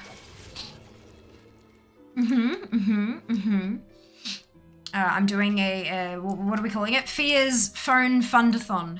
I have I direly need an upgraded phone, and so we're doing, it's kind of like a subathon, where in a subathon, subs and cheers and donations and stuff extend a timer. This time it's contributions via Throne to a new phone will increase the timer up to a max of 36 hours. So 12 hours on Saturday, 12 hours on Sunday, and 12 hours on Monday. Potentially. That's like the max. We've got incentives, we've got milestones, and that's this weekend. So we'll be live 10 a.m. on Saturday, and then we'll see how long we go for. I don't know how long, it will depend on you guys. Minimum of 4 hours.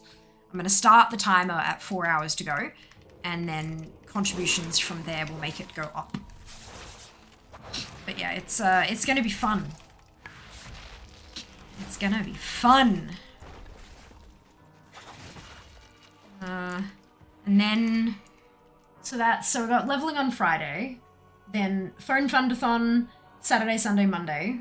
Then I've got Wednesday stream next week, leveling, and then I've got Brewfest on Friday. We've got Hearthstone on Saturday. Then we got probably more leveling on Sunday. And then I have a week at the end of September that I'm not sure about yet. Just bear with me. And then we have the first week of October is PAX. And the second week of October is me coming home from PAX. And then, like, it's a busy time. busy. Synthesize, you said 12 hours on Monday. Yeah, look, it's a big thing. I've not done anything like this before. I've not done a marathon that has been split up over multiple days. I have not done any kind of crowdfunding on Throne before. I've not done a timer-related stream that wasn't automatically managed because there's no connection to Throne. I'm gonna have to manually add time to the timer if there are contributions, so that'll be interesting.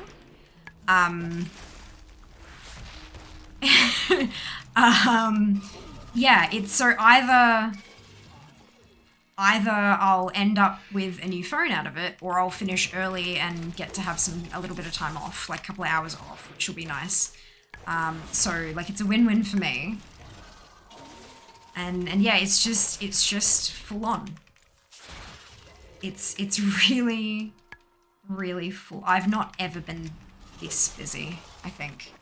I don't remember ever being this busy, and part of me is like loving it. It's like, oh my god, everything's happening, this is great. And another part of me is like, can we sleep, please? So it's interesting. It's interesting. Sounds stressful but rewarding. That's it. Yeah, stressful but rewarding. I'm stressed. I'm a little, maybe a touch overwhelmed. Like I'm not overwhelmed to the point where I'm spiraling, but I'm definitely kind of like, okay, what's next? Okay, what are we doing? Okay, like it's that kind of, but it's also like the fact that I am as busy as I am and I have that kind of baseline level of stress happening in my life at the moment means that I'm kind of being pushed to do stuff, like to get stuff done. And so I'm working on my content, I'm working on my stream, I'm working with sponsors, I'm working with like all this kind of, and I'm learning so much as I go. So it's, yeah, it's a big time. And I cannot see it slowing down. Like genuinely, I think it's just gonna kind of keep going from here. And that's a good thing because I want to be a full-time content creator. And to do that, I need to be busy. I need to be working for businesses and for sponsors and for all that kind of stuff so that I get paid, so that I can pay my bills and create content. So yeah, it's, I'm having a really good time. Oh, no way, Sen! That's so sweet of you. Oh, that's so exciting. The shop spirit, of course. Enjoy, be safe. Greetings. Oh my goodness, it's gonna be a time. Do you need something? I'm really excited. Especially like considering if we manage to go all the way and fund a new phone, that's 36 hours of leveling. I'm gonna get so far ahead and then fall so far behind again when PAX hits, and but it'll be good. It'll be good.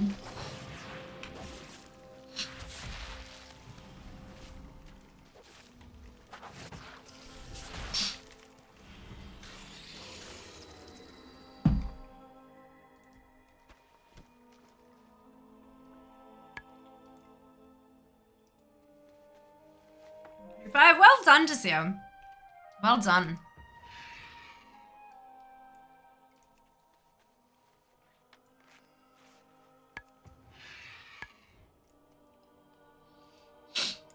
Pax is like one of those world bosses you encounter on accident. Sometimes it needs like 5 people to reasonably fight. Yep. Yep. So we've got, I've got an event on Thursday night and then a potential thing on Friday and then an event Friday night and then the family meetup on Saturday. So like, and I'm sure, and then I've got there are a couple of like places people who have booths who have asked me to visit at some point over the weekend.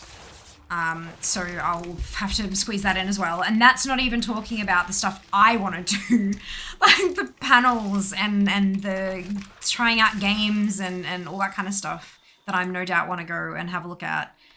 That's just stuff that's like obligations. So,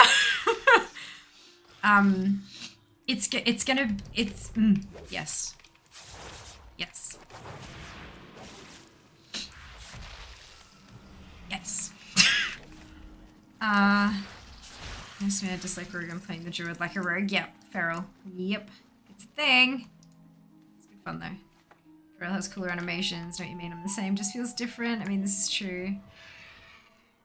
What about groceries and meal prep? Are you guys going hungry? Oh, hell no. No, I have budgeted for takeout for that whole weekend. Need some help?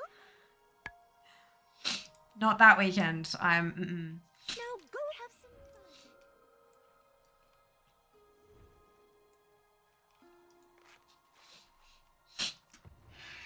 fun. We are... I'm not sure what the breakfast situation is like where we're staying, but there'll probably be something nearby that we can kind of grab a toasty to munch as we walk to the convention center. And then lunch will happen either at or near the convention center. And then dinner at PAX. There's a particular place I like to go, and it's almost a PAX tradition now. The Friday night there'll be an event, so I don't know how I'm gonna fit dinner in there. I'll probably have to have dinner before I go to that. And then Sunday will be... I know there's gonna be a whole lot of like after parties and stuff on the Sunday, but and on the Saturday as well. I know that Fortress has a gala on the Saturday, like a proper gala with like prizes for best dress and all this kind of stuff, but that sold out yonks ago. And I'm kind of like, I don't know. I'm also trying not to book anything in. There are 3 things that I've booked in at times. One of those is very much subject to change still. 2 of them, the times are locked in. And then the third one is subject to change, which is why I haven't spoken about it yet. The other 2 are like private things that I'm not, so everything else I'm just trying to leave kind of open because I know not everyone plans like I do. I've learned this in this industry, nobody plans like I do. Everything is very much like in the last 2 weeks in the lead up kind of thing. So I'm expecting that over the next couple weeks, it's going to start kind of, there'll be a few bits and pieces that'll pop up. And I want to kind of leave myself open for that and then slot in more flexible things around the set in stone stuff. But yeah, it's a...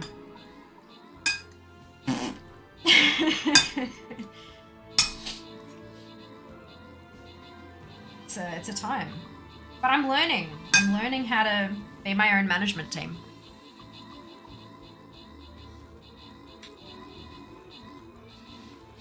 Just have a pack stalk, I say? Yeah, look. It's, yeah.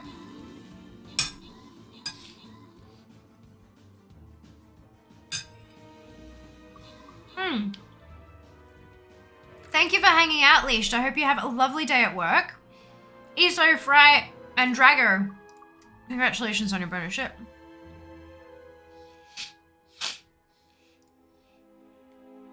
I've once again run heroic Scarlet Halls and received no tabard. Yep. I don't have that tabard either.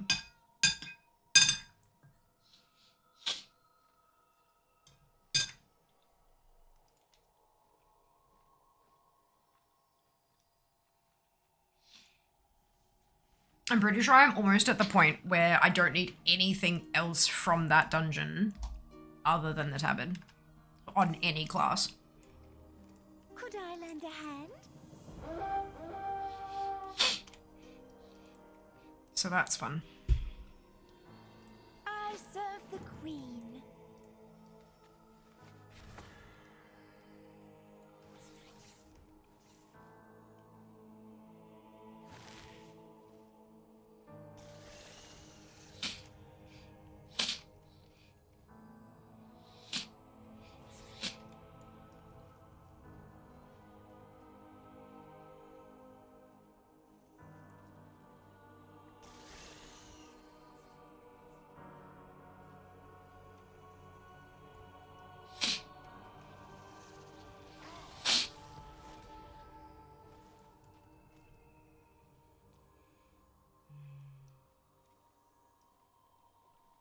Yeah, I'll get that tablet, but it is not this day.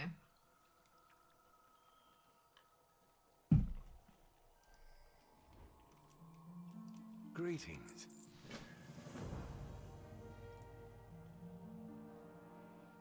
Paladin whose only purpose is to be an alliance character that can reach skull holes in under 6 minutes from in. I did not finish my taxes on this tomb in the last area though. Can get done tomorrow. Do you know I'm tired? Time for bed. Rest well, Meaty. Rest well. I hope you have a lovely rest. We will see you next time. I would be glad to assist you. On to the next task. I'm going to take a very short moment to just go to the bathroom. I suggest that you all, you know, give yourselves a stretch, maybe grab a glass of water or something, go to the bathroom. I will be back shortly. Can I? Yeah, I'll play an ad so we can skip the next ad manager. I'll be back.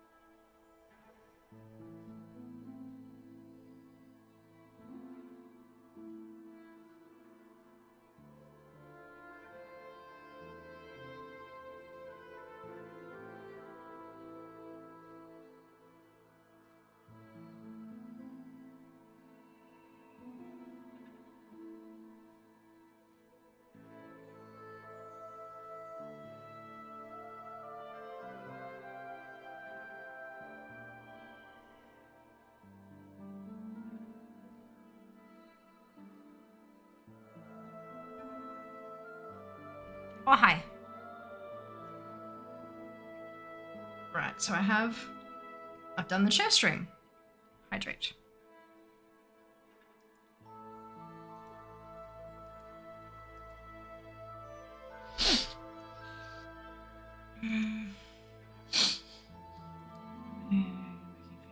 Good question. Let's find out. Shall we? Was it me too, Duran? Me too.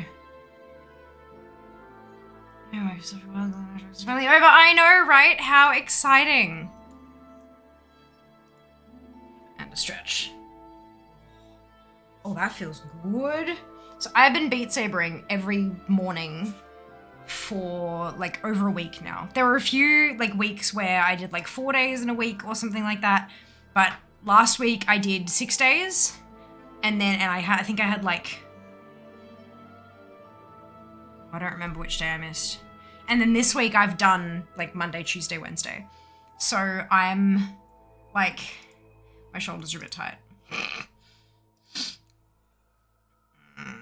I think GHub is still broken. I haven't had a chance to restart my PC though because I've had documents open that I can't like.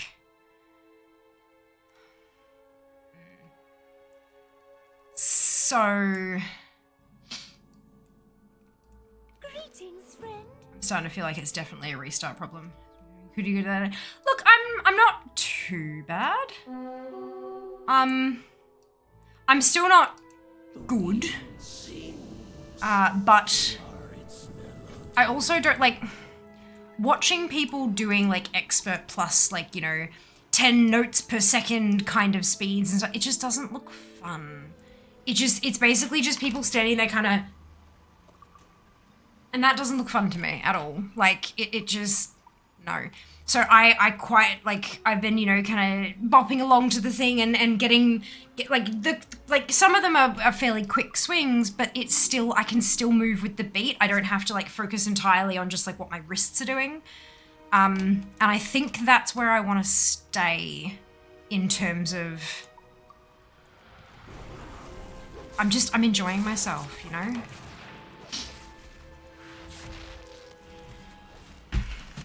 So yeah, I think like, I think everything I've been doing at the moment, everything that I've kind of been, all the difficulties I've been doing, the highest I seem to be able to go is like 3 point something.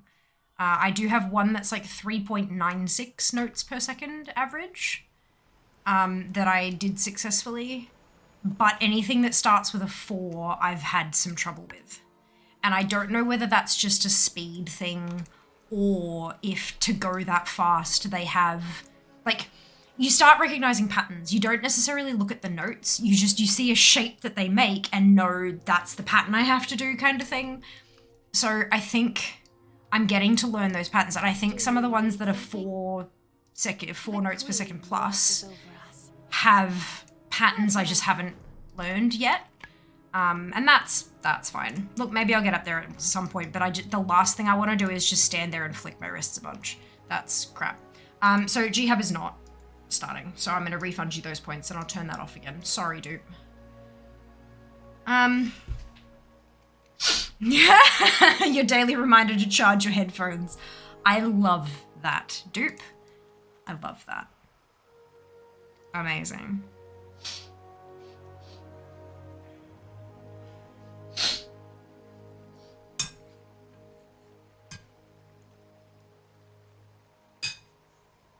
Okay, this is the reaction quest. One that takes forever. Flex.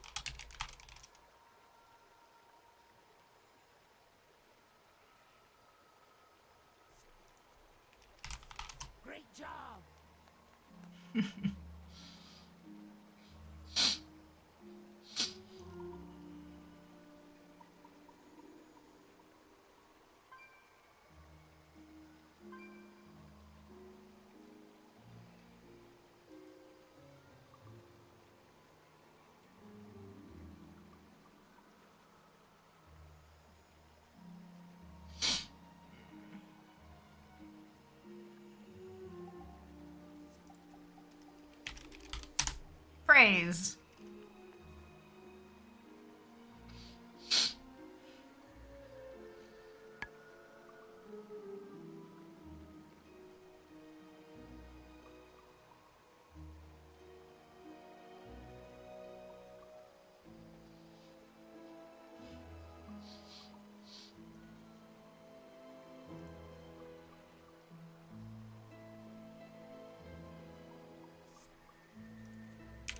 Thank.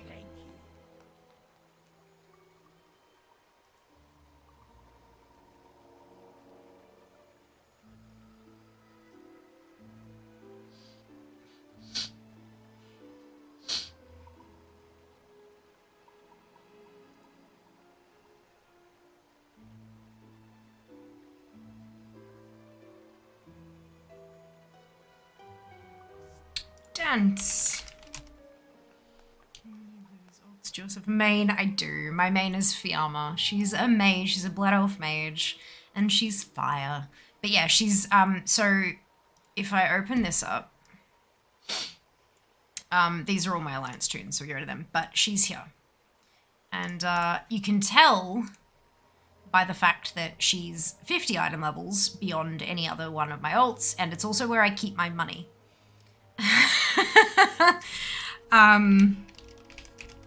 Yeah, so I had, like, usually most of my content is on fair.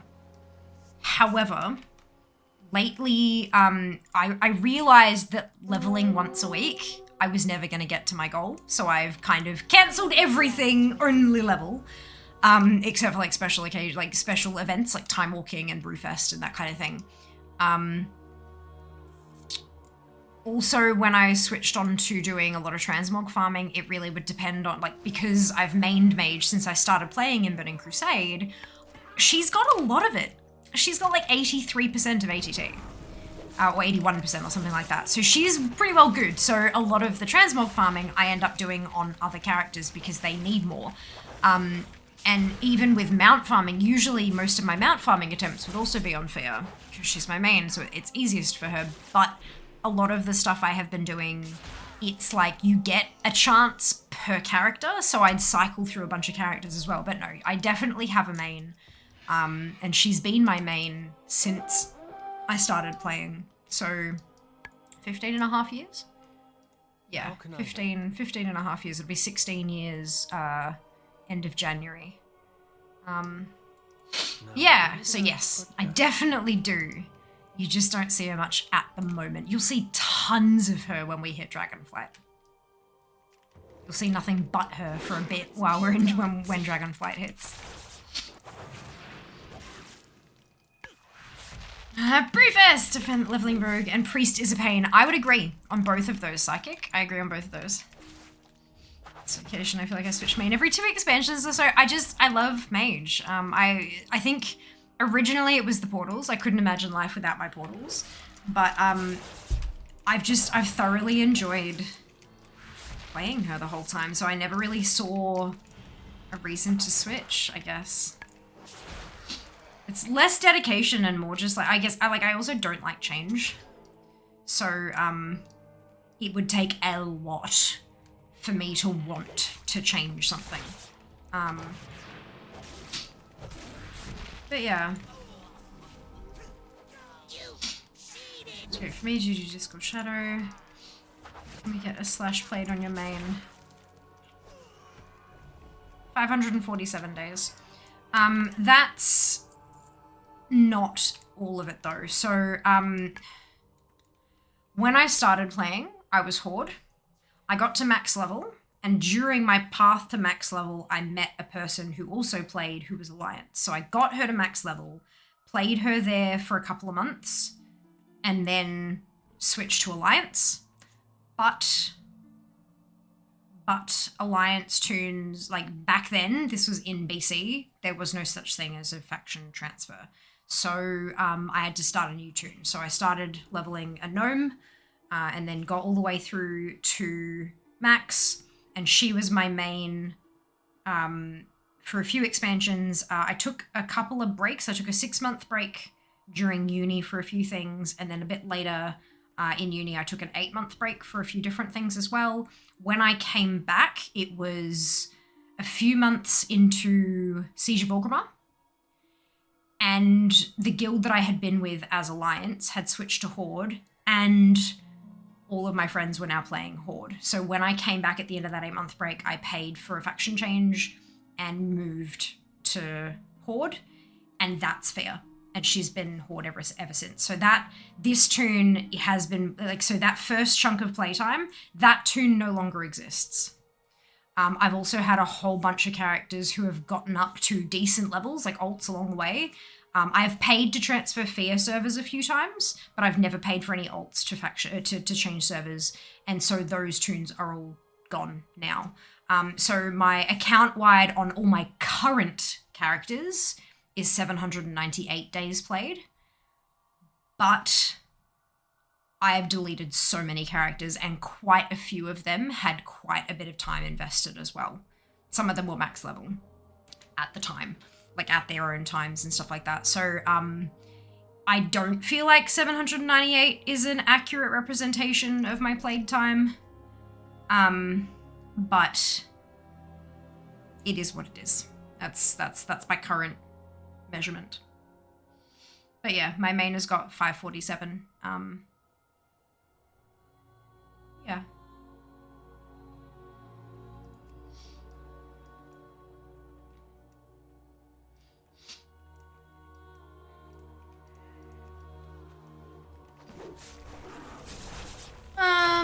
Shadow dots magic tomatoes. That's the anti-me. It changed to 10 years to instead of not being a paladin.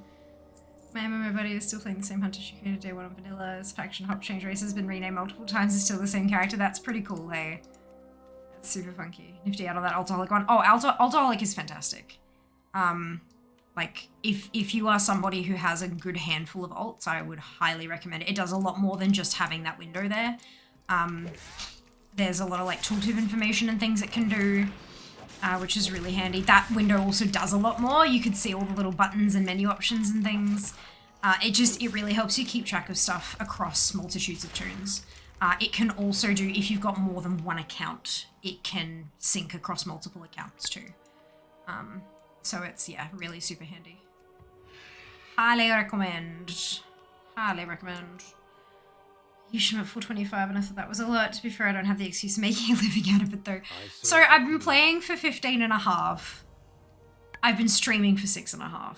So 9 years of that, I wasn't making money off it. Oh gosh, how weird is it going to be when I hit like the halfway point? Like I've been streaming for half the time I've been playing WoW. And it'd have to be at the 9-year point, and it'd have to be at 18 years. So like next expansion. When the expansion after Dragonflight drops, I'll be close to streaming for half my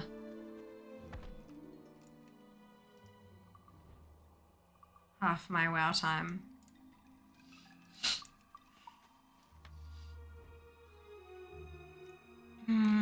It's like so good. I got it recently after seeing it here and it's awesome. Reputation grid has been so helpful for seeing who can get what for me easily. Absolutely. Yeah, no, agreed.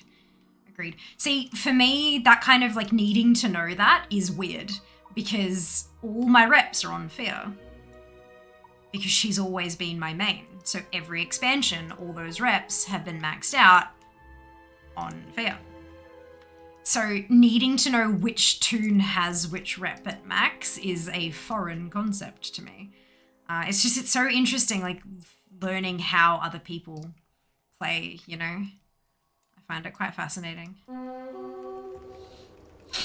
9 years of streaming, WoW is amazing. Well, not just yet.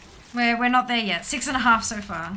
Although, I mean, I also haven't always been like a WoW streamer. I mean, I started out streaming only WoW, and then I leaned heavily into variety. And then once I put my foot down and was like, nope, I want to be partner, that's when I started the gradual shift back to WoW. And that was because my stats told me to. Like, I'm not saying like you need to play WoW to become, like, to get from affiliate to partner or anything like that. You can absolutely do it as a variety streamer, but good God, it is immensely more difficult. Playing one game is much better for your stats. Yeah, much better for your stats. Unless you have connections to industry. If you're variety streaming, but every single game that you play, you have a connection to the developer and they tweet you out and they put you out on their stuff and all that kind of thing and send everyone who's watching the development of the game to you, then that, like, you know, that's a thing. But nowadays, it is a lot more difficult to get partnered as a variety streamer. Not impossible, but definitely harder. So when I was looking at my stats, you'd see, like, if you look at my weekly things, I'd have a game I played on Monday, I'd have a game I played on Tuesday, I'd had a game I'd play on Thursday, and then I'd have WoW. And so I was like, huh. So I'd go across and, like, when I finished a game, so I was playing Spyro on Mondays, for example, and I had Crafty Tuesdays. So I was, like, doing cross-stitch and stuff on a Tuesday.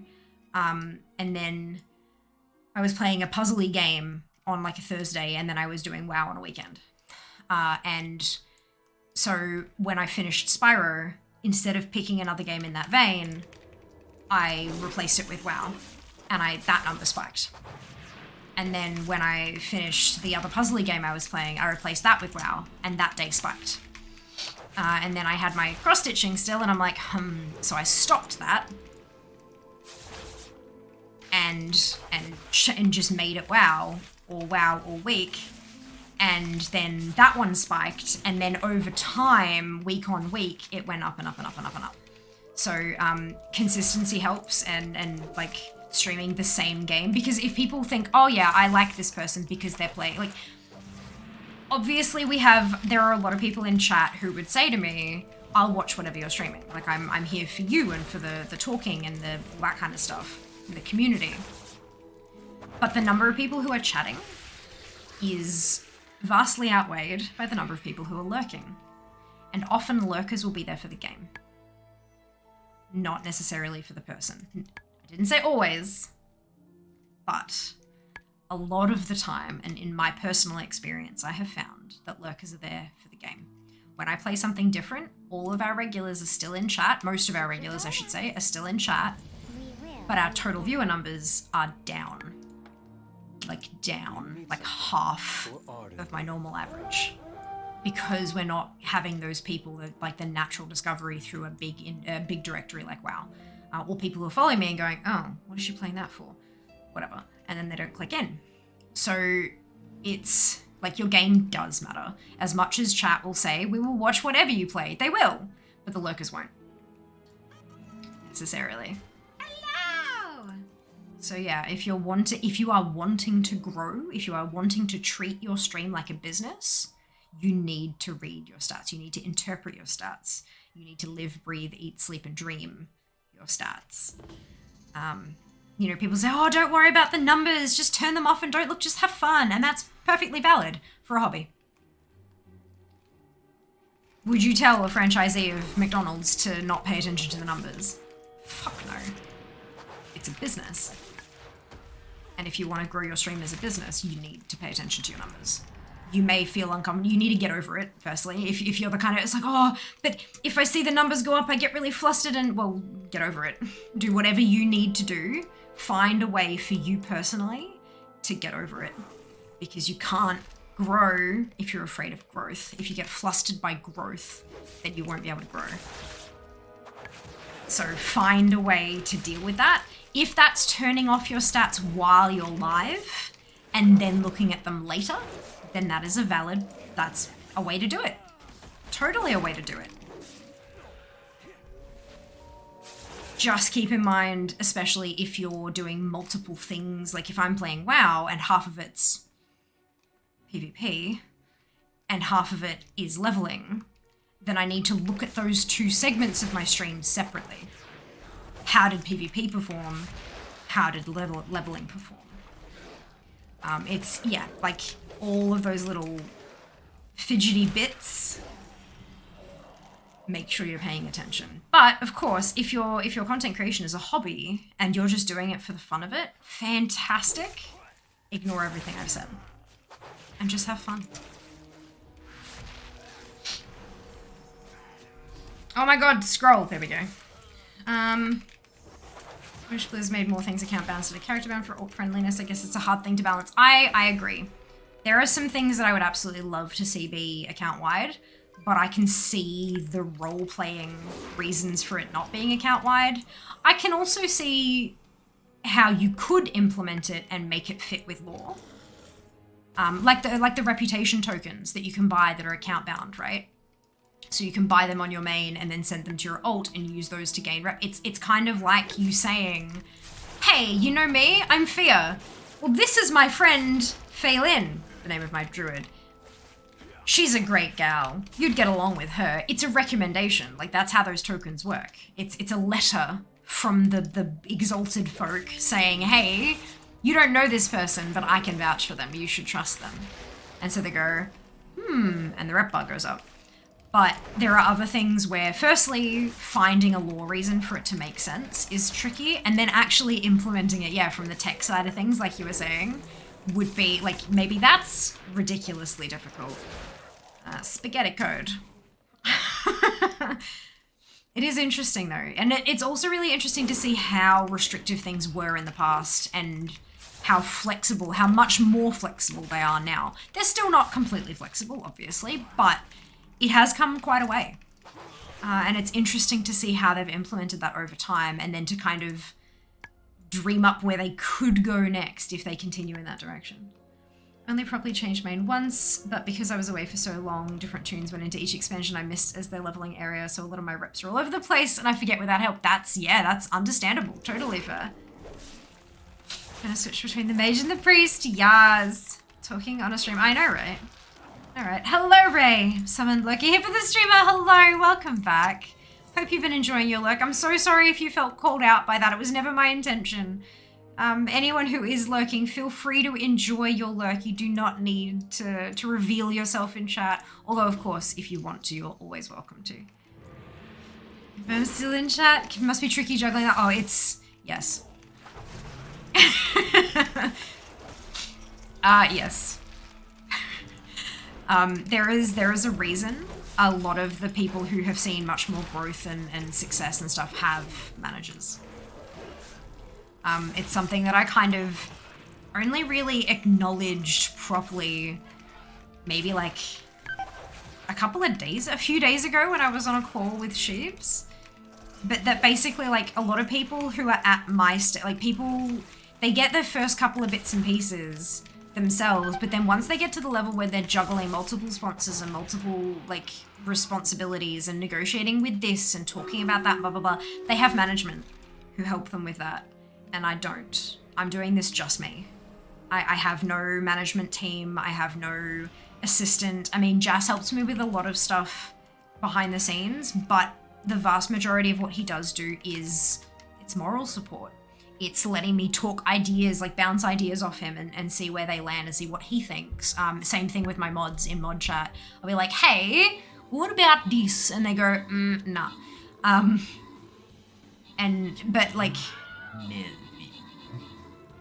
But yeah, like I don't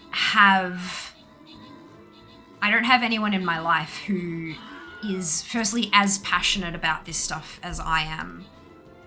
Who isn't doing it for themselves. Like, don't get me wrong. I absolutely have people in my life who are like amazing, incredible content creators, but they're doing their stuff. I don't have a manager or anything like that who can help guide me or advise me or any of that kind of, like, I don't have that. I do have Rump, and Rump is just time zones make it really difficult for Rump to be here, plus his own, like, life responsibilities and things like that. But he has been such a force in my development as a creator, and I will be eternally grateful for him and for his input and his advice and his glancing eyes over emails that I've drafted and things like that. He's just like, He's a rare kind of human, and I'm very much appreciative of him. But yeah, beyond that, that's what I've got. And I run the show myself, and it's not easy. It's really not easy. Duran, Meaty, Sand, and Zam, congratulations to all of you on your apprenticeship. Well done. Hello. Family of fun on the bright side. Next suspension should be playing Spyro anyway. I think some people essentially use streams as a podcast. They pick a game and just listen, watch. Yeah, absolutely, for sure. And that's totally okay too. Make a spreadsheet or two maybe also. Forget about the lurkers with the attention span of a peanut. Hello, Spaghetti. Welcome back. Welcome back. Ah, Desir, thank you so much for changing the lights with your biddies. Much appreciated. What time is it? Yeah, okay. Somewhat unpopular take on rep grinds being account wide. If Alice helps Bob, it doesn't help Charlie, who spend very little time with Bob. The token system is a good fix. Yeah. No, why is that unpopular? That's literally how it, like...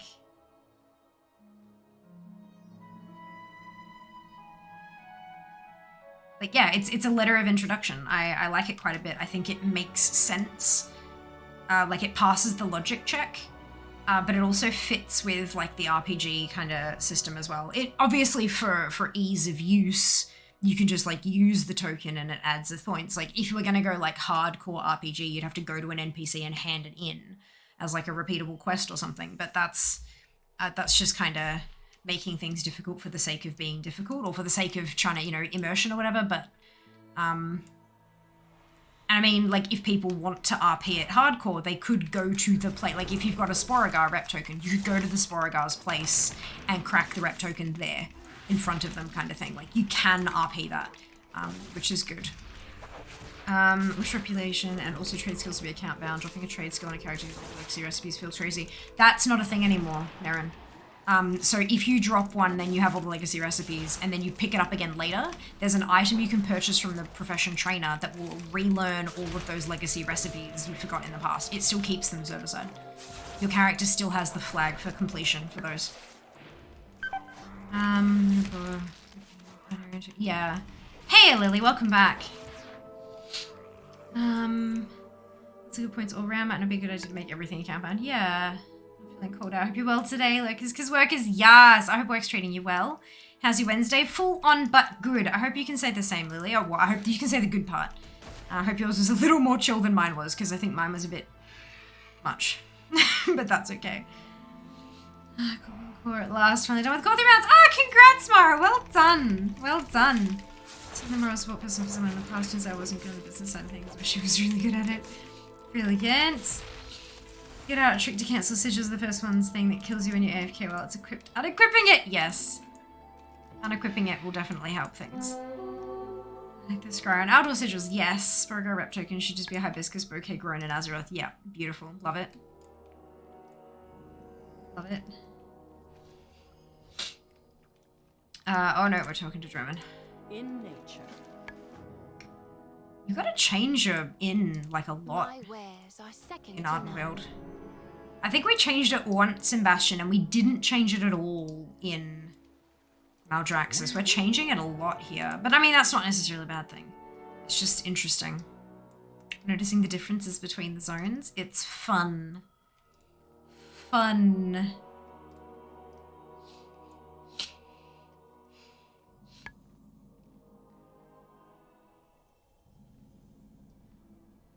Very busy working here. So many tasks finished. Put my internship at 10 PM. Oh no. Well, I hope that you're able to get at least most of them done. And that you know how to, like, that you're on top of which ones are priorities and all that kind of fun stuff. But fingers crossed for you. Fingers crossed.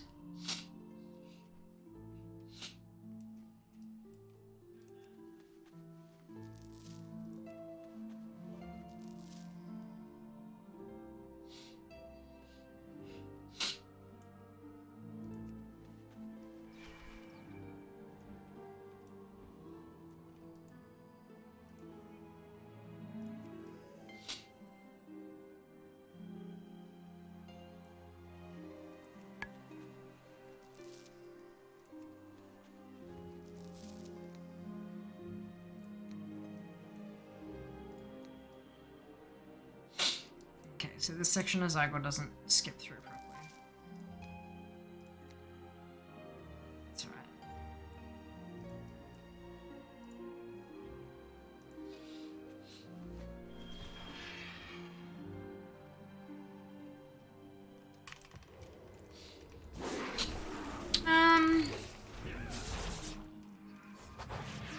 Well, that's not good, Lana. What's your favorite weather in WoW? Probably the Ember Storm in Revendreth, but I also like fire, so. I will protect Ardenweald.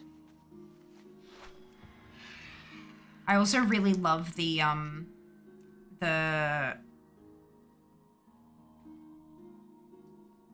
Soul Storm. Not the Soul Storm. It's the one in Bastion. There's a Soul Storm in Maldraxxus that's all really dark and gloomy, but it affects the visibility too much.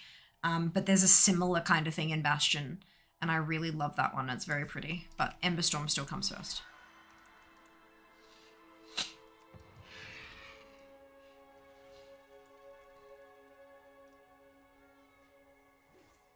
This one has dinged, hasn't it? 57. Did I put that down? No. Whoops. There we go.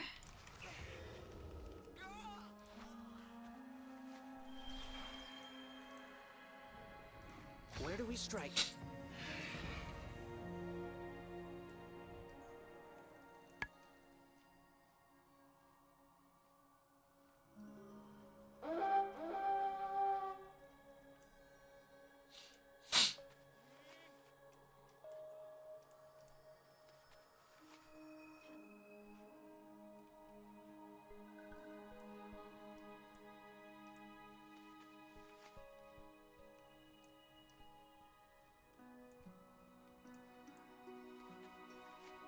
So peaceful here.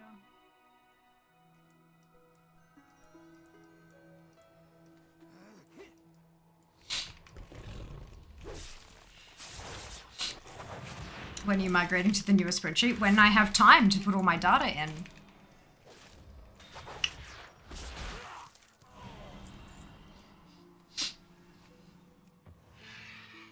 And also copy across my coloring scheme because I like it better. I like the pastels and the pale colors and stuff. It just makes my eyes a little happier. But yeah, when I have the time to do that, which is not now. Imagine having time. I know, right? You don't even know the half of it. I want to tell you, but I can't. Embargoes suck. But I understand the reason for them. So yeah, look, it's a time. Get that. Does it come with an export button? Yeah. Look, not yet. Probably soon. But yeah, no. Ow.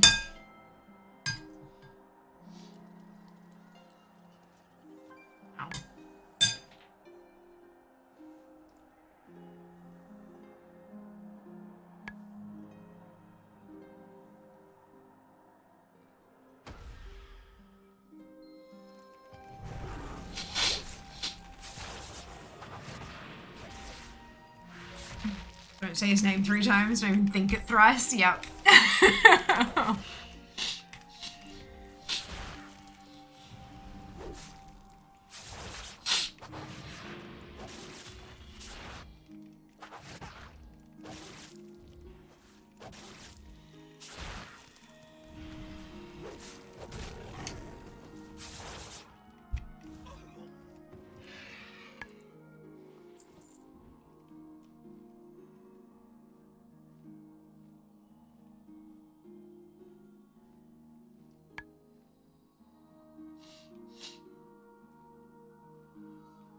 Oh, I'm just smushing stuff now. Okay. That works. But I can find stuff to smush.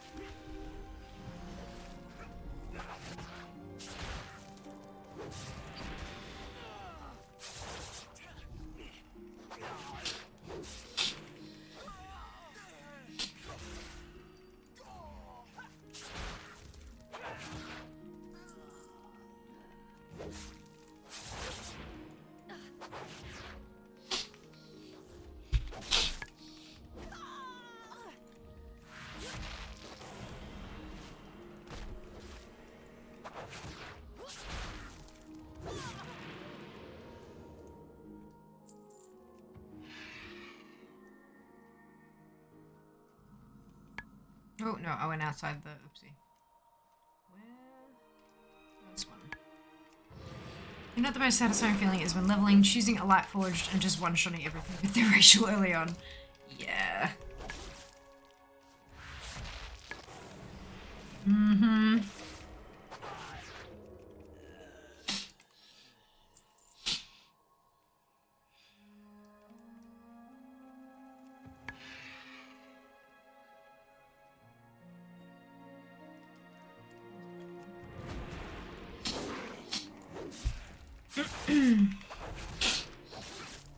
This is sponsored from Watch Company for all over timely. No, I just need a manager. Like, like that's kind of.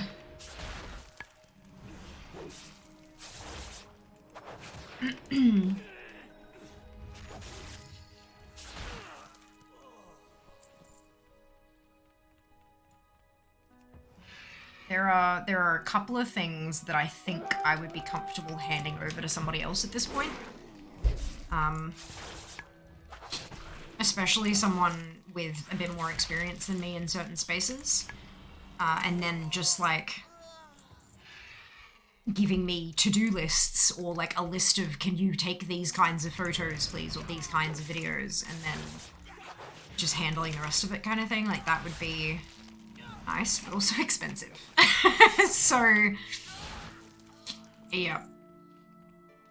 It's really, like, managers and stuff are really expensive, which is why, like, having a manager results in more sponsorships and stuff, because the only way they tend to get paid is by taking a cut.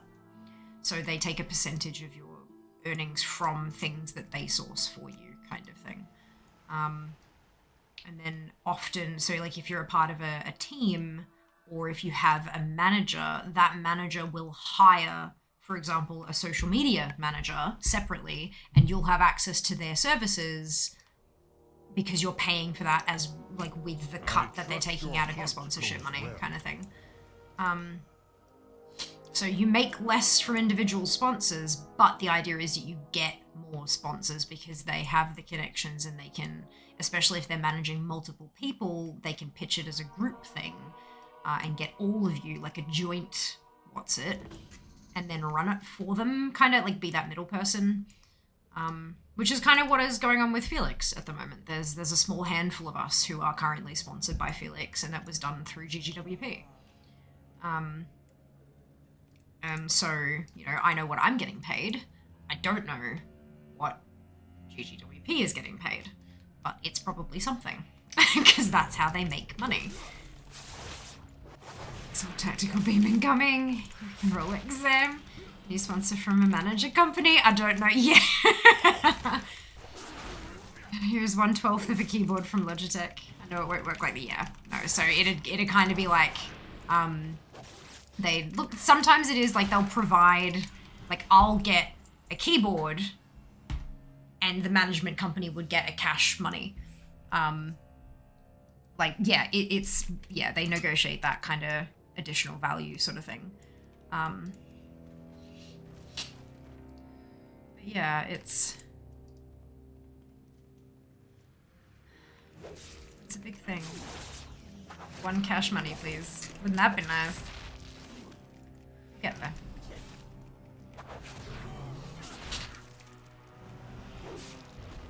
In this economy, yeah, look.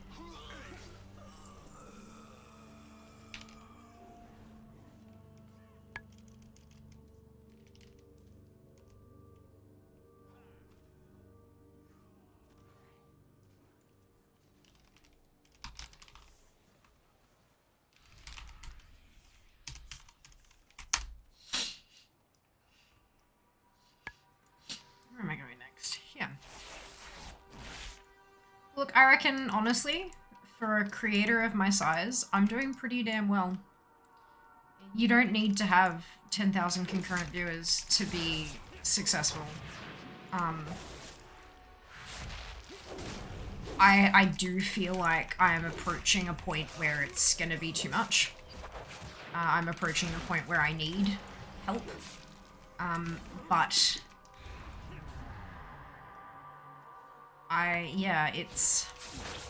that help is expensive.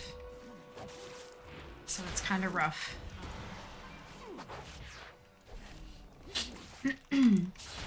I don't think I'd need like full-time help.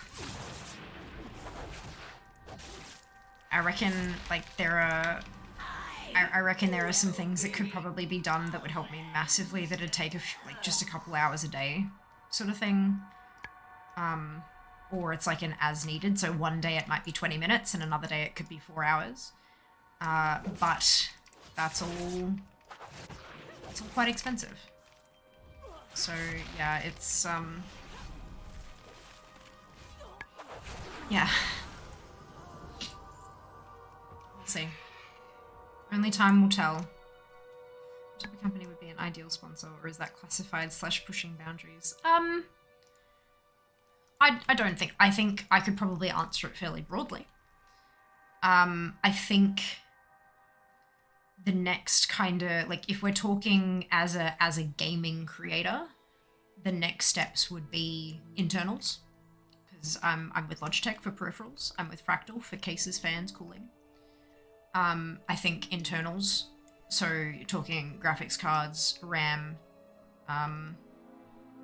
motherboards, CPU, stuff that could upgrade my system, in exchange for services, obviously. Like, I'm not asking for free stuff, like, it's paid for in kind. So I think that would be the next step logically from a gaming perspective. From, like, in terms of just as an influencer in general, I'm honestly not sure. I think there's, like, a lot of different places a lot of different directions I could go in. Well, what do we have here? I'm not really... Because, of course, like, you think about, like, stuff that happens outside of, like, you know, gaming thing, there's PC. But then, like, what else do? I eat. So, like, food. So there are any number of food type things. Like, there are a lot of food stuff that would be, like, a one-off thing. Like, here is some stuff and some money. Make some posts, please. But then there are some things that could be ongoing partnerships. And it doesn't necessarily need to be paid either, because you think about, like, I have to pay for groceries each week, right? So if I had, let's pull something completely random out here. Let's say I was sponsored by Woolworths.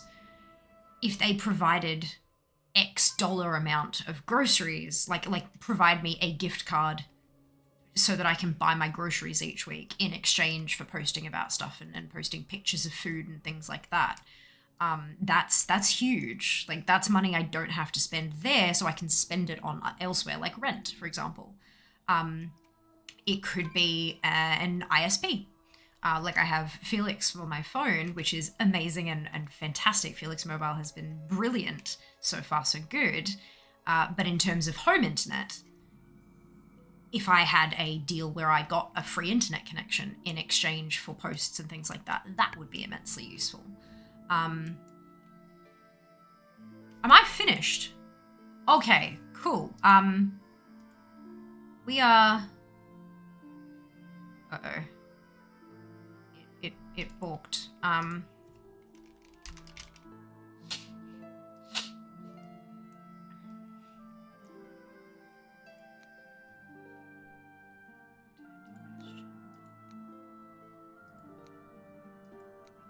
Okay, so it's stuck on Bastion. Alright, that's fine.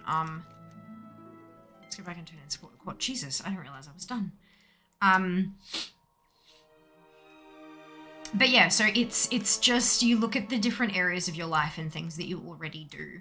and kind of go from there. Anything, like, obviously, money in exchange for posts and stuff like that.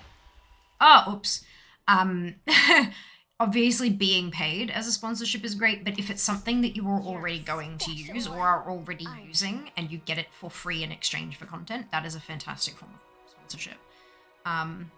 So yeah, it's... Yeah, I'm not sure, like, the only times I've ever approached sponsors, I've been rejected. Everything I have, they've approached me. So obviously I'm going to the wrong places.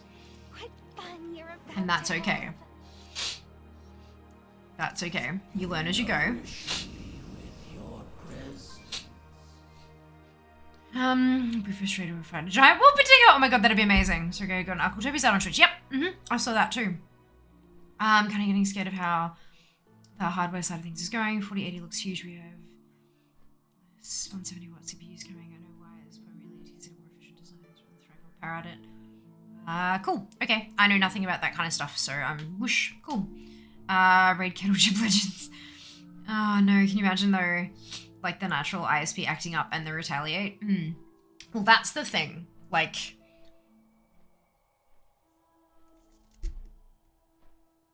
when you have sponsorships and stuff like that, often there's some stuff in the contract where, like, obviously you can't disparage your sponsor, but they also can't disparage you.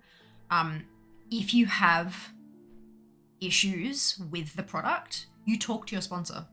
You say, hey, I'm having problems. And because you're promoting their product and because you're putting them under the magnifying glass for everyone else, basically, they will want to help you. They will want to make sure that you're getting a decent product so that you're happy with the, do you know what I mean? Because they're getting a benefit out of it too. They're not just like, it's not all benefit, like, you know, I get a free internet connection or whatever. They're getting a benefit too. They have to, otherwise it's just not worth giving you the product for free.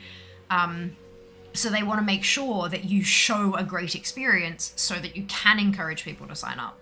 There are going to be things that are outside of everybody's control. Weather events and damage to nodes and like with the Brisbane floods at the start of the year and stuff like there are going to be times where the ISP can't do anything. And that's when it's important as a creator to know how to acknowledge that there's an issue without blaming your sponsor. Like, that's really important. So for example, you know, my internet connection is a little bit spotty at the moment. Of course, that's not because of my ISP. There have been some issues in my local area, such as some you know, flooding and some severe weather issues and stuff like that. Also, they're doing renovations on my building, and so that's going to cause some funky stuff as well, potentially, you know, especially if they're messing around near cabling and stuff like that. But so yeah, that's kind of, you've got to work with your sponsor. It's a team effort, genuinely. They've got to make sure that you're supported, and you've got to make sure that you're supporting them as well. And yeah, it's a skill. It's absolutely wholeheartedly a skill. And be judged. Perhaps I'm naive here, but wouldn't you refuse a sponsor if you hated the product? I'm not sure where you're getting, like, I'm not sure where you're coming from that. I don't think I talked about taking a sponsor of something that I didn't like. But yes and no.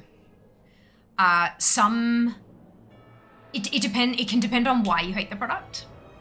So for example, yeah, like Duper said, I've had a couple of coffee manufacturers approach me, like small batch coffee manufacturers approach me to do some affiliate stuff like that. I don't drink coffee. And so I've turned that down. However, if I had a housemate or a nearby family member or something like that who did drink coffee and they could test the product for me and they agreed to give me like a review in their words, potentially photos of them drinking it, like all that kind of stuff, to, you know, so they can verify that it's a good product for me, then yeah, I'd take it. Jas doesn't drink coffee either. But because the thing is, right, just because I don't drink coffee doesn't mean that it's not a product that my viewers can benefit from. Genuinely. Like, if I can get you guys a discount on a product that you use on the regular, and I can save you money in your everyday life, or introduce you to a product that could replace what you're having now and is better quality, and therefore improve your life, then I'm going to take that opportunity. But I want to make sure it's good before I tell you to. I want to make sure it's good before I recommend that product to you. And if I don't have anyone nearby who can do that for me, then I'm not going to do it. So yeah, it's if you hate the product because you've had horrible customer experience with them, look, maybe that was a one-off. You never know. But if it's consistently horrible experience with them, or they've partnered with a whole bunch of like maybe they've partnered with another company that's anti something you care about, or something like, if there are other reasons to dislike and it's not the product, like maybe the product itself is actually banging, but the company sucks, then that's a reason I would never say yes to. Like, I would just absolutely not. Even if I loved the product, no, I'm not going to put my name with you, because that's just going to bring backlash on me. It really, really heavily depends on the product and the company and the whole ass personal situation. There is no correct answer to that question. But yeah, no, I don't think we were talking, like, I don't think I mentioned at all anywhere there taking something from a company I hated, so I'm not sure where that came from, but that's fine. That's, yes. Oh yes, unless you're really desperate. Hell yes.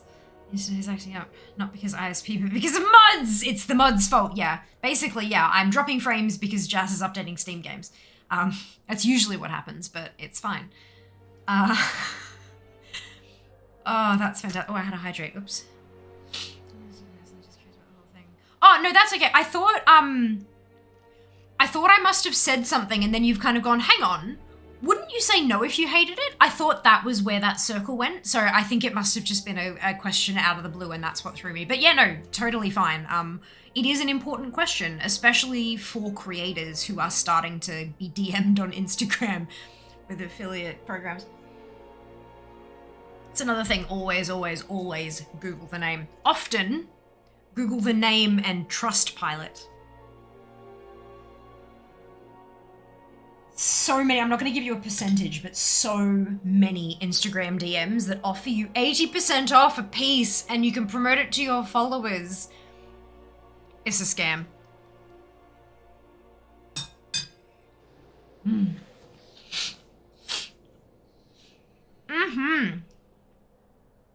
So this little baby tune is 57 and done with Ardenweald. Baby tune, da da da da da, baby tune, na na na na na. Happy Armor.29. I've been reporting them all, Zam, and I've started blocking them as well, and my follower numbers have tanked. I'm starting to wonder if it was the right decision to block them, but look.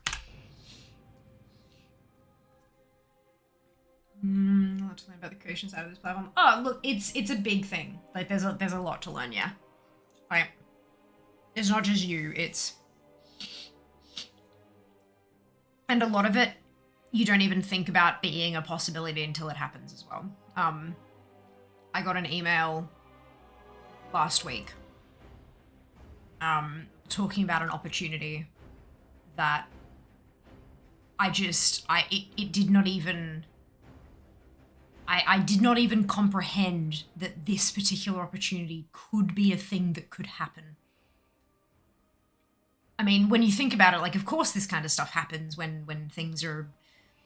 Oh, I'm trying to be so vague. I know this is very hard to follow, but I'm purposefully being incredibly vague here.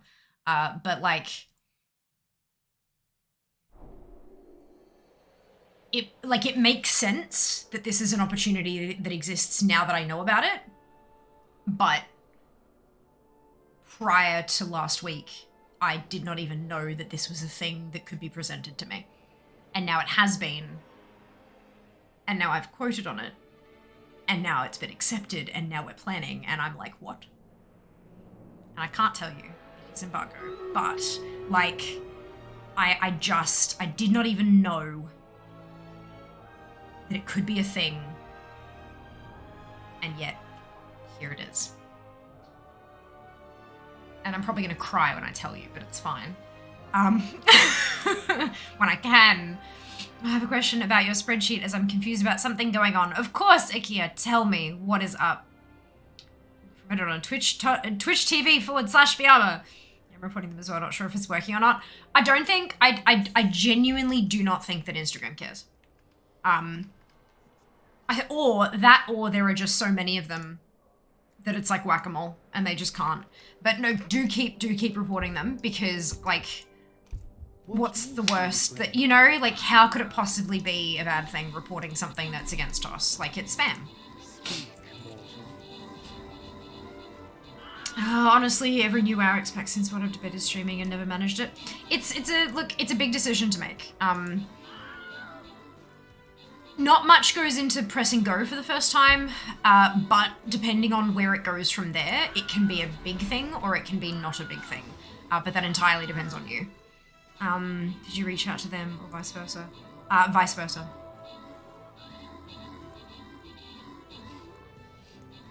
They reached out to me.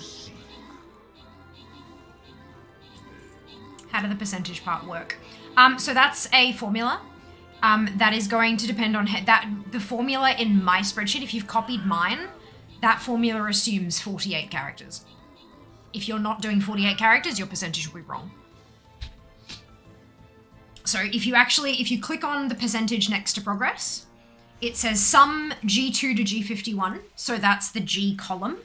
So on mine at the moment, it's blank blank 41.95, 5209, 5209, 52. So that's that whole column. And then it's the sum of that divided by 48. And that's how many characters that I'm leveling up. So if you're doing 12 characters, you need to change 48 to 12. If you're doing 17, you need to change 48 to 17. And that'll give you an appropriate number. The weekly goals is a lot more tricky to set up. So what I would recommend is actually using Jack's spreadsheet. If you jump into the Warcraft channel in our Discord, it should be linked there. I'm pretty sure I pinned it, but I could be wrong. I'm wrong. Good. Give me a second. Shit. How far back was Jack's beautiful spreadsheet?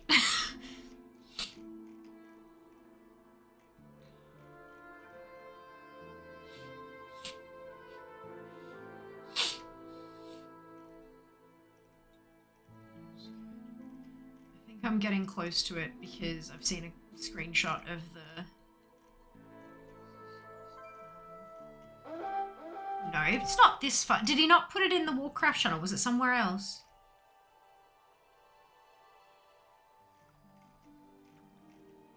It must be somewhere else.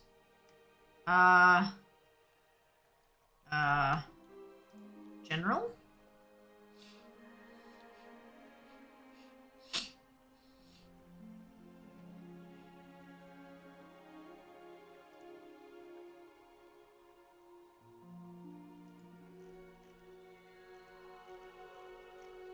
This is gonna be even worse because general is like massively used.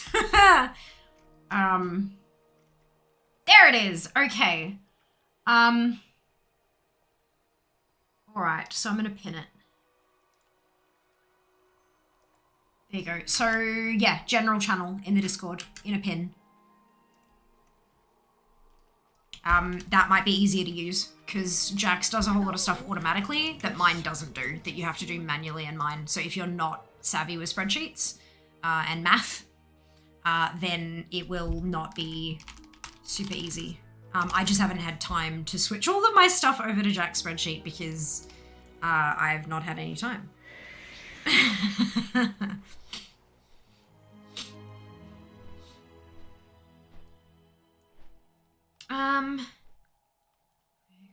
KFC. Can someone link the auto battle at exclamation stream raiders or exclamation battle or exclamation SR? We'll get you the link to that one. Have we? Oh, right, whoops. Zam, Martin, Sir, and Fade, congratulations to all of you on your bonus shit. One last battle.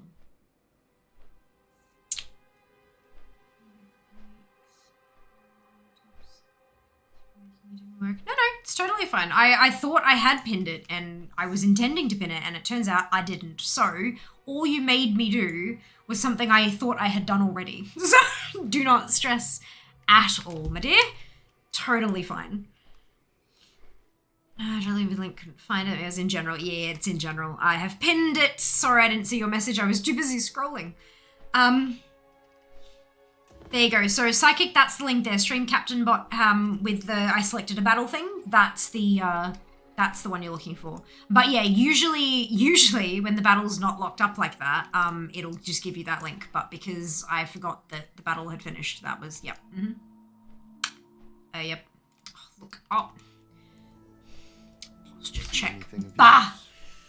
Bah, I tells you. Oh.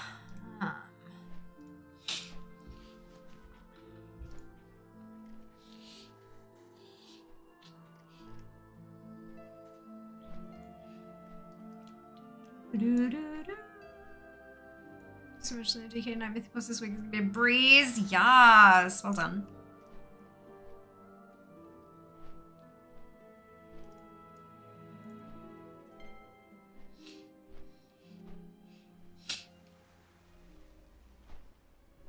Heartwood Grove has withered away, but the dreams of its bay remain. Right, Can so you help Zayhud collect them? I can't just drop down on thingamajigs this time.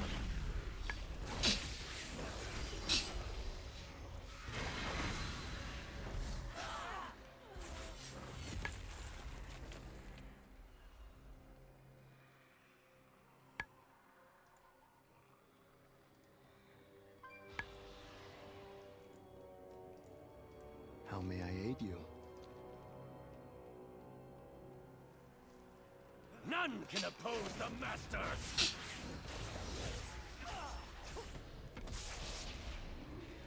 I fail.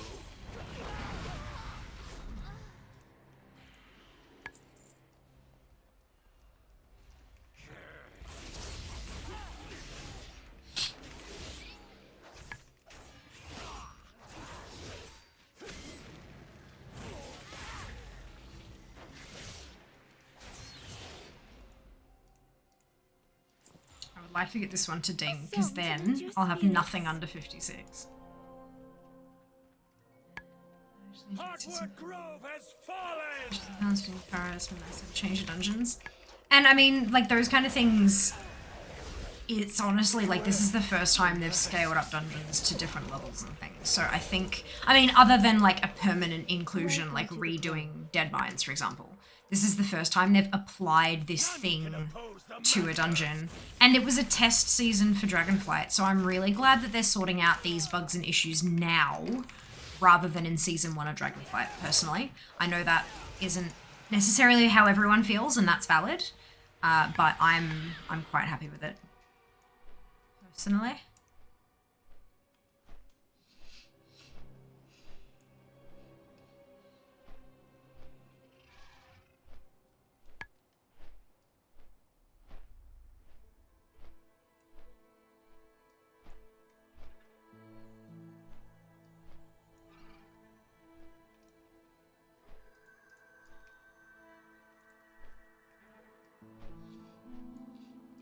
Foes of the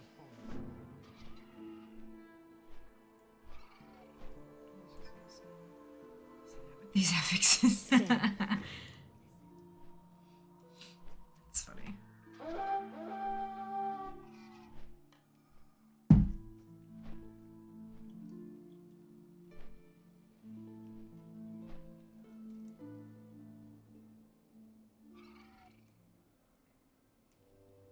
Where do we strike?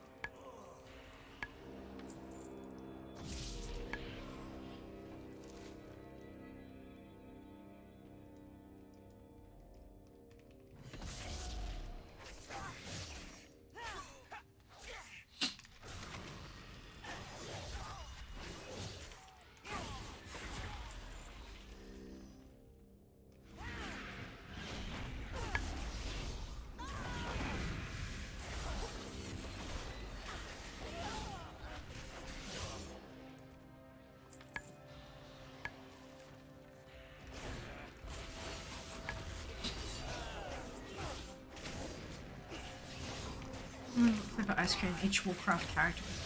Ooh. Oh, that's an interesting question. Okay. So, ice cream flavors. This is what we're talking. Ice cream flavors that each Warcraft character prefers. We're going to start with Illidan because I'm playing a Demon Hunter. What ice cream flavor do you think Illidan prefers, and why?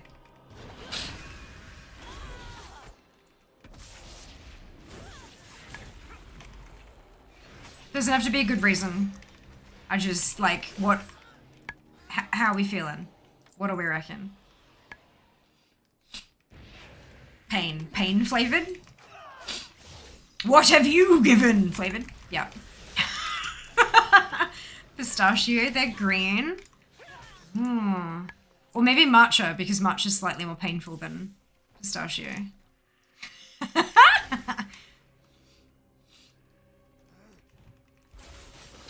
And then Rocky Road and pistachio. I like it. It's been a while since I've had pistachio ice cream. Pretty sure there's like mini tubs that Aldi do, although that might not be pistachio. I'm now confused. Pistachio the nuts. Amazing. Hello, Dave. Welcome back.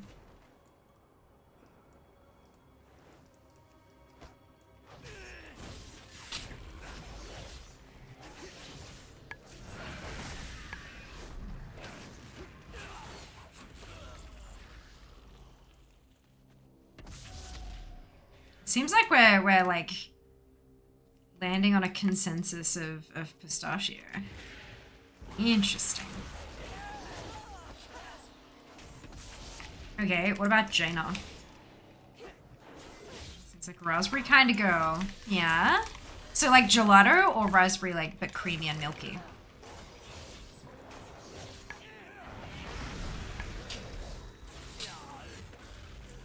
Personally, for me, I feel like Jaina would be like vanilla, but like a really good quality vanilla with like vanilla bean paste ripple through it and all this like proper good stuff, you know? Like refined taste, but simple.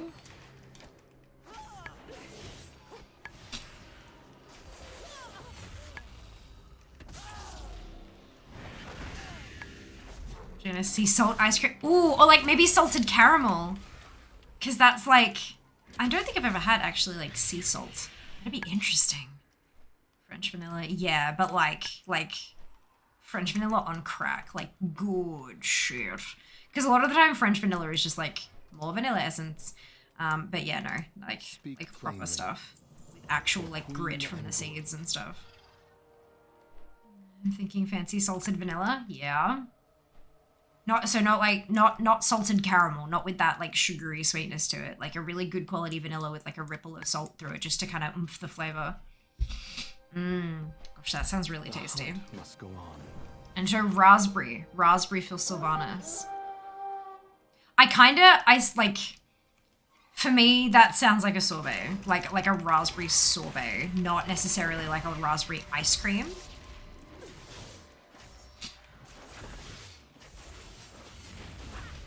But yeah, I feel that. But DK, these affixes mean nothing to me. Maybe it's just something weird like shrimp ice cream. Oh, like the real, yeah, like the I don't remember. It's alright. I was going somewhere with that and then my brain just made the Windows restart noise. Something with the squid ink or charcoal for Sylvanas. Oh, what about like black sesame? Are we going for like the darkness? Is that what we're aiming for? Maybe something salty, not sweet. Strikes me as salty popcorn person. But like salt is making its way into a lot of sweet stuff, and I think she'd probably go for it, if not just to experiment. Like if she was going to get ice cream in the first place, it would be something with that hint of tart to it. Yeah, well, not tart, sorry, like the hint of salt, yeah. Your dead heart. Gotta say though, like black sesame is a delightful I just, like, sesame is a fantastic flavor. But, like, sesame ice cream is so good. So good. It looks like concrete, but it tastes amazing. And the sea, so like the shrimpy stuff, yeah. Be so interesting.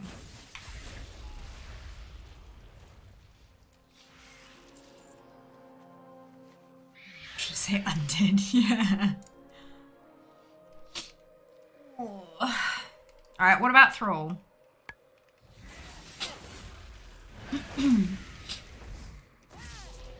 Thrall kinda like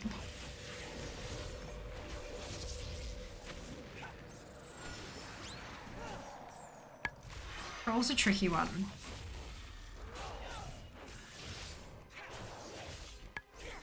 I feel like Thrall would get like all the mix-ins.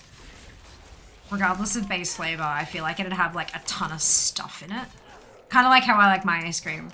But because like everything else he does in life is just it's full of sacrifice and selflessness and all that kind of stuff. And I feel like if he's gonna go get ice cream, it's his one time to treat himself, and he gonna add all the shit.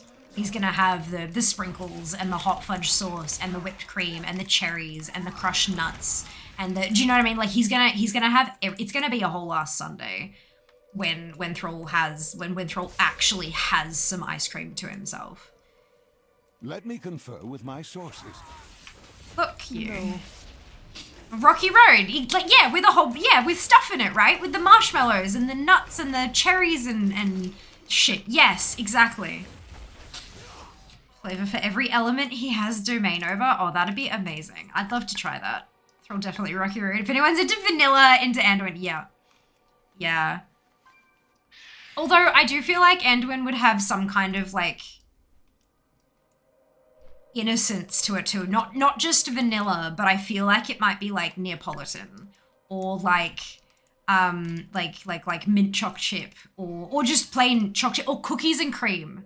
Cookies and cream. Because it's like, or even maybe like banana. Like a basic flavor, but with some kind of like youthful wonder to it. Because he hasn't really, I mean, he's grown up, obviously. But he didn't really get much of a real childhood either, so I feel like he still has that sort of... He has grown up, especially through Shadowlands. He was forced to grow up real quick, but I still feel like in his heart he still has that kind of sense of childish wonder, which is how he's able to cope with everything that's going on, because he genuinely feels that things will be better. They will get better, and that, to me, that's a childlike sort of hope or feeling in essence, I guess. I don't know. I'm talking in circles now. I'm gonna tune back into. What flavor ice cream do we think that Warcraft characters would be? Like, what would their favorite flavor be? Feel free to join in. We've had Illidan, and we reckon we got pistachio there. We had Sylvanas with, we reckon, either a black sesame or like a raspberry sorbet. Or, and then Jaina, we went with, I said like a really, really high quality vanilla ice cream with like, you know, vanilla bean, like all, you know, like super, super high quality, but then with some salt. So we're thinking like salted popcorn or like salted caramel or just like a sea salt and vanilla sort of thing. Because, you know, the ocean. But also it's just that kind of touch of class. And now we're talking about Thrall, about Rocky Road. Or, you know, just something with a lot of stuff in it, like what I like.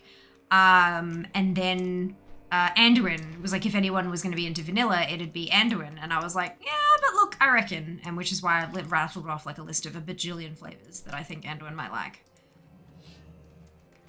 Maybe I should ask my contact at Blizzard what they reckon. Not that they would have any sort of like authoritative answer. But, yeah, I don't know. I think it'd be fun. Do you like Haagen-Dazs ice cream? I mean, yeah, I think so.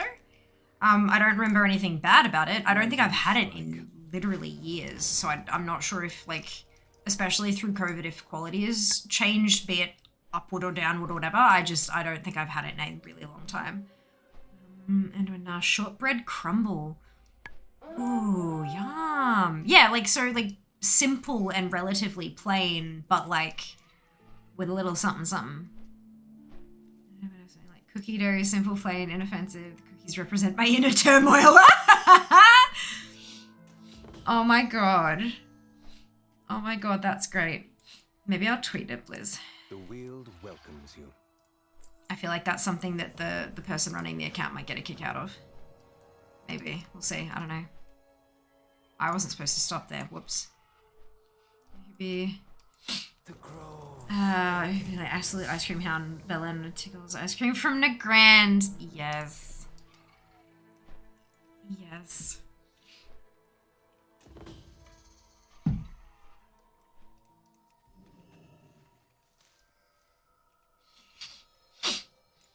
We need a comic strip now with all the main lore characters eating ice cream.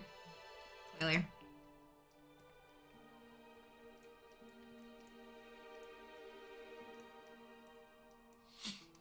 Maybe for Children's Day. Ah, that'd be lovely.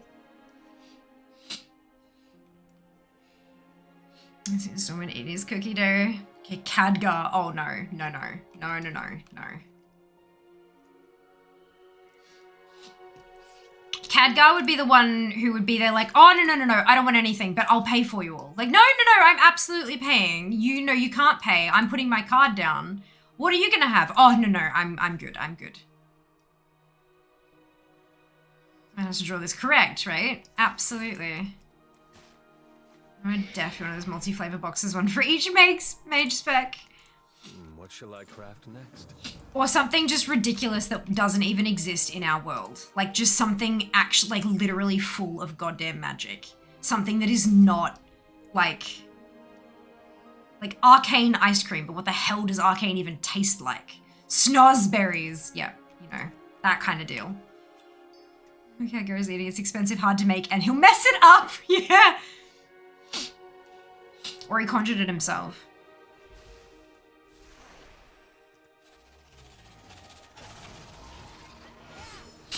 Mage table cinnamon. Ah. Oh.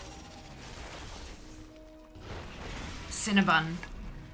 Cinnabon ice cream. Okay, so there is a like fitness ice cream. I know, just it's those ice creams that are made. They're relatively low cal and they're high protein because of like they reinforce the milk proteins and stuff, right? So it's one of those like fit ice cream things. There's a place near us that sells a few different brands of it. And one of the ones that they do is Cinnabon flavor.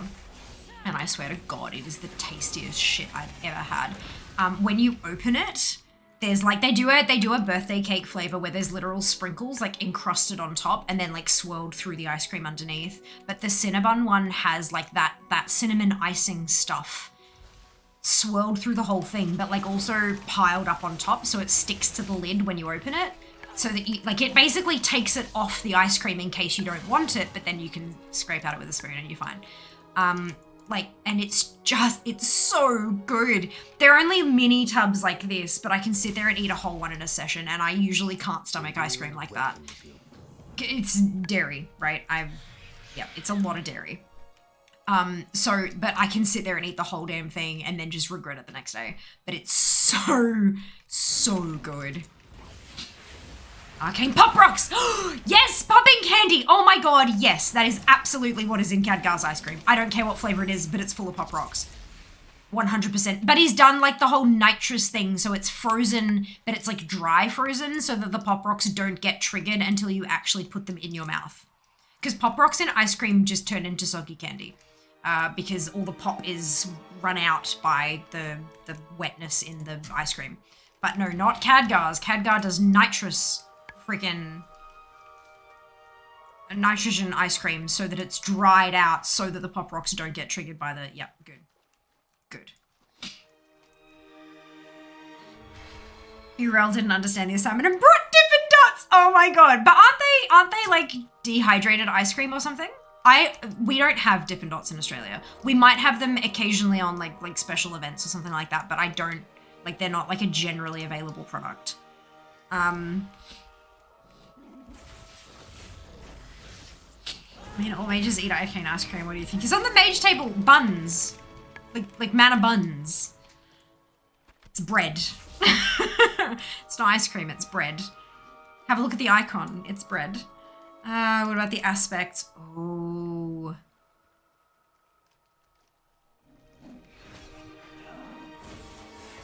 Alexstrasza has to be cinnamon though. That's the problem. But like not just like a cinnamon bun with like sweet and stuff, but like red hot, like the candy or the gum or whatever the hell that is. Like the red, yeah. Never had a good few ice cream that didn't try to destroy me from the inside out like an alien chess person. I know, right, Moo? Like, it's like, I'm sure there's probably a warning on the label, like excessive consumption may cause a laxative effect, but you know what? I don't care. It's delicious. Oh, Lord. Fireball! Yeah, aspects definitely probably puts ghost pepper into ice cream, but you can't see it. It's like ghost pepper oil. So it looks fine. Maybe it looks like it's chocolate with a raspberry ripple or something, and then you lick it and go, oh! Yeah. This is fun. I like this. Fireball, like the cinnamon whiskey. It's so good. Fireball, shot of fireball, cloudy apple juice, and like cinnamon on top. If you can mix the cloudy apple juice so that you get that, like the foam on top. You know when you make like a whatever sour and you mix it with egg white, I think it is, and you get that foam on top. Doing that with cloudy apple juice and then a shot of fireball and then putting like cinnamon on, like actual cinnamon on the top, like a chai cinnamon mix. Oh my God, best cocktail. Apple pie. Delightful. Fireball is pretty much the only dark liquor I can stomach. Or not stomach, handle taste-wise. I don't like the taste of most of them. Like, the only alcohol I can't, like, handle is tequila. I cannot do tequila, but everything else is pretty fine. It just tastes like crap. Anyway, first Alice probably had something cherry and hopeful, but now it's just a whiskey float. Oh my God. Although maybe she'll be fine. Like, maybe she'll be looking forward to potentially, like, our help. Maybe it'll be okay. Cinnamon schnapps gelato. The bun called Belgian bun. It's a round fruit bun with icing, raisins, and cherry on top. Ooh, that sounds tasty. It's tasty. As long as the fruit you mentioned doesn't include, like, orange peel. Because fruit mixes that have peel in them are directly from the devil. Bet your Sarah likes mint. Oh, abso-goddamn-lutely. In fact, a scoop of mint and a scoop of lime. It's a frozen mojito, but like evil has no place in these without no alcohol, and she doesn't understand why everyone finds it hilarious. Perhaps some of my magic can help you do it.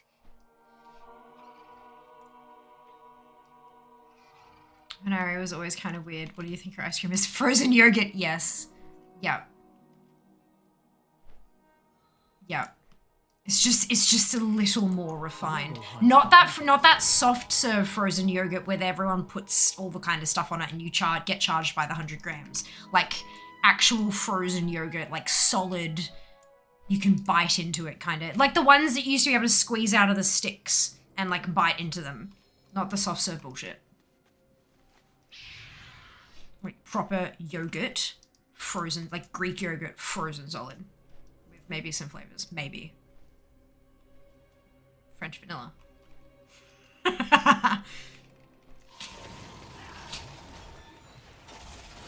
This is fun. Thank you so much for bringing this up. This fills me with joy. I absolutely have to tweet this at the BlizzANZ account and hope and like try to get a response. I probably won't, and that's fine. But like, we gotta try, you know? If you ask, there's always a chance they'll say no and laugh at you, but there's also a chance they'll go along with it. Stuff like this, I'm glad you... Oh yeah, look, if you're here in future and something pops into your head, like, go for it. If I feel like it's inappropriate or like it will lead somewhere I don't want it to go, then I will shut it down, and that's totally fine. But, like, yeah. Oh, you never know. Ian might have his own list of each character's flavoured desserts. Look, maybe. Maybe.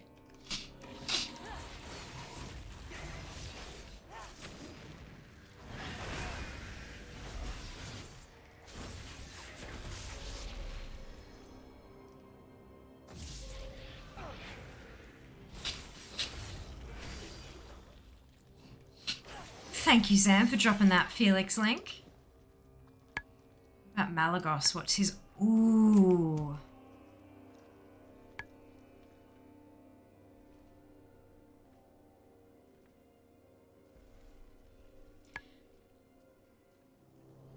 See, my brain keeps going like blueberry or grape because he's blue, right? But that's too... I feel like that's too easy. I do think everyone said Illidan was pistachio, Thrall was Rocky Road. I can absolutely do that. But that feels too easy, Psychic. So I'm trying to... Because, like, the thing is, Malagos is quite close, like... Malagos is, like, a more responsible, Khadgar. Because, like, they're both so heavily influenced by the arcane and all that kind of stuff. I'm leaning towards, like, Black Forest. But... I feel like it should be something like what Khadgar had, but less fun, less pop rocks. So I'm a little bit lost on that one. How do you feel? It's a bit artisanal. Malagos would be like the trashy version of that. Mally lost his mind a bit, didn't he? Yeah. Well, Malagos was a boss, like a boss fight. Eventually. So, yes. Oh, no. I've just been killing these and I haven't been using the thing because I've been distracted. That's fine. That's fine. A bit, yeah. Yeah, it's... Yeah. Something like pure peppermint oil.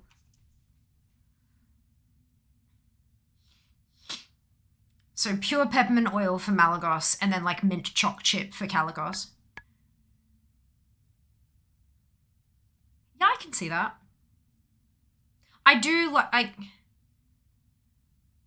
Kalec though. Kalec is lovely. Seems to be far more down to earth than Mally was. But Kalec is, yeah.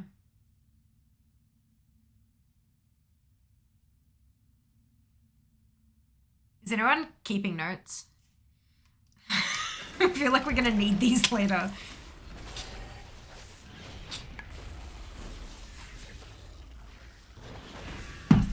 Bolvar.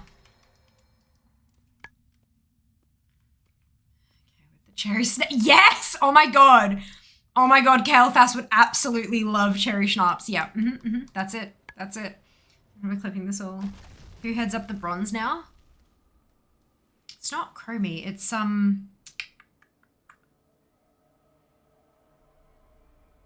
because we smushed Nosdormu, didn't we? I don't know. Just look at the VOD. Yeah, true. True. It's still Noz? Oh, that's right, because we killed Noz, but it was a different timeline and none of the Bronze Dragonflight can actually die because you kill them there, but they're alive here, and then they just kind of... It's all... Wibbly wobbly timey wimey.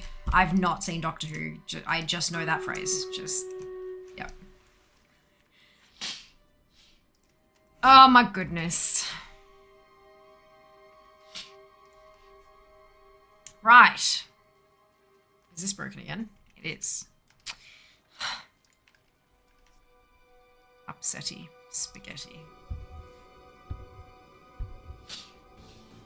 No, something ground. Some coffee beans and ground up Nodos. I'd probably leave out the Nodos, but I think coffee ice cream would absolutely be it. Absolutely. I think that's bang on. Maybe with like a couple chocolate coated coffee beans on top. With plague water frozen ice. No! Anduin is boring stuff, but with a light-hearted twist, like banana or Neapolitan or, what was the other one? Shortbread crumble.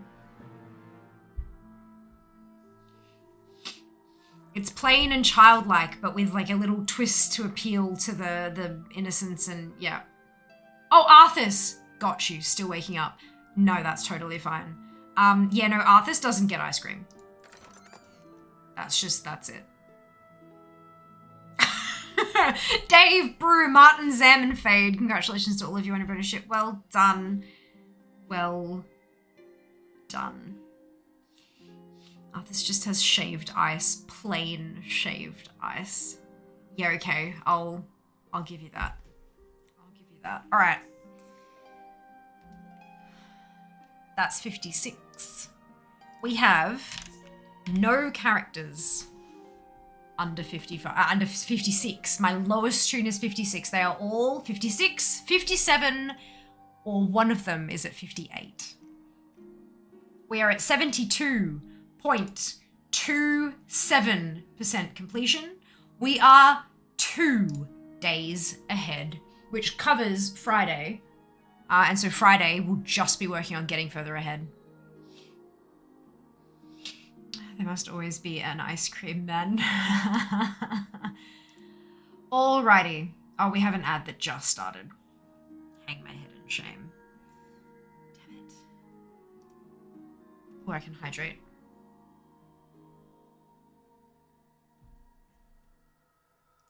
Uther. Hokey pokey.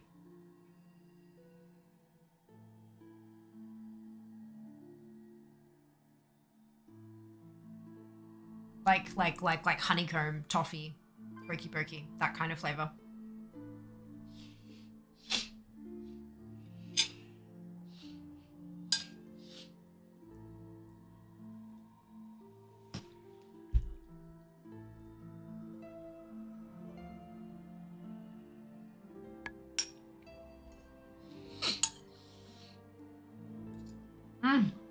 Violet crumble. Yep, that's it. That's it, I reckon.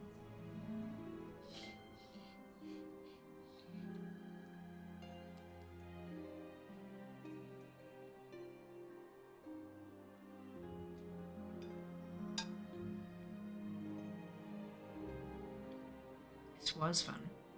Communion wine!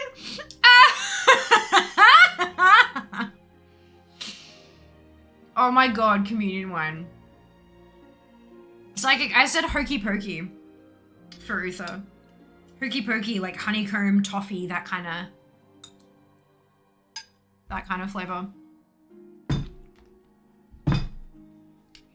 This is wrong. But it is correct for the next week. Wait. Yes, it's correct for the next week, so we're fine. Sounds cute. We've given Darian his ice cream. No, we haven't, Jas. Your input as the resident DK. What flavor of ice cream would Darian like? While I talk about what's coming up in the next week of Fia streams. Today is the 14th of September. What the fuck? Whew, I got my Twitch pay out today. I like that. Like mid-month. It also reminds me that I only have half a month to go before next month hits, but that's fine. So Friday, the 16th, is leveling. Saturday, the 17th, we are starting at 10 a.m. Brisbane time, Australian Eastern Standard Time. If you go to twitch.tv/Fiamma/schedule, you'll get that converted to your time zone. But basically, right now is 10:08. So like add 12 hours and it'll be that time on Saturday morning. It may be your Friday night, or it may even be your Saturday afternoon. Time zones are weird, but that's fine. So that's on Saturday. It'll be starting at 10 a.m. The timer will start at 4 hours. So I'll go to at least 2 p.m. Beyond that, any time added to the stream is going to be contributed, like it's going to be added via Throne contribution. So if somebody contributes to my phone crowdfund, it'll be 1 AUD to 1 minute. So if somebody contributes 30 Australian dollars, I add half an hour to the timer, that kind of thing. It will cap out at 36 hours. It will take us through 12 hours on Saturday, 12 hours on the 18th on Sunday, and 12 hours on the 19th on Monday. And if we get all the way to 10 p.m. on Monday, I will cry, and because I will have a new phone on the way. And then Wednesday, the 21st, which is next Wednesday week from now, we're doing leveling. So we're literally doing a whole ass week of leveling. Oh, I'm so like, oh, that's amazing. I'm really looking forward to that. Whew. So that's where we're going. That's what we're doing. Of course, we're always in Discord. Got the social media. You can follow !socials in chat to pull that up. Yeah. Blood orange for Darian. I love that. Candied blood orange. Like I need to add little green gummies and call it the corrupted cream bringer. Thank you, Koalatron, for posting a timer at the exact same time that Zam posted the command. Brilliant. And socials, yes. Brilliant. Thank you, Zam. Those links are in chat if you don't want to type the commands to get them yourself. They are now in chat for you to click and do the thing. Please do follow on socials. It genuinely helps. Having a greater social media reach, like more followers, means a wider reach on my socials, which means that sponsors are more likely to work with me. And when they do work with me, they are likely to pay me more. And that heads towards full-time fear, which is the goal. And I'm absolutely going to get that put on a t-shirt when we get there. I hope you've all had a fantastic night. When's the next super secret announcement likely to be, or is that still uncertain? I have a phone call tomorrow. Well, it's not really a phone call. It's like an online Teams thing. But I have a call tomorrow. I'm going to be asking them when I can blab. I don't know. At the very latest, I reckon like 2 weeks, but I really hope it's going to be before then because I have a feeling they're going to want it before then because hype building and stuff like that, but we'll see. I don't know. They are the experts and they will tell me when I ask them, or they won't, and it'll be fine. Yeah, that's in relation to the next announcement. The announcement after that, I'm just waiting for things to be solidified.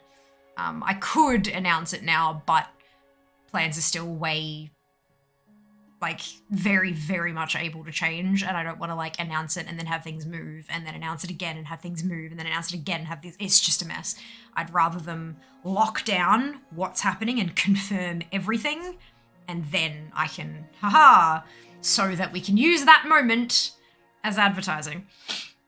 Keep your eyes on Discord, though. Yes, keep your eyes on Discord. What usually happens is when I get permission to tell, I go to Discord and I say, announcement next stream. And that is how you know you should be there when I go live the next stream. Even if you're only able to jump in for 3 minutes to listen and then hop out again, that's when it's likely to happen. And that way you'll also get an upgrade to your moments badge. Julia isn't allowed to have ice cream because the one time he knocked down the shelf grabbing all the Ben & Jerry's. For the moment! Yeah, that's it. Oh gosh, that's a headset. I'm gonna go to bed. Oh no, I need to raid someone, don't I? Crap, hang on. I was so well organized up until that. Just right there. Right there.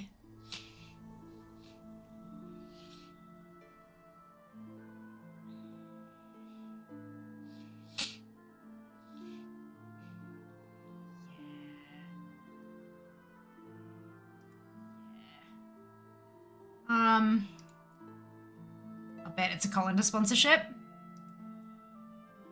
You know I can't say anything, dude. Obviously, so next time, you too, Mara. You too. And you as well, Psychic. You as well. Alright.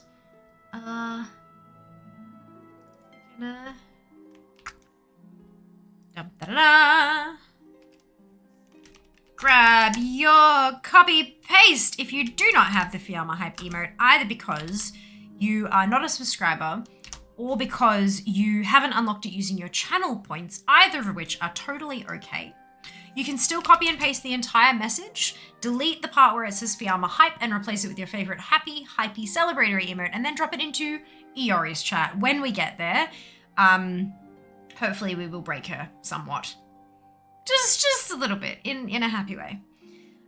She didn't deny that. No, I did not. Stream today. Oh, thank you. Thank you for being here, Mystic. Have a great rest of your day. Take care of yourselves. Be nice to each other. Follow me on social media. And I'll see you on... Oh, I was about to say on Wednesday, but it's Wednesday today. I'll see you on Friday. Oh my god. I need sleep. I will see you on Friday. All of the love. Mwah. Bye, guys.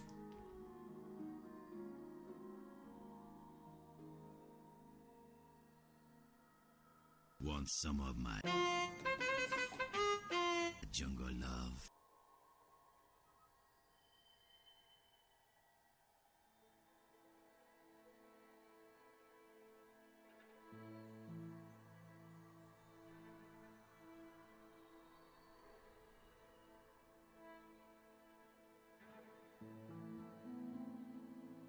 Job's done.